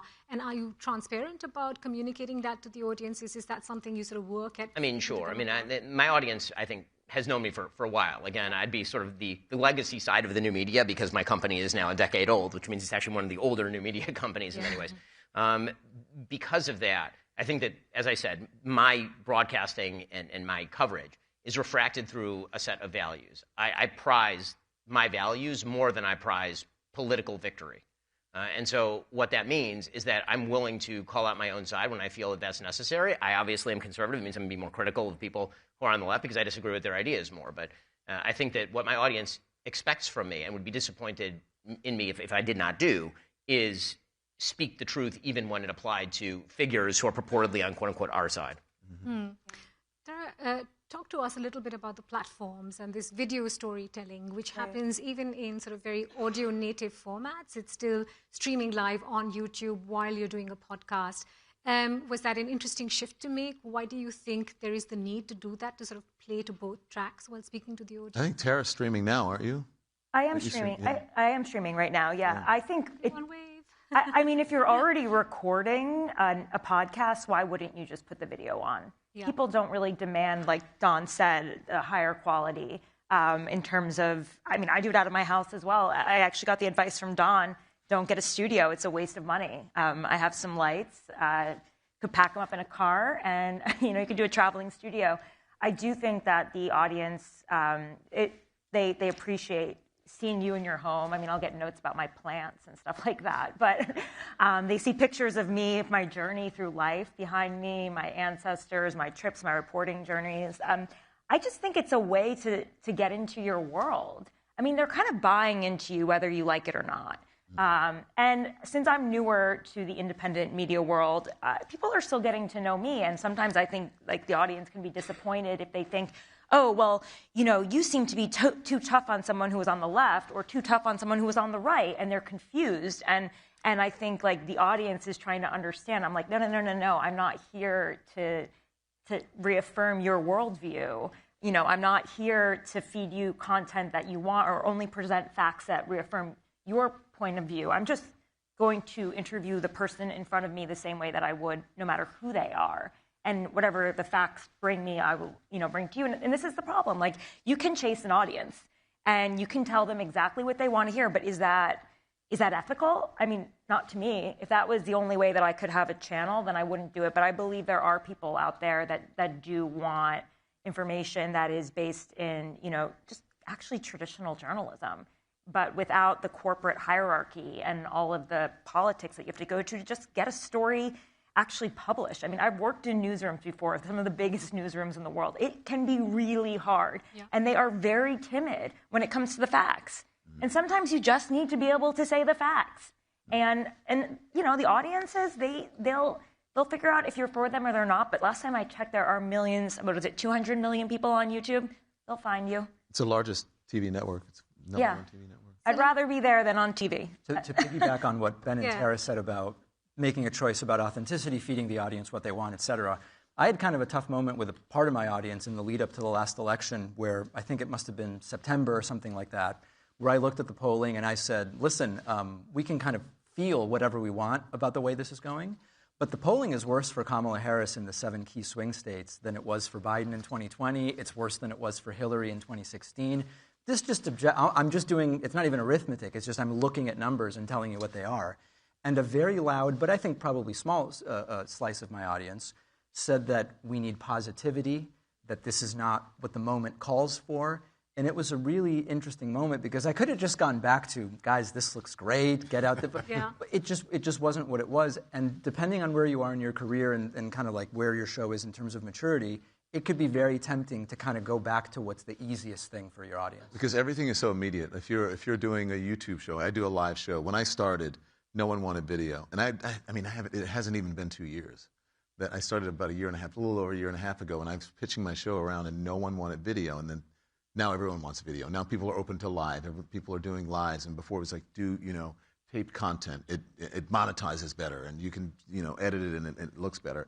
Now people are open to live. So it's everything is evolving. So I just think that you have to adapt. And he's right. During the election, I would go out because I wanted to hear what people were saying. And I didn't get to do that when I was sitting on a big, shiny anchor desk unless they, teleported you into a certain place. And so I went out to the swing states, battleground states, and just talked to people. And then I started getting calls from Fox News and Newsmax and, oh my gosh, you're getting a lot of Trump out there. You must be really sad. I'm like, no, I'm not. It's a lot of Trump. People are saying they're voting for Trump in places and demographics that you didn't think would be saying that. And I got the same thing. Don, are you curating that? We don't want to hear that. And I say, I'm sorry. I've got to give you the facts. So you can be pressured into having a bias towards just feeding people what they want, whether that's left or right, and you have to fight against that. In the short term, it's a hit, but in the long term, it's actually an asset. A recipe for because in the short term, the easy incentive is to go for the sugar high of giving the audience precisely what they want, but you actually lose your authenticity. You lose what you are when you do that. Because after the election, people say, Don, you saw it, you called it, right. and they respect you for that, and they come back because then they realize you're actually telling them the truth. Yeah, let me ask you this, David, and then I can get thoughts from all of you and you, Ben, specifically. One of the other things that we see in the US as a market is sort of the polarized nature of how people identify with some of the creators. So if you were to draw down a list between how people identified politically, they would name a wholly different list of 15 personalities if they were, right-leaning versus when they were left-leaning. Do you think that's reflecting an industry dynamic, or do you think that's how the ecosystem has developed online? Well, I think it's both. I think from the creator perspective, you're starting with what are your values, and hopefully at least, if it's not contrived, what is authentically you, and then that's going to put you somewhere on the political spectrum. I think without a doubt, the way that algorithms engage directly with what triggers the most emotional response is a direct driver of the hyperpolarized nature. And, I'm guilty of it to a degree because I'm in this space. I also try to be honest with my audience about when it comes to things like gas prices and whether a president controls them. I'm very honest that this is overly politicized. It becomes a political football. And the truth is presidents can do a couple of things related to gas prices, and it's mostly not about that. And so I try to balance the fact that I do have a perspective, I do have an opinion, from a moral standpoint about what I think is best, but at the same time, I'm trying to be upfront about the fact that there are things that are completely political, there are things that are outside of that, and hopefully the audience appreciates that over the long term. Yeah. The algorithms are destroying America. This is my informed view. Sounds like it should go ahead. Yeah, I mean, there we go. Don, look at us come together as soon as the reason I say this is because the TikTok and X algorithms in particular program for virality. Yes. And so they are programming for what is the strongest response, the strongest emotional response. Absolutely can be manipulated by outside actors. You've actually seen quite a bit of this on both TikTok as well as X. But people who are then in the real world use that as a substitute for polling. For example, so you see politicians, and if they get a lot of retweets, they think what they're saying is popular, and then they do more of it. And so you'll see it bleed over into the real world. Trends that you would never get if you just walked around and talked to normal humans suddenly start popping up when you talk around with normal humans because they've been watching it online and it's been really, really pushed. And so when people say, how do we get back to normal, my first recommendation is to do something that actually is the opposite of what our industry should be saying, which is get offline. Like actually turn off your phone and go to a place with actual human beings and have conversations with those people. And this is where I make my non-religious religious pitch. Everybody needs a form of Sabbath. You should get off your phone on Friday night. You should get back on your phone on Saturday night and just be completely disconnected from everything that's going on and be in a place where everybody who you know is bonding over values and over shared things. That the more online we are, the more polarized we are. And I think that's been the opposite of the way that we've viewed politics for decades in the country. The more informed you are, the better the electorate's going to be. And it turns out that because our informational ecosystem is so polluted and because it is actually programming to the id inside all of us, what that means is that probably the more time you're spending on X or the more time you're spending on TikTok, maybe the less informed you are, and also the more polarized you are, and the more out of touch with reality you are. That's true. People think that they live on. I have a producer who lives on Twitter. And every time I ask him for something, he goes to Twitter. And I said, do you ever do research other than Twitter? Touch some grass. Yeah, touch some grass. But I do. It's interesting that, Ben, you say that because I do every single day. I tell people, because I go live at 10 and 5, and I tell them between that, they can be informed without being inundated. They can read. And until then, I tell them, until I see you at 5 o'clock, turn the TV off. And only I mean watch you at 10. But I mean, turn the TV off or turn your and read and pick your moments. But I rarely do content. Every once in a while, I'll do weekend content because I think it's important to give people a break. And I do think that people should be in community with each other, and that's something that we should all be pushing. It doesn't, you don't make that much more revenue or become that much more successful by constantly pushing, even on the weekends, content. Yeah, I think you give people a break and make them want you, And the two big platforms in the US are X and YouTube. That's kind of the spaces where people are driven to the Although most. TikTok's enormous. TikTok's enormous, but it's probably got a bit more. It's not sort of hardcore news, if you will. It's people looking at lifestyle, culture, other things as well. And within X and YouTube, there is sort of a primary preponderance, if you will, of right-wing identified voices.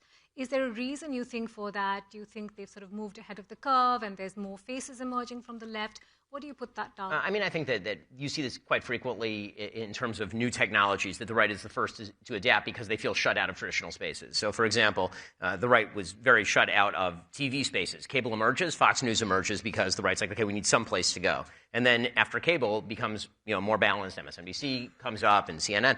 And once you have all those outlets, then the right is like, okay, well, maybe we'll have to try talk radio. Talk radio is now going to be our new things in the 90s, the early 90s, you get that. So the timeline's off here, but that's basically the idea. When the right feels squeezed in a particular legacy space, they're the first to adapt to a new space. And so for me, my op-eds weren't going to be appearing in the New York Times. And so the idea of start your own online outlet is a lot more attractive than somebody who is going to have access to the New York Times.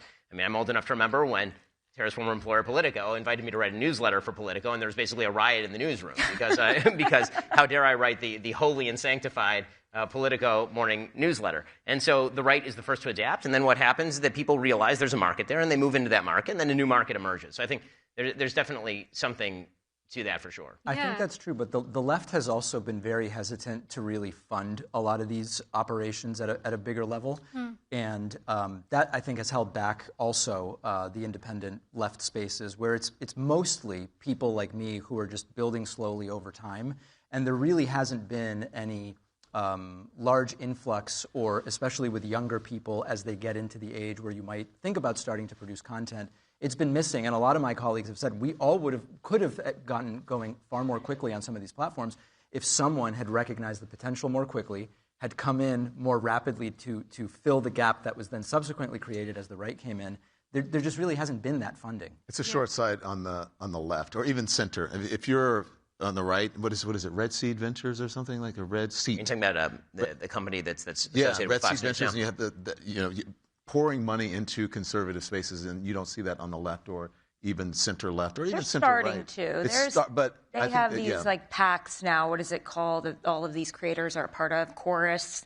They're all getting supported through these But PACs. not nearly to the... No, they're behind, but they didn't need it because they could just go to cable news and get interviews over and over again. This is really the key, is that a lot of people who would be funders for these sorts of enterprises are like, well, why do I need to fund that? We already own CNN or MSNBC.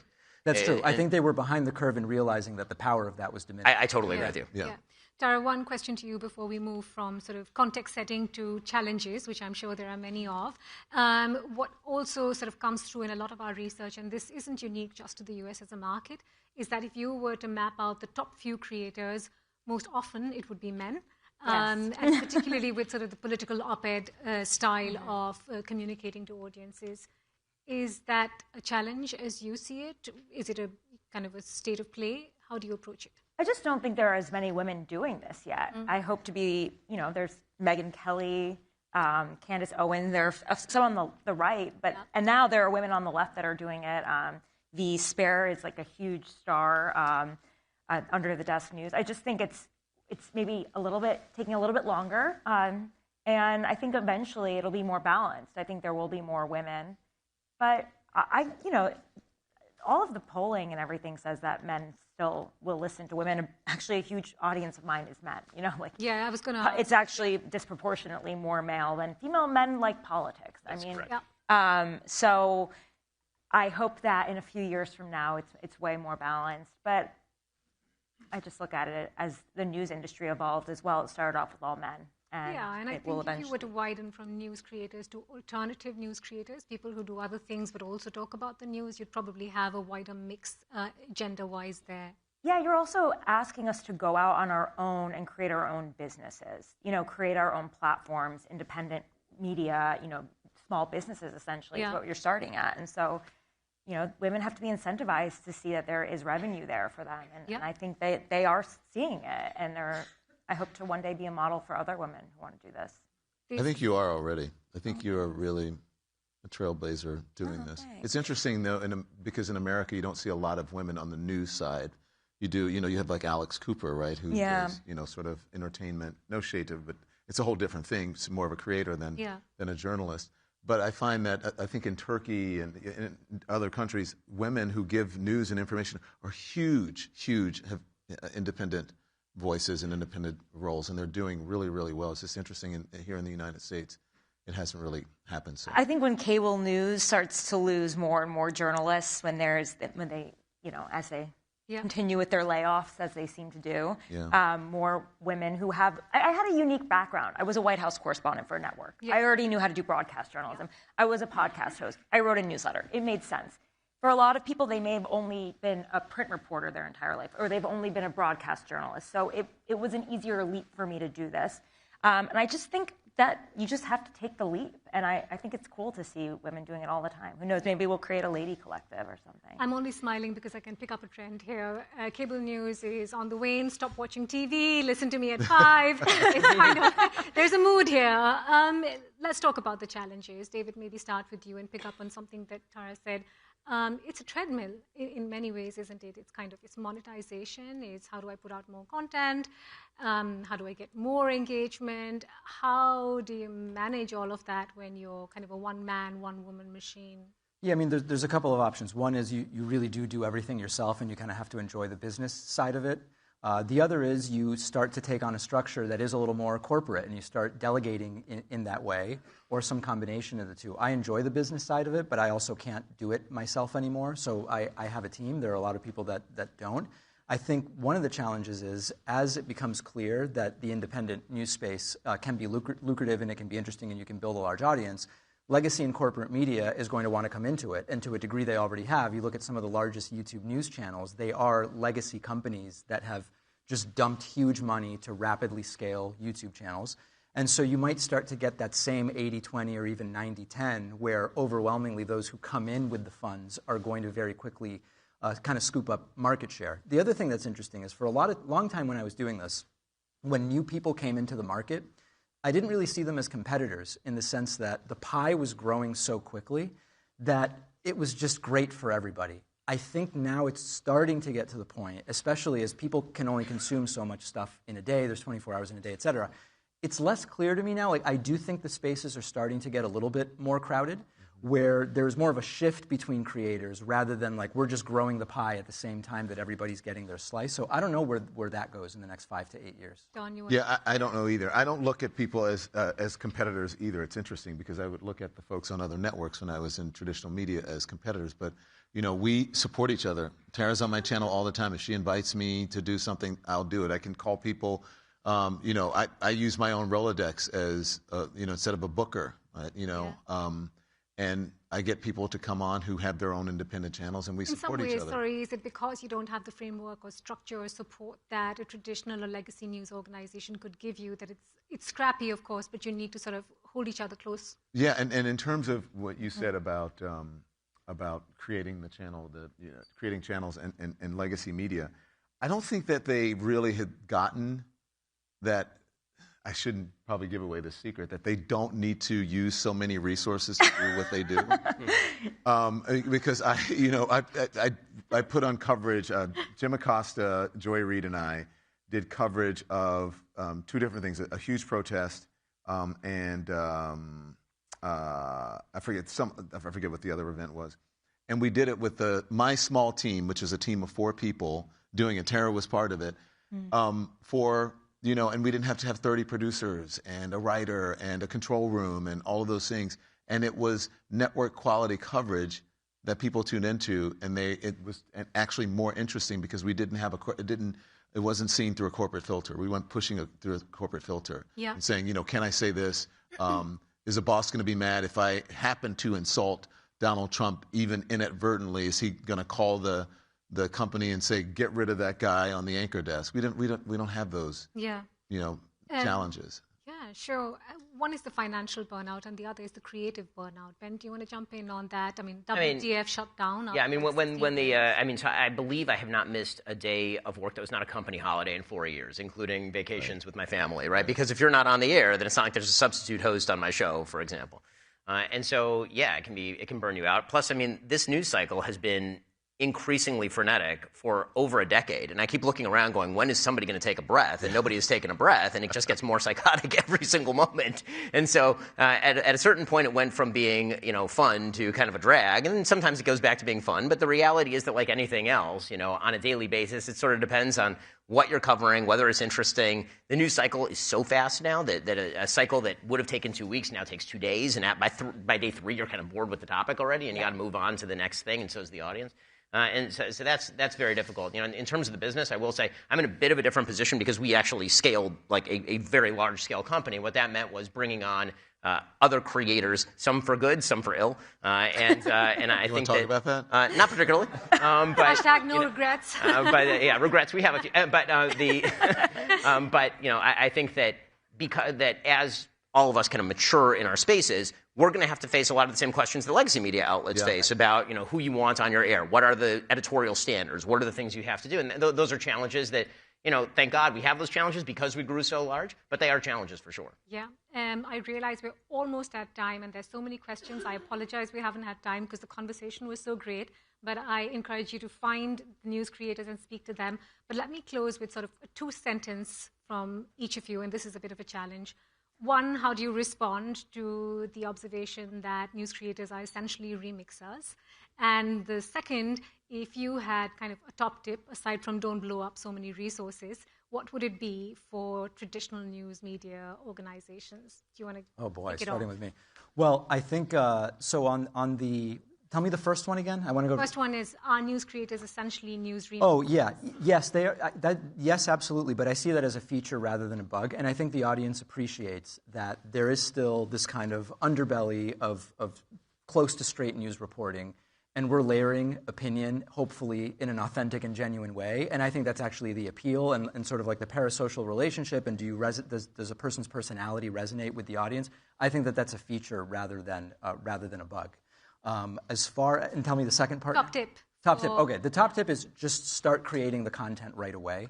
There's so many conversations I have with people who want to start, and they're asking me about publicists, and they're asking me about microphones and lighting and who can print their merch, and all of this stuff is completely irrelevant. The number one thing is get the content onto the platforms as quickly as possible, start getting feedback, iterate based on that. That's really the big thing you have to do. Yeah. Super. I'll say what he said. I do think that certain creators are remixers. And I see a difference between a creator and a journalist. And as long as you say what you are, then I'm okay with it. But there are some journalists who aren't doing journalism. And there are some creators who are actually doing a good job at journalism. So I don't think that there's one or the other. I just think that both can coexist and that we have to adapt to the new environment. What I would say is perfection is boring. And so if you're going to do it, again, what he said, just do it, and don't worry about it being perfect. And don't let, perfect be the enemy of the good? I think that's, and have integrity. So, yeah, I mean, as far as us being remixers, obviously, we're not the ones who are doing a lot of the core reporting. I think that's always been true. And so sometimes we're spotting a buried lead in paragraph 19 that may be, not elevated in a way that we might find interesting. And I think that is a real service, but to pretend that the legacy media doesn't have a continuing role is silly. I think the question you asked was about tips for the legacy media, correct? So the tips for the legacy media, and I think the number one thing for the legacy media is acknowledge your bias. I think that the legacy media are constantly suggesting that they're fully objective, floating above the fray, fully capable of removing themselves from the sort of day-to-day politics. And I admire the attempt by many people to do that. I actually do think that that's a useful thing, and I think journalistic practices are necessary. But it also happens to be that if you want to know the number one critique of legacy media from the right, and this has been true for decades, all the errors fall in the same direction, and yet we keep hearing about objectivity. If all the errors are going in one direction, and we keep hearing how objective the journalists are, we start to doubt that you're telling us the truth, not just about your own objectivity, but about everything you're saying. And so I think one of the things that, I'll mention my friend Barry Weiss, I think what Barry is trying to do at CBS News is quite good, actually. I think bringing on people of openly political views from different perspectives to discuss issues is really important, and I hope that more legacy media institutions would acknowledge how polarized we are, and the way to solve the polarization is not to ignore it, is to host conversations between people who disagree. Tara, final yeah, I would say I still do think about I still think about what I can offer that's new, that hasn't been reported, and why you might find value in my channel. So I do actually call sources. I do try to break stories. Some days they're big, some days they're not. Some days it's news analysis. Some days I'm just calling sources on the Hill and trying to make sense of the last election. And you know, I'll write something on Substack and I'll host a show. Obviously, the Epstein story has been really big, but I also was covering that really closely when a lot of people weren't for the past 6 years. So I've been able to offer new reporting, new analysis, and exclusives. But yeah, I believe the legacy media has a huge value. I do use their reporting as support for my reporting, and often it leads to future reporting. And in some ways, yeah, we're remixers. But like you said, people want to feel like there is, they like you. They like your personality. They like the way you call shots. I think we need more referees, honestly, than we need to have people on tribes online. And I try to be a referee. That's how I see myself in this game. And yeah, I'm a person. Of course, we all grow up with our biases just by the fact of, you know, being a first-generation American. I'll have a bias because of that, and it's subconscious. But I try not to bring it, you know, into everything. So that's my angle for this world. And my tip is to do it. Exactly. You know how many people? I'm sure same thing. People ask all the time. I want to do what you're doing. Okay, well then just put a camera in front of your face and start talking. That's the first step.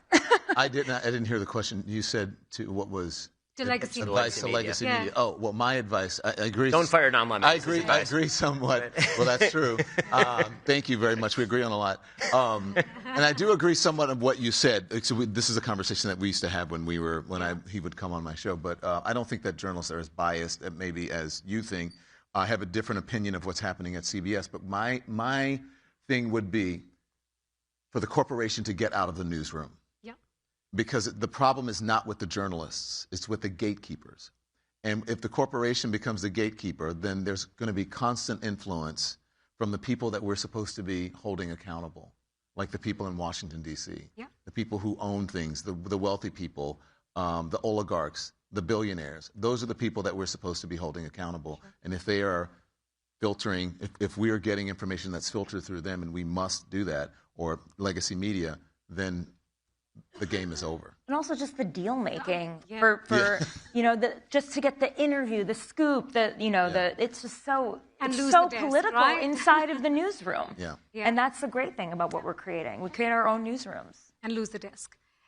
Completely at time. Big round of applause, please, for our news creators today.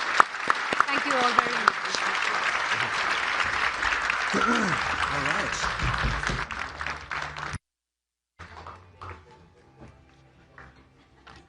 Wow, amazing discussion, everyone. I want to mention that the Reuters journalists have to adhere to the Reuters trust principles, which is something that, having come from many years as a broadcast journalist behind an anchor desk, has been very impressive to me. And I would even point out, I spoke to a newly appointed reporter who covers the beauty beat. She can't even receive like an eyeshadow for free. That's how committed we are to making sure that we are free and fair in our reporting. Next up, a fantastic discussion, more to come. Next up, we have Reuters editor-in-chief, Alessandra Galloni, who is returning to the stage, this time in conversation with Wikipedia founder Jimmy Wales.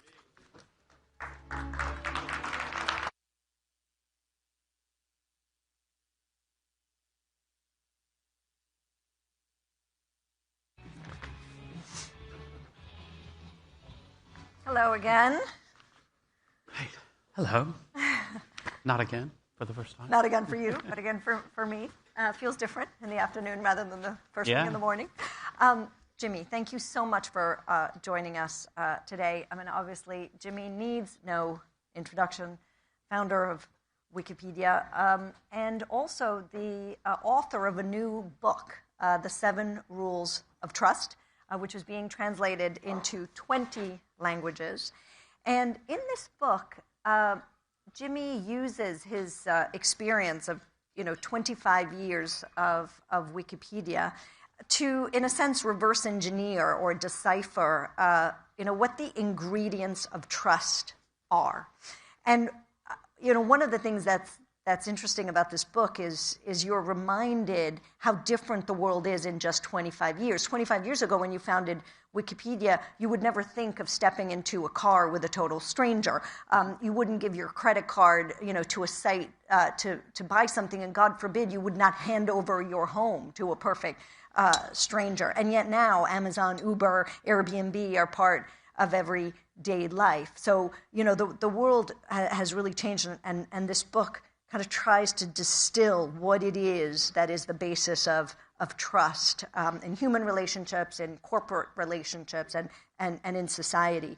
But the book actually begins with a very personal tale that led to the philosophy behind Wikipedia. Would you mind telling us about this sort of difficult personal decision regarding your daughter that was in a way the inspiration for Wikipedia?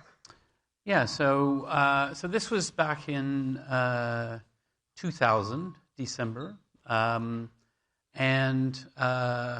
Kira, my daughter, was born on December 26th, and at the time, just to set the context, I had been working on a project called Newpedia, the same vision of free encyclopedia for everyone, written by volunteers, but I didn't really know how to build an online community, and I wasn't sure what I was doing and so forth, and it wasn't working. It really wasn't working. Progress was very slow. And one of my employees showed me Wiki just before the Christmas break. And Wiki just means it's a type of software. It's a website anyone can edit. That's the basic idea of a wiki. And I started to think about, maybe we could use this wiki because the Newpedia system wasn't working. It was too hard, too slow. Then my daughter was born, and when she was born, she had meconium aspiration syndrome, which is a problem with the lungs when she's born. And I'd never even heard of this. It wasn't even on my radar as a thing, and I had to make a decision, very quickly as to what to do. And so they said, we've got like the world expert on this disease, and he's at UC San Diego. We lived in San Diego at the time. And so he came and, he explained, okay, we're doing a clinical trial. I mean, this is the scary part.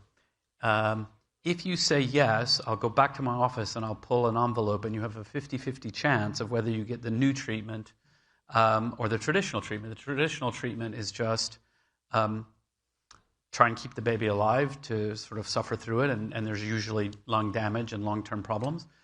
And his new treatment was to basically stop the baby's breathing and use this new fluid, protein-based fluid that he had invented, to basically pour it in the baby and rinse out the baby's lungs 4 times. I mean, terrifying. And we had to make a decision, like right then and there. Is this guy a lunatic? Is he a sensible person? Like, what is it like? And so I asked him a couple of questions. I asked, like, okay, she's on this machine and there's this number. What does that number mean? And he just got my personality. So empathy, one of the key things I talk about. And he realized I wasn't the type of person to sort of talk in vagueness to. I needed to know a little bit more about the science and what he was doing. And he didn't tell me this. It turns out he invented the machine. So that also raised some trust. And so we had made the decision to go with the treatment. And she was lucky. She got the experimental treatment, and she's completely fine now. And that's great. As a part of all that whole situation, I sort of rushed home during part of it to get on the internet. Didn't really have internet on our phones back then. And I searched for meconium aspiration syndrome, and there was nothing good on the internet. I found some academic journal articles. I found some possibly crazy blog posts and things like that. And it sort of really doubled for me, like, the world does need this. It needs an encyclopedia. Also, life's too short to not be bold and not to try something. So when I got back to work on January 15th, I'm like, you know what? We're just going to do it. I downloaded some wiki software, put up the wiki. I typed "Hello World," the first words of Wikipedia, and we got started. And that was kind of the early days. And so, it's that moment, which I didn't talk about for years, but it really did sort of, it brought home to me, like, okay, this could be really important, and people really do need clear, high-quality information that's accessible, written to a level of an educated adult and so forth. So in your book, you write that when you founded Wikipedia, and I quote, "This was a time when the internet still felt young and with endless possibilities. There was less cynicism. People were open to new ideas, even ideas that sounded a little, well, nutty. Volunteers showed up to give Wikipedia a try, and in just a few months we had hundreds of active volunteers, and articles were pouring onto the internet by the dozens every day." That sounds like an alternate universe to the America of 2025. In today's political climate, war on facts, historic distrust, right, of news and not only, could you still create Wikipedia today? Well, I think so, yes. But I'm a pathological optimist, and so I always think everything's great. But I use the word pathological to acknowledge I'm not always realistic. That's just how I am. I think everything's going to be fine. That gets shaken from time to time these days. But, I think, there was that moment of great optimism and, all of that. But we also have to remember, even going back before Tim Berners-Lee invented the World Wide Web, there was this giant message board system called Usenet, which was mostly unmoderated and unmoderatable because it was a distributed system on lots of different mainframe computers and so on. And it was unbelievably toxic. It was horrible. I mean, it turns out people don't actually need algorithms to be horrible to each other. We can just do it for free, And there's a lot of reasons. There's a lot of the elements that we have a better understanding of now. Anonymity doesn't always lead to toxicity, but it is a component often. A lot of atomistic interactions. It's like a drive-by trolling, and you're never going to see the person again, and people don't behave. So there was that moment of great optimism, but you could already see actually the internet could be a horrible place as well. And so, when I reflect on this, I just it's really hard to think about, okay, what if Wikipedia hadn't started? Could you start it today? Well, gosh, what would the world be like without Wikipedia today? I mean, what would the internet be like? It's become such a part of the infrastructure of how things work from, searching online. You search because you're going to find something. And when you find something, it's probably Wikipedia. And AI is being trained on Wikipedia and all of that. And so it's hard for me to even imagine a world without Wikipedia now. So. I'm going to go off script here. How many people use Wikipedia in this room more than 10 times a day? Oh, more than 10 a day? Come on. More than 5 times a day? You're slackers. You're all slackers. Not curious enough, people. In the book I quote DVF, Diane von Furstenberg, who told me, she says it all the time, actually. She says, we all use Wikipedia more often than we pee. That was pretty good. I don't think that's 10 times a day, but I mean, if it is, go see a doctor. But maybe people aren't drinking enough water is the moral of the story here. Anyway, but it's interesting in what you're talking about, sort of toxicity on the internet and with people you cannot see. That is a theme that you explore in the book, which is it's very easy to be toxic, just sort of in an ether, as opposed to people who are next to you and human beings. And that, I mean, I don't know if you ever thought you would be in agreement with Ben Shapiro, but that sounds remarkably like what Ben was just saying just in the panel before us. Yeah, I was backstage listening, and I don't know much about Ben Shapiro. I've heard of him, and I just thought, oh, well, what's this guy going to say? And I sort of tune in and start listening. I'm like, oh, yeah, that actually completely makes sense. And in fact, when he suggested doing a sort of non-religious Shabbat and taking Saturday off from social media, I chuckled because because I'm a geek, I've just been redoing my internet at home and a new network and I've got a new router and a new blah, blah, blah. And I said to the children, I'm like, oh, look, I was thinking about maybe I can set a schedule. And I'm thinking maybe we'll do like a family Shabbat, and every Saturday we'll automatically block all social media. And they nearly threw me out the window. Like, it was a very controversial. They're like, what? Saturday is our only day that you're allowed to. Da, da, da. So I'm like, okay, well, just take it easy. Maybe we'll just try 1 or 2 things, or an hour on Saturday morning or something. But anyway. I think it's not a bad idea. These are the same kids, by the way, who just now, behind the scenes, Jimmy was online fixing internet for them back home remotely. Yeah, That's the last time you're going to do that. I mean, it's I am sort of IT support at home.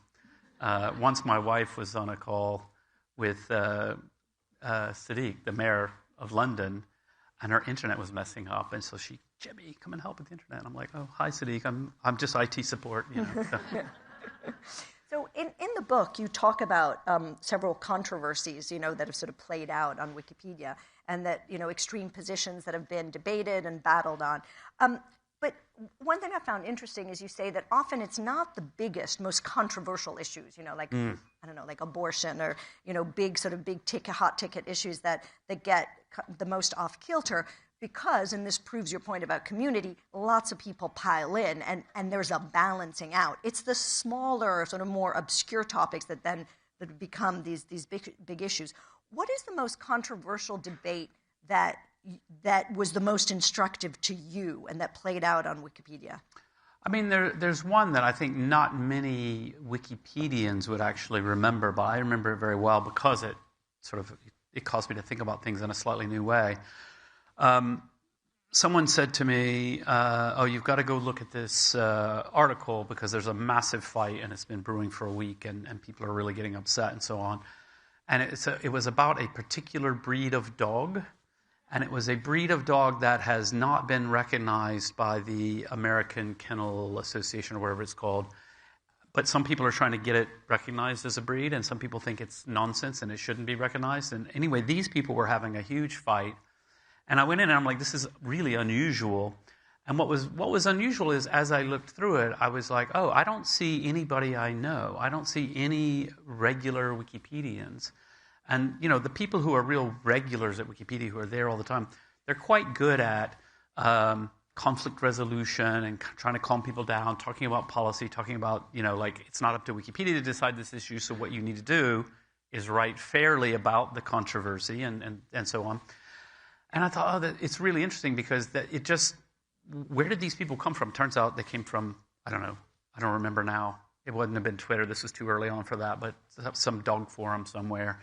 And it's like, oh, people don't automatically come to Wikipedia understanding what it is. And we still see this today. Like, it's very common. Somebody will sort of launch an attack on us on Twitter or somewhere.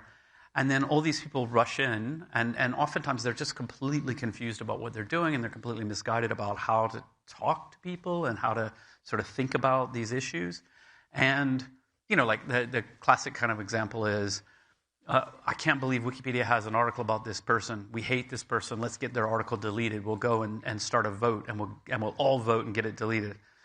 And the way we vote in Wikipedia is we call it a not vote. It's like we don't vote.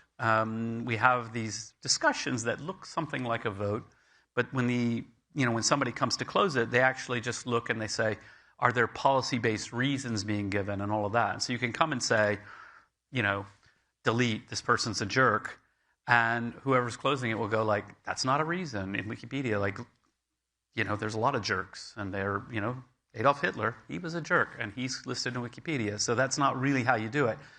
And so it is like this, there's nothing automatic that happens if you get people to come and work on something. It does take a lot of ideas, a lot of philosophy, a lot of coaching, and people do get it. Actually, people get quite enthusiastic about it because finally it's like, oh, we're not just going to bash each other? Great, actually that sounds a lot more interesting. I think I heard Ben Shapiro talking about the need for, of diversity of opinions and discussions and discourse as opposed to just whacking at each other. It's very instructive, even though it was about a silly dog breed. Yeah, exactly. So, I shouldn't say a silly dog breed because half of that group. You're going to get into trouble for that. Clearly Ben Shapiro has made an impression here, but Wikipedia has often been the target of conservative critics. Right-wing influencers, many sort of Republican congresspeople, accusing it of being too liberal, accusing you of being too liberal. How do you respond to that? Yeah, so I think broadly, if you, like when Elon says that we're Wokepedia and that the site's been hijacked by left-wing activists, this is just not true. Like, I know the Wikipedians, they're mostly like super nerdy people, not particularly political and so on and so forth. And so, broadly, no.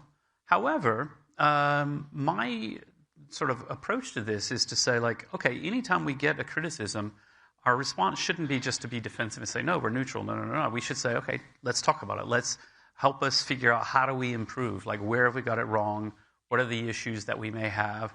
And, some of it can be, the way Elon puts things is always a little dramatic. But when he says things like, Wikipedia just reflects mainstream propaganda, I'm like, that's a really odd pair of words to put together, mainstream propaganda.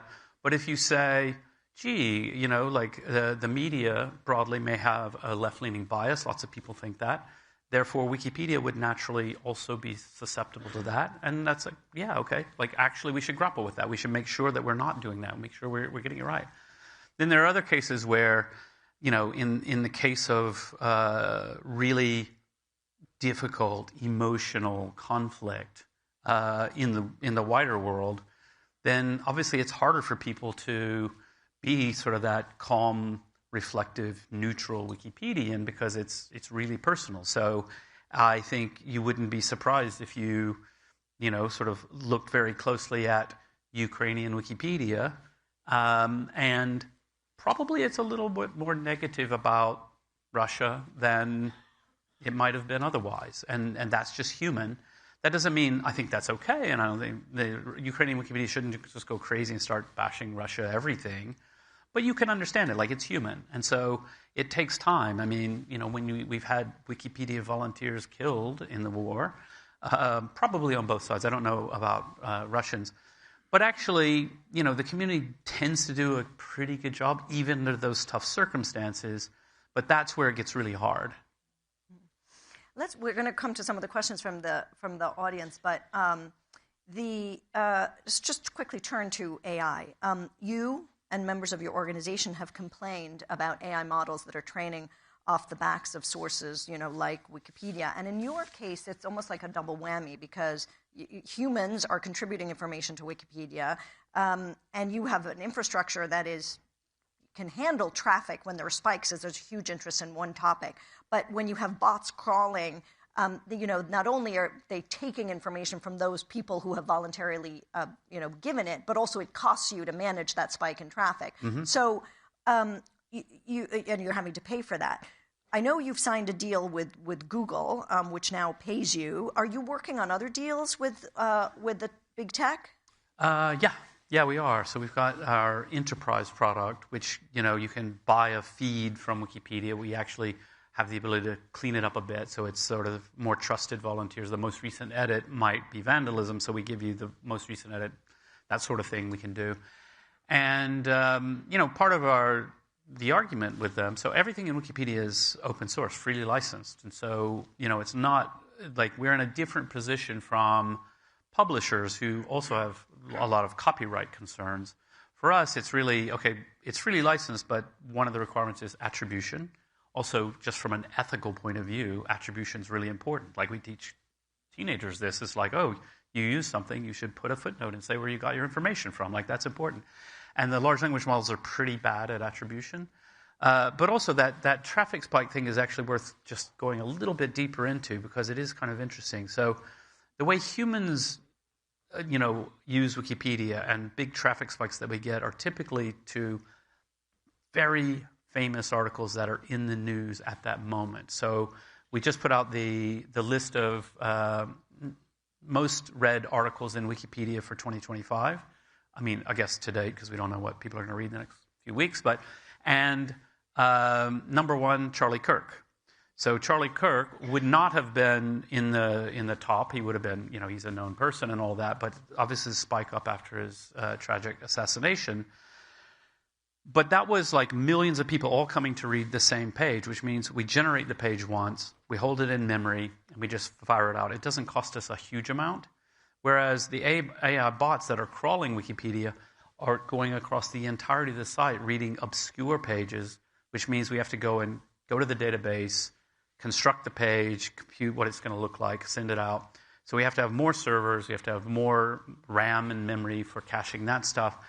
And that costs us a disproportionate amount. And the thing that's really in terms of fairness, like simple human fairness, like Wikipedia is supported by volunteers. We're a charity, and the average donation, I was just told this the other day, the average donation to Wikipedia is $10.26. So don't quote me on the figures exactly, but $10 and something.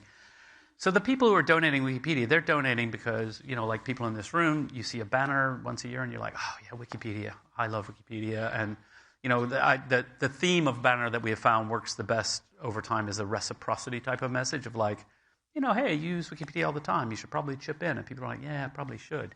So then they cough up their $10 and, well, those people aren't donating money. They're donating to support Wikipedia. They're not donating to subsidize OpenAI, costing us a ton of money. Like, that doesn't feel fair, even though it's fine if they want to use the content and all of that. So we're just kind of saying to them, and so far... Yeah, so what are you doing? I mean, what's the legal action or stopping the crawling? We're very nice, and we're very relaxed, and we...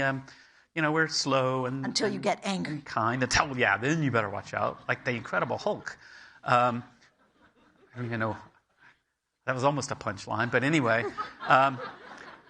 So, Cloudflare's just come out with this product for publishers to block AI crawlers because there's so many of them and there's so many ways they can do it. We aren't using that yet, but it's the sort of thing, whether we do it ourselves or with Cloudflare, I don't know, but it's the sort of thing that we might consider. We're a little bit funny because we're quite ideological about certain things. So free access to knowledge is really important to us. And so when we started the enterprise product, we started charging for the API, but we have like very generous limits for researchers and nonprofits and open source projects and things like that. And we'll continue that. But we do think, there are these cases where it's like, well, you're really slamming our servers. You should be using the API and you aren't. So at some point, we're going to have to say, really, you have to. Would it go to legal? I don't know. I mean, I feel like our ability of soft power to just shame them is probably pretty powerful, particularly because they're chock full of engineers who love Wikipedia, and I don't think their staff are going to like it if you're like, it just doesn't feel good stealing from babies or Wikipedia. So we have to close, but there was actually a question about those who donate. I don't know if we can scroll back down to it, which because you raised it, because you get the banner on, especially now on the 25th anniversary. And asked, do you know the demographics of those who donate? I think that was the question. Right? Yeah, it's pretty diverse. I don't personally know. I think. I would say the thing I do know is geographically, the majority of the money comes from the U.S., and I would say per capita more from the U.S., and that's partly because the U.S. has a much stronger culture of giving and donating to philanthropy and so on, whereas a lot of Europeans think the government should pay for it, and that's just a cultural difference. Obviously, the wealth level of a country matters quite a lot. But in terms of age demographics and things like that, not so much. Now, I want to answer this other question because I like it. Why does the Wikimedia Foundation keep asking for donations, even though it's managed by Wikimedia and they have more than enough funding?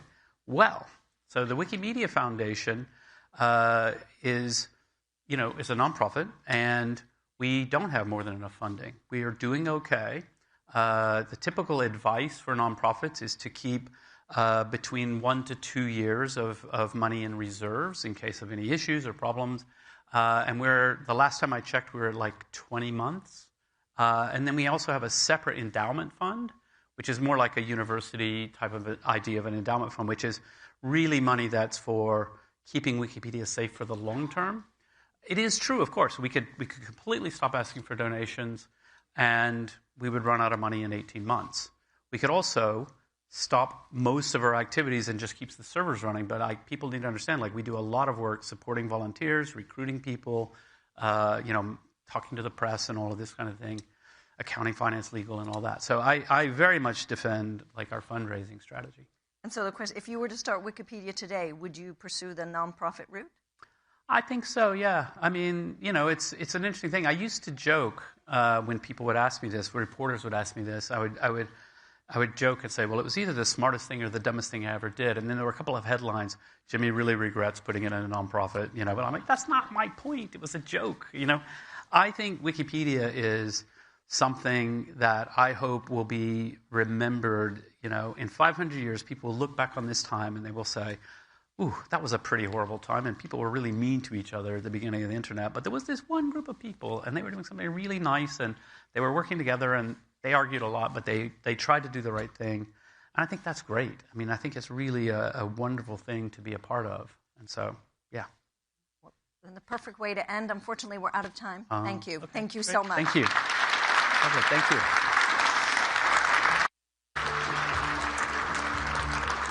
I believe you're going to exit off this way, Jimmy. Sorry. I did a quick wiki, actually, to try and find out what that dog breed was that was so controversial, and I couldn't find it. ChatGPT reckons Pitbull. No, okay, we're going to have to do a little bit more of a deep dive on that one. Right, we've got 5 minutes now, but I want you to all get out your phones. Right now, everybody get your phone out. Is it in your hand? We're going to put on the screen a QR code. That QR code is going to take you to a poll. And that poll is necessary because we've got some very important questions to ask you. Right, first off, everyone. Phones out, QR code up. There we go. It's going to take you to the Reuters Events app. It's going to take you straight to this poll, and it's going to give us the poll answers in real time. So first off, the first question, is your business better or worse off now compared to a year ago? As you vote, we're going to get the answers in real time. I'm going to call it. I'm going to give you a few minutes to tell us. Slightly worse off seems to be pretty much the winner there. It's a shame we don't have the real numbers of how many people are voting. Actually, I can probably find that out. This is probably something you've all been discussing among yourselves outside our hope. Okay, I think we're going to call it there. Slightly worse off. I think in these types of polls, people don't ever go to the extremes, really, do they? Okay, we're going to call it slightly worse off. Can we bring up the next poll? I know you're all just here to see Sarah Jessica Parker, but I want to get some intel out of you first. By the way, if there's not enough seats, which there's not enough seats, there are some seats up here down the front if you want to come up and take a seat. Otherwise, we are also streaming in the LSEG lounge, but I know you all want to see her in person. That's why you're here. Okay, so the next, you've already got it. Question is, what will shake global markets the most in the next 12 months? Try and put in like 1 or 2 words. I think they call this a thought cloud, to give us your sense on what you think is going to happen. AI crash. All right, interesting. Bitcoin.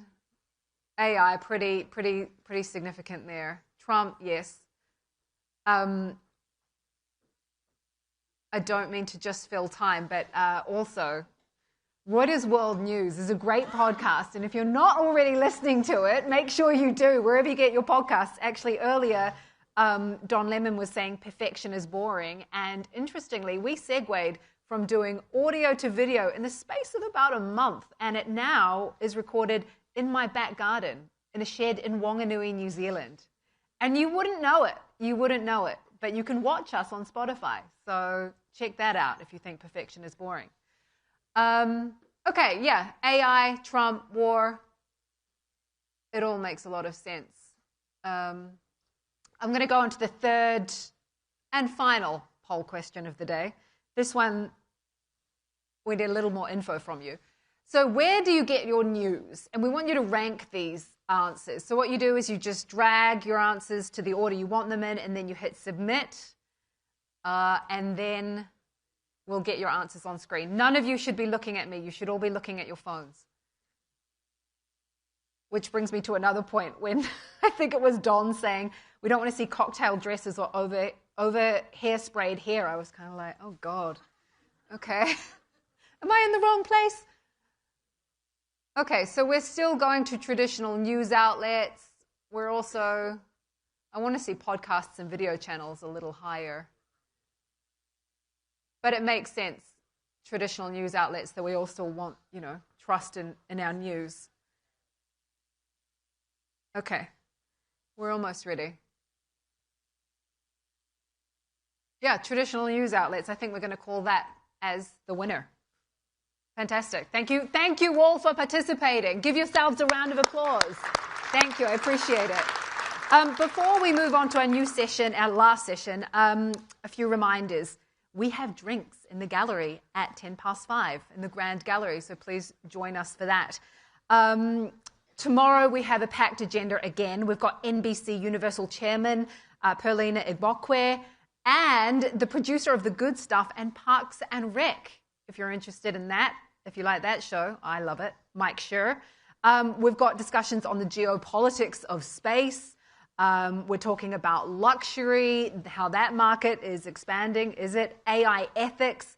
We've got insights from the CEOs from Estee Lauder, The Honest Company, Tapestry, SAP, Cohere, and many more. So that is going to be a fantastic day as well. I'll be helming the tech and AI stage.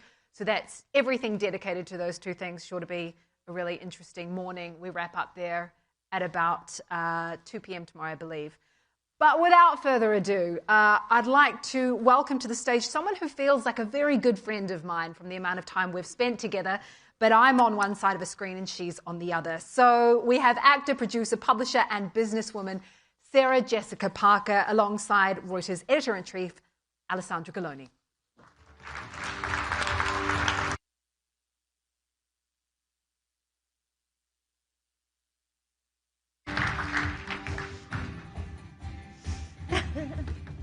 Hello. Welcome. Thank you. Thank you for having me. What a treat to have you here. We'll see how you feel afterwards. Oh, yeah, we'll see. Well, I'll see.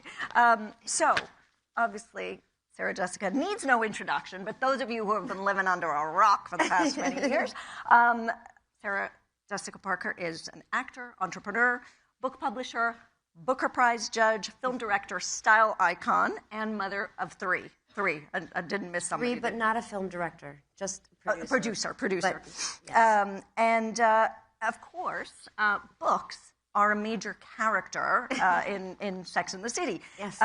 You know, basically by the end of the sequel, which finished this year, Carrie Bradshaw, the main character, has written 7 books and spends a lot of her time in the series writing, admiring the smell of old library books, attempting and failing to get married in the New York Public Library. Yes. So books are a big theme in Sex and the City. Yes. And so in a way, it's fitting that your first foray into documentary production, right? We've done a few, but we've done 2 this year, and this one's sort of just been birthed. So it's of the moment. Of the moment. So is The Librarians. And it focuses essentially on a group of resistance fighters, if you will, freedom, F-R-E-A-D, librarians who are fighting against book bans by local school boards and in school libraries. And in some case, you know, coming under extreme duress because of refusing to ban the books. And of course, I don't know. I mean, I did a bit of research on this. Actually, there's a rich history in the U.S. of book banning back to the Puritans. In the 50s, Catcher in the Rye was targeted for promoting communism. Other classics, Charlotte's Web, Goodnight Moon, New York Public Library, I think, The Wizard of Oz, The Hobbit. So, you know, there's quite a tradition. But anyway, this is a remarkable documentary. I really do urge everybody to look at it. And you've pointed out in interviews, some people don't realize, you know, how much book banning actually exists. And so I guess my first question is, why was it important for you to be involved in this documentary? I think, first of all, because perhaps like many of you in the room, I was sort of raised in a library. I lived in Cincinnati, Ohio until I was about 11 years old, and we had a wonderful public library. We went a couple times a week. It's where all of our books came from. We didn't have a television in our home. We had to have a book with us at all times, whether we could read or not. My mother was an educator. She grew up in a library, and so libraries were just very much a sort of a necessary and fundamental part of our lives. And the idea that there would not be available to me books that I might reach for, want, need, you know, don't even know about, that might change the course of my life, or, I don't know, maybe cultivate compassion, curiosity, interest, help me know people far away, people who are different religions, political beliefs, ideologies, any number of things, all the ways in which information and access to information can change a person's life, the idea that that wouldn't be a possibility for perhaps millions of readers in our country seemed devastating and dangerous. And so when the filmmaker came to me with a producer and asked if our company at HBO would participate in producing and fundraising, I was immediately interested. They had some footage. There was a representative in Texas in the State House who, a man named, I think his name is Representative Krause, who had released a list of, I believe it was 850 or 880 books that he deemed inappropriate and therefore was banning from public school libraries. And it was at that point that these librarians in Texas got together and decided on their own, in the face of, yes, danger, personal risk, professional risk, to fight for the fundamental right for freedom of information. And thus the story began. It took us across the country back and forth to the state of New Jersey, to Florida, I mean, every place in between. And I think the film probably finished, it was edited and done by December 9th of last year. And in that time, there's only been more book bans in our country. I think as recently, fairly recently in Tennessee, with the exceptions of Nashville and Knoxville, we have some pretty draconian book bannings happening. One of the things that's remarkable about this documentary is the books that are actually banned, and because many of them are children's books, so we're talking about schools, right? And cartoons even. And I was struck by even the Diary of Anne Frank. Can you tell us what the issue was with the graphic novel of the Diary of Anne Frank? I think there was something that they deemed explicit in her entries in her diary. I think just about her own feelings about her body or the way she felt about another person in hiding with her, if I recall correctly. I don't want to get that wrong because it's too important. But that might illustrate how insignificant this kind of idea is. If it's not something that I can recall specifically enough to say correctly here today, I think that kind of indicates how we're deconstructing books and deciding that what is inappropriate for you is therefore inappropriate for me. And I think, the irony, or perhaps that's not the right word, the thing that most confounds me is that nobody is pressing these books into anybody's hands. We're not forcing anybody to read a book. We're not, no librarian that I've ever met, and certainly I've met many librarians at this point just through, the work on this movie. No one's forcing anybody to read a book. It's the availability of the book. And that's what I think we all thought was kind of who we were as a country. This idea of access to freedom, the freedom to read and know other people and perhaps know ourselves better. I think in the documentary, if I recall correctly, and I may be wrong here, there is an image from the Diary of Anne Frank of Anne, and you see her back, but she's in a garden, and there's classical and I think there's, kind of Michelangelesque statues or something, naked. Yes, and they're interpreting that as lewd. Is it? Yes, something like that. I think that was I think you have to question the person who's seeing something like that. Maybe that's the concern. I don't know. I think it's fair to say that many institutions right now in the United States are coming under attack. As we discussed, libraries, universities, cultural centers, the press. What concerns you about this?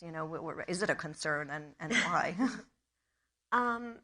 Where to begin? There's a laundry list of concerns. Cultural institutions, it's problematic because when you start defining what is art and what's appropriate, and then you threaten dollars, and you threaten access, and you threaten what can be produced and how, and the kind of language that can be used, not just on stage or on a canvas, but the way we talk about it. I just think it's really dangerous, and I think it doesn't allow us to be this rich culture that we should be. Cultural institutions are one very specific thing. Nonprofits are one specific thing. University, it's so it's so complex that I don't want to take a stab at all the ways in which it's been handled poorly. And I think in some instances there are people that might, that have concerns for probably legitimate reasons that they think are sensitive and compassionate, humane. I think it's the way in which we've gone about talking about it, and I think maybe one of the most consequential concerns is the way in which we just talk to each other, that there's, that everything is black and white, that the nuance and the hardest parts of things are not being discussed. And my experience as a parent, as an employee, as an employer, as a sibling, as a daughter is like the most productive things come from that part in the middle, where things are much more complex. But that's not the way we're talking about any of this. And it's not been helpful to students. It's not been helpful to academia. It's not been helpful to institutions. It's not been helpful, to what we, I don't know. I think we were a country that exported a lot of really exciting things, and art being among them. And I think it's just really limiting people. People are afraid. People are afraid in classrooms. Professors are afraid. Artists are afraid. And it just feels like it's paralyzed us. And I just think it's going to take a long time to course correct. And I don't know how one begins to do that. I'm not equipped, but I'm worried. Yeah. I mean, in the documentary, the librarians who were standing up against these book bans, one of them, in fact, her face is obscured. They talk of online abuse. They talk of these horrible things, being said to them. Taking precautions. There's this one of the librarians talks about having her brother sleep, I think, near her door because she was afraid. And then their lives have been threatened. Right. And so was this a consideration in the making of the documentary, how to keep the subject safe, but also the maker? I mean, you were involved in it, the director. I never felt that I was on the front lines and in danger, but certainly everybody wanted to do anything possible to keep them safe. I think documentaries are that very peculiar thing where you can't impose yourself on a subject. But if anything, I'm certain if anything had ever felt dangerous or unsafe or threatening in some way, everybody would have been there to provide the kind of shelter that would be required to keep those subjects safe. But I think it really is a portrait of how very real these threats are. And in many instances, inside their own communities, they didn't have support. They didn't have support even if they had just been, awarded best librarian, not just in the county, but in the state. All of a sudden, they were alone with nobody speaking up on their behalf and allowing them to be called all sorts of unthinkable names. Amanda's just had a fairly big apology. I'm not sure if anyone's aware of that, if you were aware of that, but one of the most egregious threats and most kind of libelous attacks was recently settled. I believe she settled for $1 and an apology from somebody, which I think was more important to her than a financial windfall, which I think is it says a lot. Says a lot about her character. Yeah. Yeah. And what has been the reception been? So I think you're presenting it this evening? Yeah, there's screenings everywhere. It was just accepted as an Oscar contender, which is wonderful, and we're very, very proud. It's all because of these extraordinary librarians. So there's a screening this evening. We'll do lots of screening for Oscar voters. And then it will premiere. It's been in theaters and it was held over here for 3 weeks in New York City at Film Forum. And then I think it's going to be available on Independent Lens on PBS, if PBS can keep their funding, but they will. And these librarians are 12 or 13, I think. We tell the story of, I can't recall if it's that many or less, but there's many more like them. And there's been a lot of support for them because of people seeing the movie all over the globe. In the UK, it's had a huge, wonderful reception because of their own political climate that they're also dealing with. It's not unique to us anymore. Unfortunately. Just checking if there were any questions, in the audience on this. What would you say to the next generation of librarians? I mean, my mom was a librarian. Yeah, my mom was a librarian, and I think it's a beautiful thing in Italy. In a public library in Italy. Wow. Yeah. When I was born. In Rome. Well, I'm from Rome. Yeah. So, but what would you say to a new generation of librarians? I hope that they're all willing to put in the time. It's really, really difficult to become a librarian. That's a very hard degree.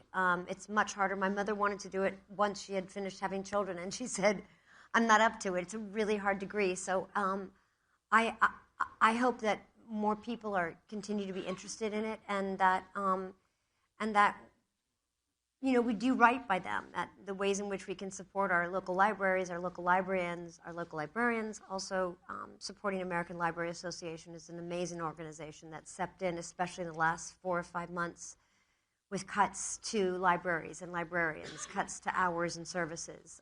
Libraries are, in many cases, the heartbeat of a community. I always say they're warm in the winter and cool in the summer, and they're not just for books. They're nerve central, and to lose time, to lose the kind of smart, inspired thinkers that choose to be librarians would be a loss for all of us. So ultimately, as we've been discussing, Librarians is a documentary about First Amendment, about culture wars in the U.S., and I think it can be said that, you've waded right into those culture wars throughout your career. I mean, well, maybe not as Annie on Broadway, but of course, Sex and the City was such a huge success, in part because it tackled, sometimes vividly, the concept of women treating sex more like men do. And now your publishing company, SJP Lit, recently published a book called I Am You by Victoria Riddell, which I've read and is also brilliant. And it's this beautiful sort of searing novel that takes inspiration from the story of a Dutch painter, Maria van Oosterwijk, and the complex relationship she has with Gerta Peters, who's her maid, her assistant, her lover. What did you love about this book? Oh my gosh. Why did you want it? I know you wanted it. Yeah. I got that book. It was submitted. I stayed up all night reading it. It was submitted by an agent who I admire so much, and I knew it was dead serious if he was submitting it, and I knew we'd have a lot of competition. I think the period of time is so exciting. It's a golden age in Amsterdam, the greatest painters. And this woman moves there to try to be a painter. She brings her servant from home who is behaved as a boy in order to work from a very, very poor family, is revealed to be a girl. This young servant becomes her mixer, which at that time in Amsterdam was a very skilled and very hard job. She becomes incredibly skilled at it. And over time starts painting for Maria van Oosterwijk, whose first painting was just hung in the Rijksmuseum in Amsterdam, who was a massive success in all the courts across the globe and had great success, but becomes ill and can't paint. They have this really colorful relationship. There's a plot twist I'm not going to tell you because it's pretty amazing. But just Victoria is a researcher. She's a poet. So, she spent so much time. These are two real people. All the research is there, but it's so effortless and it's so vivid and it's such a dramatic story, but it's based on real lives in a real time. And I think it's just spellbinding because of her talent. She's just an incredibly talented writer, and I think the book is a great achievement. And it's had so much success, and I'm so thrilled for her. And how do you now choose? You've obviously done a lot, on stage and publishing and judging the booker. How do you now choose your ventures, like your next ventures? Do you, what do you think about primarily in saying, yes, I'll do this, and, no, I won't do this?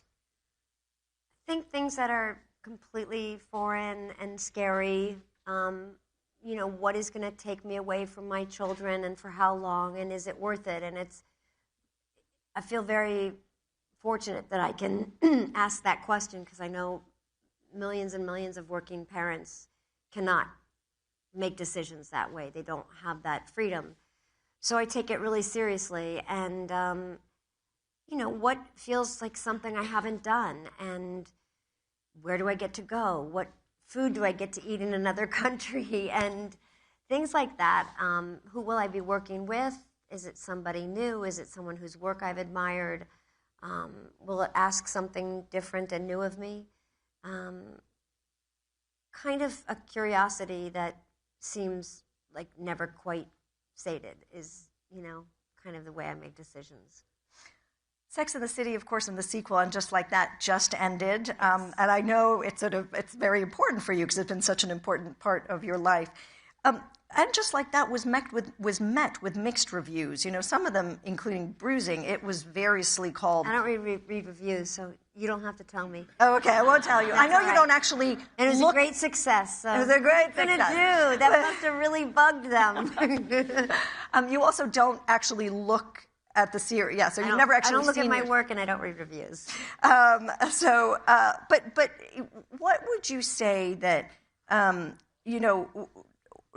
do you think that And Just Like That, just putting it into the context of now, right? Because and sort of some of the culture wars that we've been talking about, in a way, would you say that Sex and the City, the first one, was easier than putting out something that dealt with it? No, the first one, people always shared with me how poorly it was received and how much people didn't care for it and how much they enjoyed, bickering over its merits. It's just, I think, the nature of particular kinds of programming and originally had never been done, and women weren't talking that way, behaving that way, being intimate in that way. And it was very curious this time round that people didn't want women of a certain age on television, and they didn't like the kind of problems that they were communicating or the kinds of conversations they wanted to have. On the margins, like on the periphery. But the truth is there's always been this extraordinary, gang of 10 million plus who were there, for 27 years. And I think it's hard to ignore that there was a real connection, and I think that's kind of the greatest gift of all. You don't want to work for yourself. You're doing something every day, 16, 18-hour days, 100-hour weeks, because you're wanting it to be as good as it possibly can be and make a connection with somebody. And so much work as an actor doesn't get seen, it doesn't kind of cut through all the noise. So we always felt so lucky and so touched and so appreciative of the kind of connection the show made, and didn't really pay attention to the peripheral chit-chat because it didn't really penetrate what we were doing every day. So notoriously, you got to keep all the outfits. I did. I mean, that lawyer, we should all have that that agent who suggested. That was my lawyer. And I imagine that it's a hard question to ask you, sort of, which outfits you loved the most. So I'm going to ask you, was there one sartorial faux pas or wardrobe malfunction, something that you were like, well, you don't look back, but you don't look at them, but was there one that you think, No, because even the ones that I can recognize might be considered a miss, I loved all of it. It was such a wonderful circus, and those fittings were 4 hours, 5 hours long, at wrap at 2 a.m, and there was so much that was interesting and yet to be done and new ideas. And so if you did something that was ridiculous, who cares? I mean, Carrie loved fashion. She had a fever relationship with all of it. And that kind of person does things that people have a lot of opinions about. And I might not wear it. I probably wouldn't have the courage, and not really physically, I don't really feel like a person that can do that. But she could, or tried, or wanted to, and so I sort of enjoyed the whimsy of all of it, even the ones I knew people would be like, what are you doing? I didn't care. I mean, I was legally, contractually obligated to put all of it on. Okay, so that explains. It was my pleasure. The real answer comes Yes. out now. So there's a lot. Obviously, AI has been a big topic. We have just a few more minutes, but AI has been a big topic of today, and there were a number of questions on AI. And so I'll try. The AI boom is clearly reshaping how people consume content, what they choose to read. Driving lots of sweeping changes, in the entertainment industry as well. What are your thoughts on the impact of AI-generated characters? The Tilly Norwoods, on the future of entertainment. How do you think about that, or what do you think about it? I think I don't even understand actually how that is multiplied. I think it's a real concern because I don't really understand. When do we fade out and that becomes, and also I don't know that I completely understand the human appetite for that versus what we know to be a real performance. Even if it's been through an editing room and even if it's been touched up, we're still, I think a majority of us are relying upon a human exchange. So I don't know if it's just time and erosion where our eyes adapt. But I do think it's a concern because I think there is something so unpredictable about the human and the inability to repeat. And I think that's what makes the theater so special, is that it's completely out of control in many ways. There's an audience and there's an actor and they rely on each other, and one day you have a great show and one day it's lousy and one day you forget a line, or all sorts of things. And even on film, even though I know that there's so much now that can be fixed and made prettier or better or tighter or faster, there is still this human element. And when we talk about the movies that we love, we typically talk about the performances by great, great actors or brilliantly funny actors. And I'm not sure yet that AI will be able to replicate that kind of live nerve. Living kind of thing. So I don't know. I'm very uneducated about AI. It terrifies me. Long answer to a short question. No. That's no. I mean, I think we all. I mean, part of what we've been talking about today is, it's still the unknown. It's a question still for all of us and for all of our industries. I mean, for media as well. So I think all of us are in the same book. There are lots of questions, but I'm going to end with. So I'm actually not going to ask the last question. Okay. No, and that is because in a recent interview, I heard that you would have liked to, or perhaps would still like to be a diplomat, that you would love to work in an embassy. And so I have invited a real-life ambassador here to ask the last question. This is Jane Hartley. Now, Jane Hartley has been ambassador to France and to the UK. And an ambassador to the UK was only the second woman, and the last one had been something like 50 years ago. And so I thought that she could ask the last question. I don't know what it is, oh my gosh, but there I'm you go. Trip over it and make a fool of myself. Jane. Hi. Nice to see you again. It's a pleasure. Can we get the mic? To see you. We're not going to discuss Russia and Ukraine. We're not going to discuss. It's easy. By the way, I was the second ambassador in the UK. Oh, I was the second ambassador in the United Kingdom, and after we had one for about a year, 50 years ago, and I was the second ambassador in France also. Woman ambassador. Second woman, and only 3 people ever have done both France and the United Kingdom. But one of the things I cared deeply. Thank you for your work. Thank you. Well, thank you. And I cared deeply about women's leadership during that time, as you can imagine, and promoted women and cared about bringing women into all of the discussions. Actually, Carrie Russell and I have had many discussions because, of course, the diplomat comes to talk to me and says, "Is this real? Could this happen?" I'm like, "Probably can't, but you can put it in the show." But one of the things I said to her, which I would say to you, is as much as I've wanted more women in the Foreign Service, I actually think, ironically, what the diplomat is doing will get more little girls to say, hey, I want to do that as well. So my advice to you is these jobs are difficult. They're amazing. You can change the world, and you would be great at it. So, oh, you're very kind. Wait, and your question is, what embassy? What embassy? Your daughter's studying Putin. You said my daughter's been studying Putin. I think I need to go to George Washington University for a while and enroll in school there and be better equipped to answer what embassy. I would work anywhere, starting, licking envelopes, collating whatever papers are.